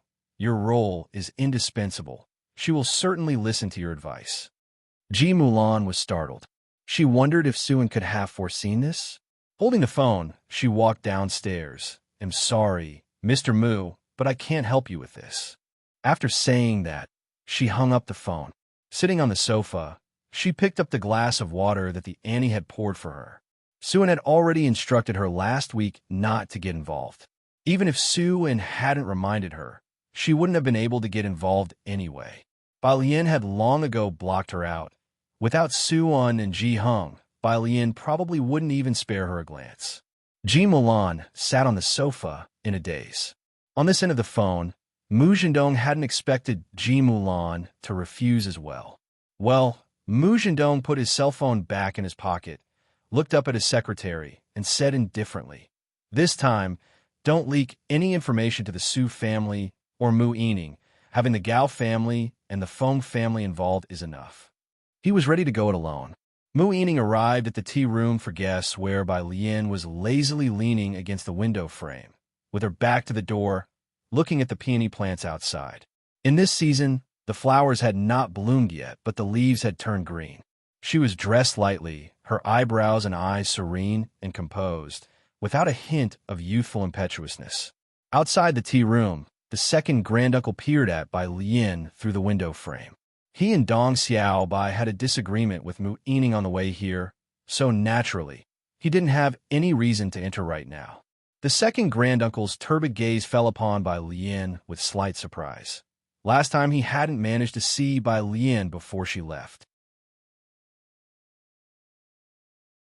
Now that he saw her, he finally understood why Mu Xiangguang, who had been reclusive for many years, made an exception to meet Bai Lian that day. This girl had the presence of a great leader. With Mu Yining standing by Bai Lian, It seemed Mu Zhendong's wariness of Bai Lian was not so hard to understand after all. Xiaobai, the second granduncle, looked at Dong Xiaobai. This time Dong Xiaobai just gave a wry smile. Forget it, don't ask me to be the mediator anymore. The Mu family needs peace, and someone has to give in, but that person can't be eating every time, right? The second granduncle didn't say anything more this time, his hand behind his back. Inside the tea room, seeing Bai Lian, Mu Yining's previously irritable mood finally calmed down. Alien, why are you here today? Mu Yining sat down in a chair and gestured for Wang's assistant to brew the tea again. Wang's assistant brought over the tea set and started heating the water anew. He wasn't too familiar with these elegant customs and just haphazardly poured the water. But he was somewhat distracted, affected by Dong Xiaobai and the second granduncle's conversation. He almost scalded his hand with the boiling water. Bai Lian's peripheral vision caught sight of her casually lifting her cup lid while speaking with Mu Yining. With a slight raise of her hand, she gently propped up the Zisha teapot. Be careful. Her long lashes lifted slightly. Sorry. Assistant Wang quickly retracted his hand and put the teapot away. Thank you, Miss Bai. He then refilled Bai Lian's tea. After thanking Assistant Wang, Bai Lian's slender fingers lowered the cup lid and picked up the teacup. Her other hand rested on an overturned A4 paper beside her, and she casually asked, What do you need iridium for? Mu Yining didn't expect Bai Lian to bring this up. It was somewhat unexpected. Having limited insider knowledge, she roughly outlined the plan for the seaside. There's a research institute being built by the sea, which won't be open to the public for now. The Mu family wants to take on this project. The equipment requires a large amount of iridium. Originally, Run Wanxian and the others were discussing an iridium partnership, but it's currently on hold. Mu Zhendong is now seeking help from the Gao family. Fearing Bai Lian might not know about iridium, she explained further, many instruments require iridium. The project is massive, so the Mu family needs to secure iridium first to have the capital to negotiate with them. Mu Yining didn't want to mention Mu Zhendong, but she was worried that keeping Bai Lian in the dark might cause her apprehension. So she mentioned only what she could. Can you talk with them if you have it? But currently, Mu Zhendong is the one handling this matter, Mu Yining said with a smile. Bai Lian sipped her tea. Her gaze lowered and spoke unhurriedly with Mu Yining. How much iridium do you roughly need? How much? Mu Yining didn't know either. She had never dealt with core data, so she gave an approximate figure, about 500 kilograms. That was an enormous number. Even using a purity of 99.9%, it amounted to a sum over 1 billion yuan. Just yesterday, Bai Lian had discussed the iridium issue with Wang Yufeng. For such a large quantity of rare metal, even if Wang Yufeng wanted domestic trade, he had to go through the approval of the Dawson family. Detailed attention was required for foreign demand for domestic metals. But with Xian Kong present, the Dawson side hasn't been too stringent. Bai Lian didn't offer much raw liquid, and the amount of iridium that Wang Yufeng provided was also not much, not reaching 500 kilograms. After Bai Lian finished asking, Mu Yining remained silent. Alien, why do you ask? It's nothing. Bai Lian came back to her senses, her fingertips intermittently tapping on the overturned A4 paper. I'm calculating data. Calculating data? Mu Yining did not understand and did not overthink it. She assumed Bai Lian was calculating data for the school. Currently, she was more concerned about Xiaoqi and Mu Zhendong's situation. Less than a minute later, Bai Lian's tapping ceased. She looked up and pushed the A4 paper underneath her fingertips towards Mu Yining. Take a look at this. See if you can accept it. Is this for me? Mu Yining was surprised to see Bai Lian pushing the A4 paper towards her. She didn't know what it was. She flipped it over with some surprise and saw a document in 2 languages at the top, with only 4 characters. Dawson Group. Even Mu Yining, usually unconcerned with such matters, knew about the globally influential Dawson family. Not to mention, Mu Zhendong had discussed more than once with Ren Wanxian before, and they had been in contact with members of the Dawson family's management through Miss Yu. Dawson Group. This is... Mu Yining's heart suddenly started pounding rapidly. She quickly flipped to the back, And sure enough, the next second, she saw iridium. Her hand holding the document started to feel unsteady, fingertips turning white. Tremblingly, she turned to the last page. On the last page, on the side of Party A, there were 3 bold and vigorous characters signed in black ink. Wang Yufeng. Behind it was a red seal of the Dawson family.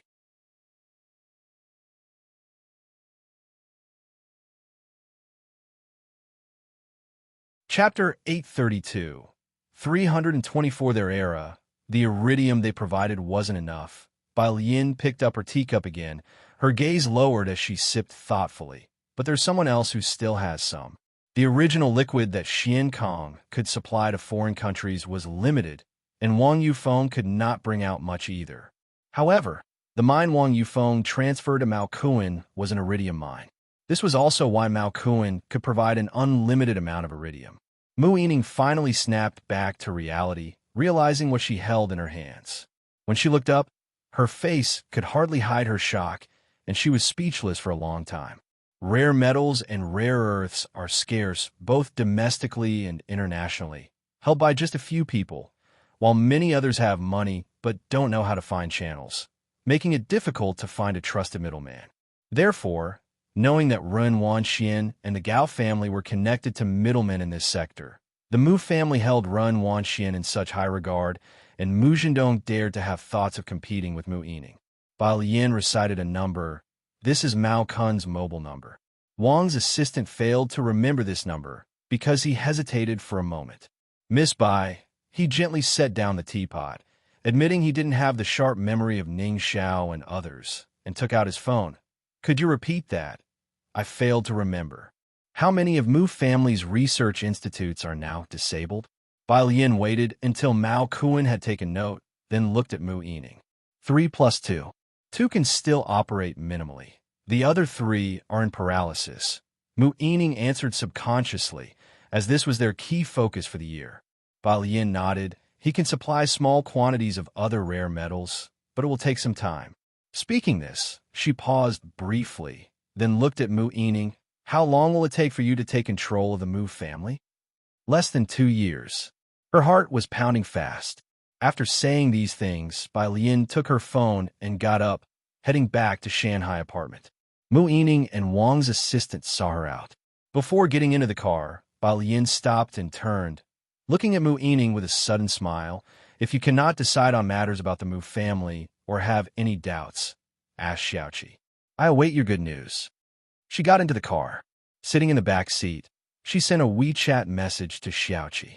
She wasn't truly Bai Lian, indifferent toward everything about the Mu family. None of it belonged to her. But Xiaoqi was real. Why shouldn't he want something from the Mu family? Xiaoqi would probably appreciate this gift.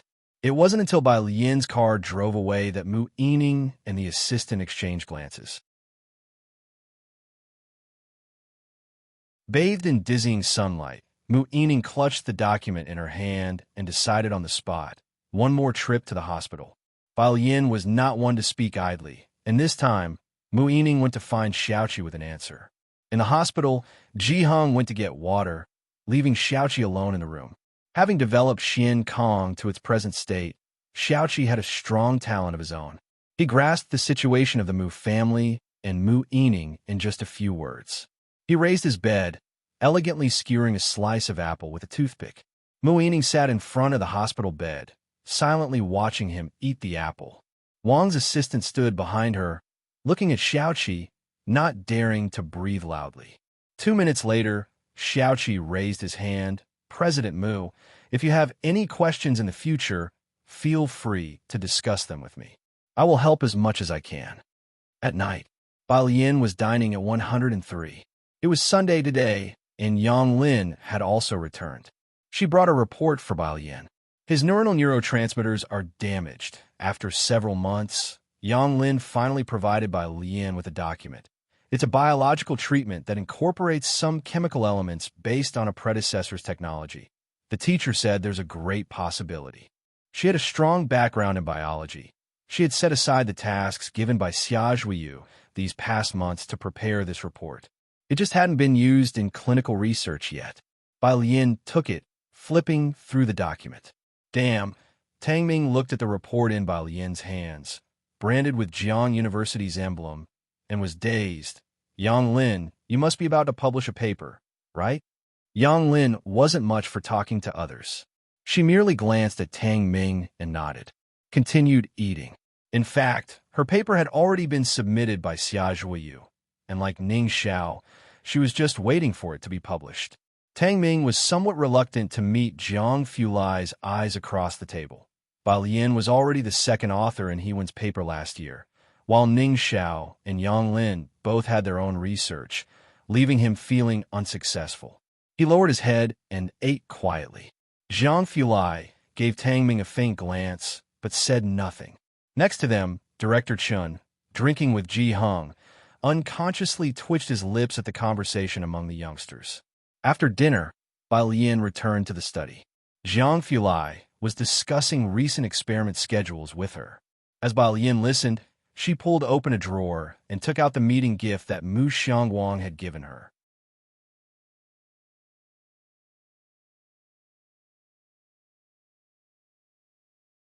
Chapter 833, 324 Their Era _2 Black Square Seal. Even if Ji Hong and the others didn't mention it, Bai Lian knew the meaning of this square seal. Bai Lian took out her phone and first called Suan. Suan hadn't come to Shanghai apartment today. He was scared off after hearing the old lady say that someone could call Ji Mulan and rushed home. Alien, you speak. Knowing that Ji Mulan hadn't messed things up this time, Suan finally breathed a sigh of relief. From Xiaoqi, Bai Lian knew about the Mu family's previous business model. The only problem was that it required a large amount of funding up front. There's a business opportunity.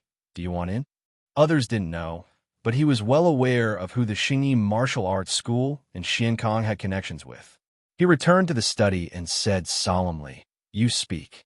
She knew that Ji Heng couldn't let go of the Mu family. 103. In Ji Heng's room, his old cell phone had been fully charged. Turning it on, the phone screen displayed only a contacts list with a C and a message inbox. Then there were no other applications. It was all blank. Only the breathing light on the top right corner was lit. Ji Heng reached out to open the contacts list. There weren't many contacts, just a dozen or so, and he saw the one marked with an A at the top and clicked to call. The call connected. On the other end, Ji Sherong's voice rang out. "Dad? Why are you contacting me with this phone? Did something happen to Wan Xian?" "No, nothing." Ji Heng's voice was calm. "What are you doing now?" "Wrapping things up," Ji Xiaorong reported. Ji Heng understood. That meant there was nothing dangerous near Ji Xiaorong. "Make a report and come back as soon as possible. Your child with Joe is not Wan Xian. It's Xiaoqi." Upstairs, Zhang Xiai's, with his head held high, came out of the hall of room 303 and took the elevator back to his own home. Zhang's father was in the kitchen helping Zhang's mother wash dishes with the door open. Seeing Zhang Xiai's come down from the elevator, he said, "You see, Xiaodang and the others always climb the stairs. How come it's always the elevator with you?" "I can't climb anymore," Zhang Xiai's replied, holding his book and heading back to his room, waving his hand at Zhang's father. "I'm going back to study, Dad." Zhang Shi's efforts over the past 6 months were visible to everyone. He had stopped playing his favorite video games, and when home on weekends, he would study until 1 or 2 in the morning. Zhang's mother brought a bowl of fruit and milk to his room and patted his head. "Try your best. Don't be too hard on yourself." "It's not enough," Zhang Xiai said, flipping through a black workbook of wrong answers, shaking his head. He was working hard to catch up to Bai Lian and Yin Lu. After Zhang's mother left, Zhang Xiai's picked up his pen, just about to write, when he received a call. "Hey, boss, when can you come out?"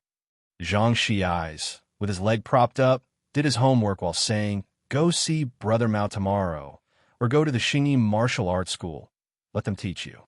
My college entrance exam is coming, and I don't have time." This was his good brother in prison, Li Sheng. Outside, Zhang's mother returned to the room, helping Zhang's father tidy up the clothes while chatting about Zhang Xiai's. "If it weren't for Miss Bai, you might not have been able to see that boy when you came back," let alone see him change like this. Zhang's father was smoking on one side. Zhang Xiai's was about to take his college entrance exam, and he had come back to cheer him on, but would be off on a business trip soon. Zhang's father pulled out his black cell phone from his pocket and checked the messages inside. Just as he opened it, he saw a signal from the same channel light up on the phone, clearly nearby, no more than 100 meters away. Zhang's father paused for a moment, then immediately walked outside. As he walked out the door, the signal disappeared in an instant. "What's wrong?" Zhang's mother stood up with the clothes, asking with confusion. Zhang's father shook his head, and with a thoughtful look, he exhaled a puff of smoke. Nothing, just poor cell reception. He looked again for a while, but the signal indeed had vanished, as if that glimpse earlier was an illusion. But Zhang's father always trusted his senses, and he put the phone back in his pocket. He knew this was no illusion. At the end of April, at Jiang University, the physics and finance departments were having a joint social event, and most of the funding came from the finance department, where its students were mostly second-generation rich. This year, there were even two successful star siblings. With money to spend, they chose the newly opened Azure Dragon Bar in Chang'an District. Both Kong Wei and Yu Min were there, but the ones who attracted the most attention at the social were by Xiaoqi and Song Min Song Jr. By Junior, I heard that Little Elephant Cosmetics has partnered with you? The student council president of the finance college asked, raising his glass to Song Min. Ba Shiming smiled. Song Jr. is ready to take your place.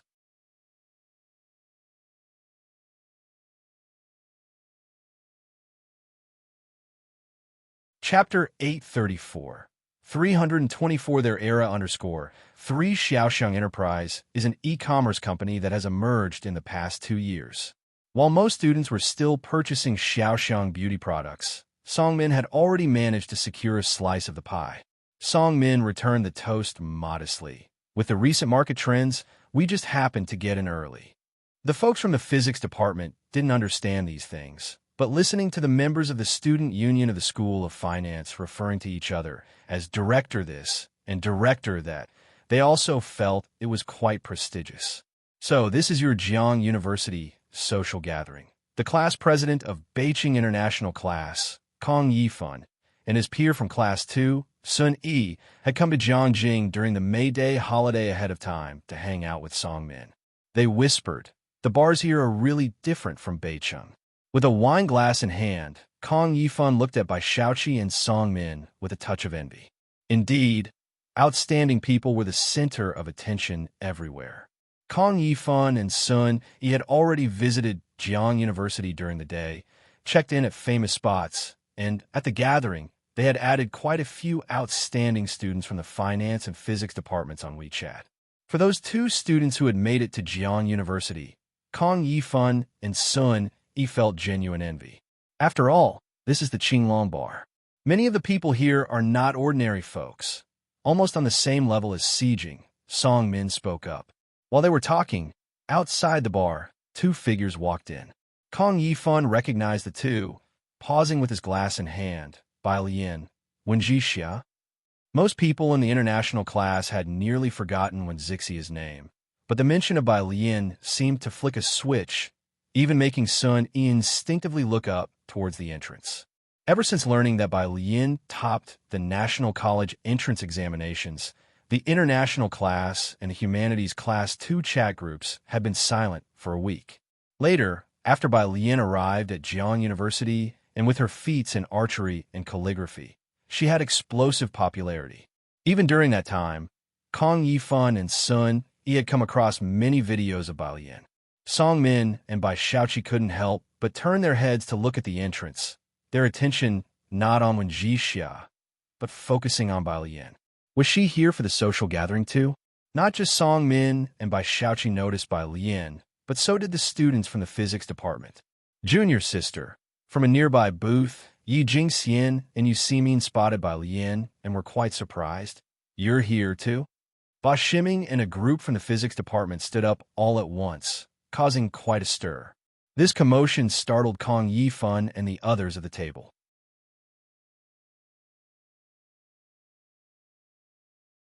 Seniors, President, am here with a friend, Bai Lian greeted Ba Shiming and the others one by one. It was Wen Jixia who had asked to meet here. Knowing that these were elite students from Jiang University, Wen Jixia also greeted them amicably. Song Min and Bai Shaoqi and the others regained their composure, with Bai Shaoqi responding quickly, "Let's join forces. Today, young Master Song is picking up the tab." When she mentioned young Master Song, she spoke with a teasing note. Unwittingly, she showcased her cordial relationship with Song Min and their current power. When Jixia didn't know what the current situation between Bai Lian and Song Min was like, considering that Bai Lian used to be excessively tolerant of Song Min. She turned slightly, looking at Bai Lian. The noise here naturally attracted the attention of the manager. The manager, transferred from Qinglong Bar in Yinshao District, recognized Bai Lian.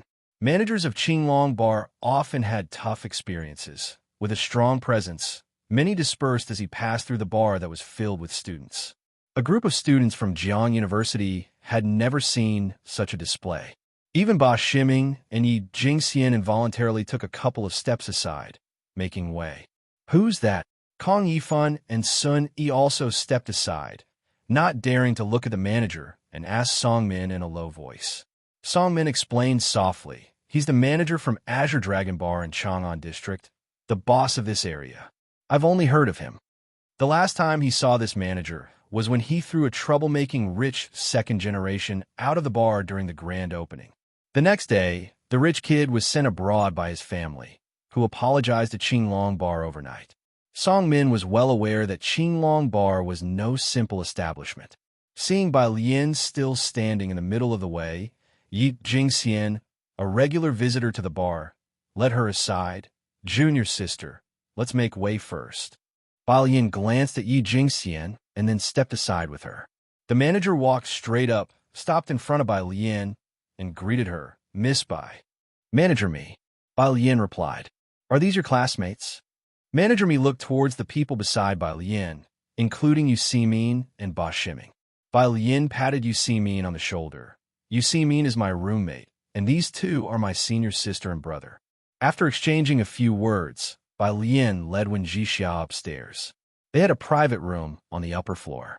Manager Mi watched the two go upstairs, then gave Yu Simin a VIP card with a smile. "Miss you. Use this card when you come here in the future.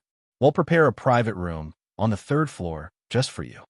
Yu Simin took the VIP card, trembling, "Thank you." After Manager Mi left, both schools' groups from Jiang University still stood in place, not daring to speak. Upstairs, in the private room,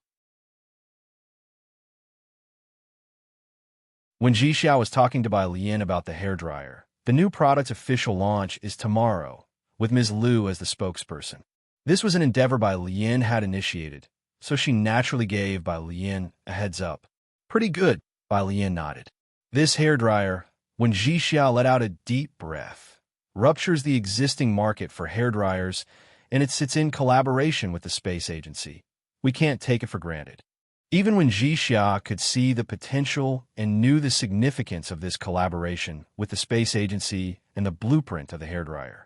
This was when family's opportunity to disrupt the market and step onto the global stage. Bai Lian poured a glass of wine for both herself and Wen Jixia. "Let's not talk about that for now. I have a proposal. Do you want to hear it?" Wen Jixia sat up straight, surprised. "Tell me." Half an hour later, Wen Jixia, sitting across from her, fell silent. While waiting for her reaction, Bai Lian took out her phone and stepped outside to call Mu Yining. Mu Yining, who was busy preparing for the 3 research institutes, was surprised to receive Bai Lian's call. "Alien." "Director Mu." Bai Lian was somewhat formal this time, leaning against the wall, her eyes steady. "Do you want to see the Mu family return to its pinnacle?" Their era was dawning.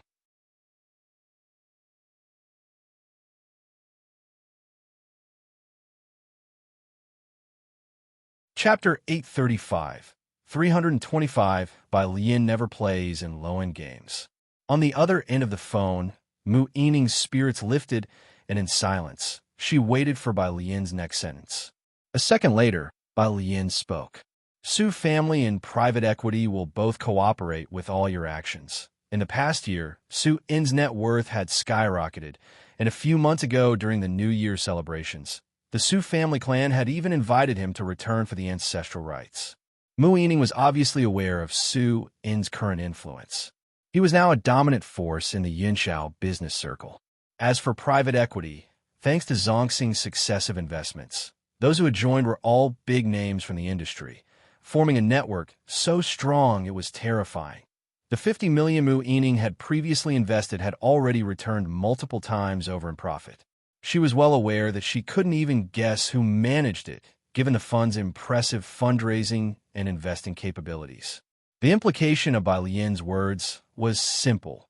This private fund would support all her actions with authority. Mu Yining hung up the phone.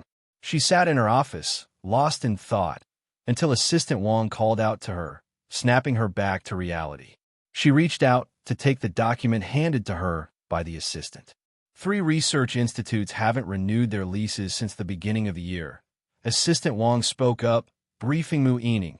Beyond funding, there are also honorary professors involved, for which you'll need to talk to Old Master Mu. Mu Yining flipped through the document and stood up. All right, let's go see Mr. Mao first. Most companies outside had honorary professors hanging around, let alone their research institutes. Even Su In's private equity firm hired quants and fund managers from prestigious universities and colleges. But of course, they weren't the ones who actually ran the operations. Their names were just there for show, making the team appear high-end to outsiders. Some of the real operators were merely graduates from technical schools. In the past, the Mu family's research institutes were involved in the research of detectors and drones. When Mu Qiong was around, the Mu family was extremely glorious. After their death, those research institutes involved in heavy industry were dealt a huge blow. All projects came to a complete halt, and now only the medical research institutes were struggling to survive and function. At the bar, when Jixia finally sorted out the details of the cooperation Bai Lian had discussed with her, after downing a cocktail with a gradient blue hue and ice, she calmed down. I'll go back and talk to my second uncle. The last time, she had brought out a mechanical diagram in collaboration with the Space Bureau. This time it was a direct partnership with an undisclosed heavy industry endeavor. When Jixia had already experienced Bai Lian's outrageousness during this period, but she hadn't expected it to be to this extent.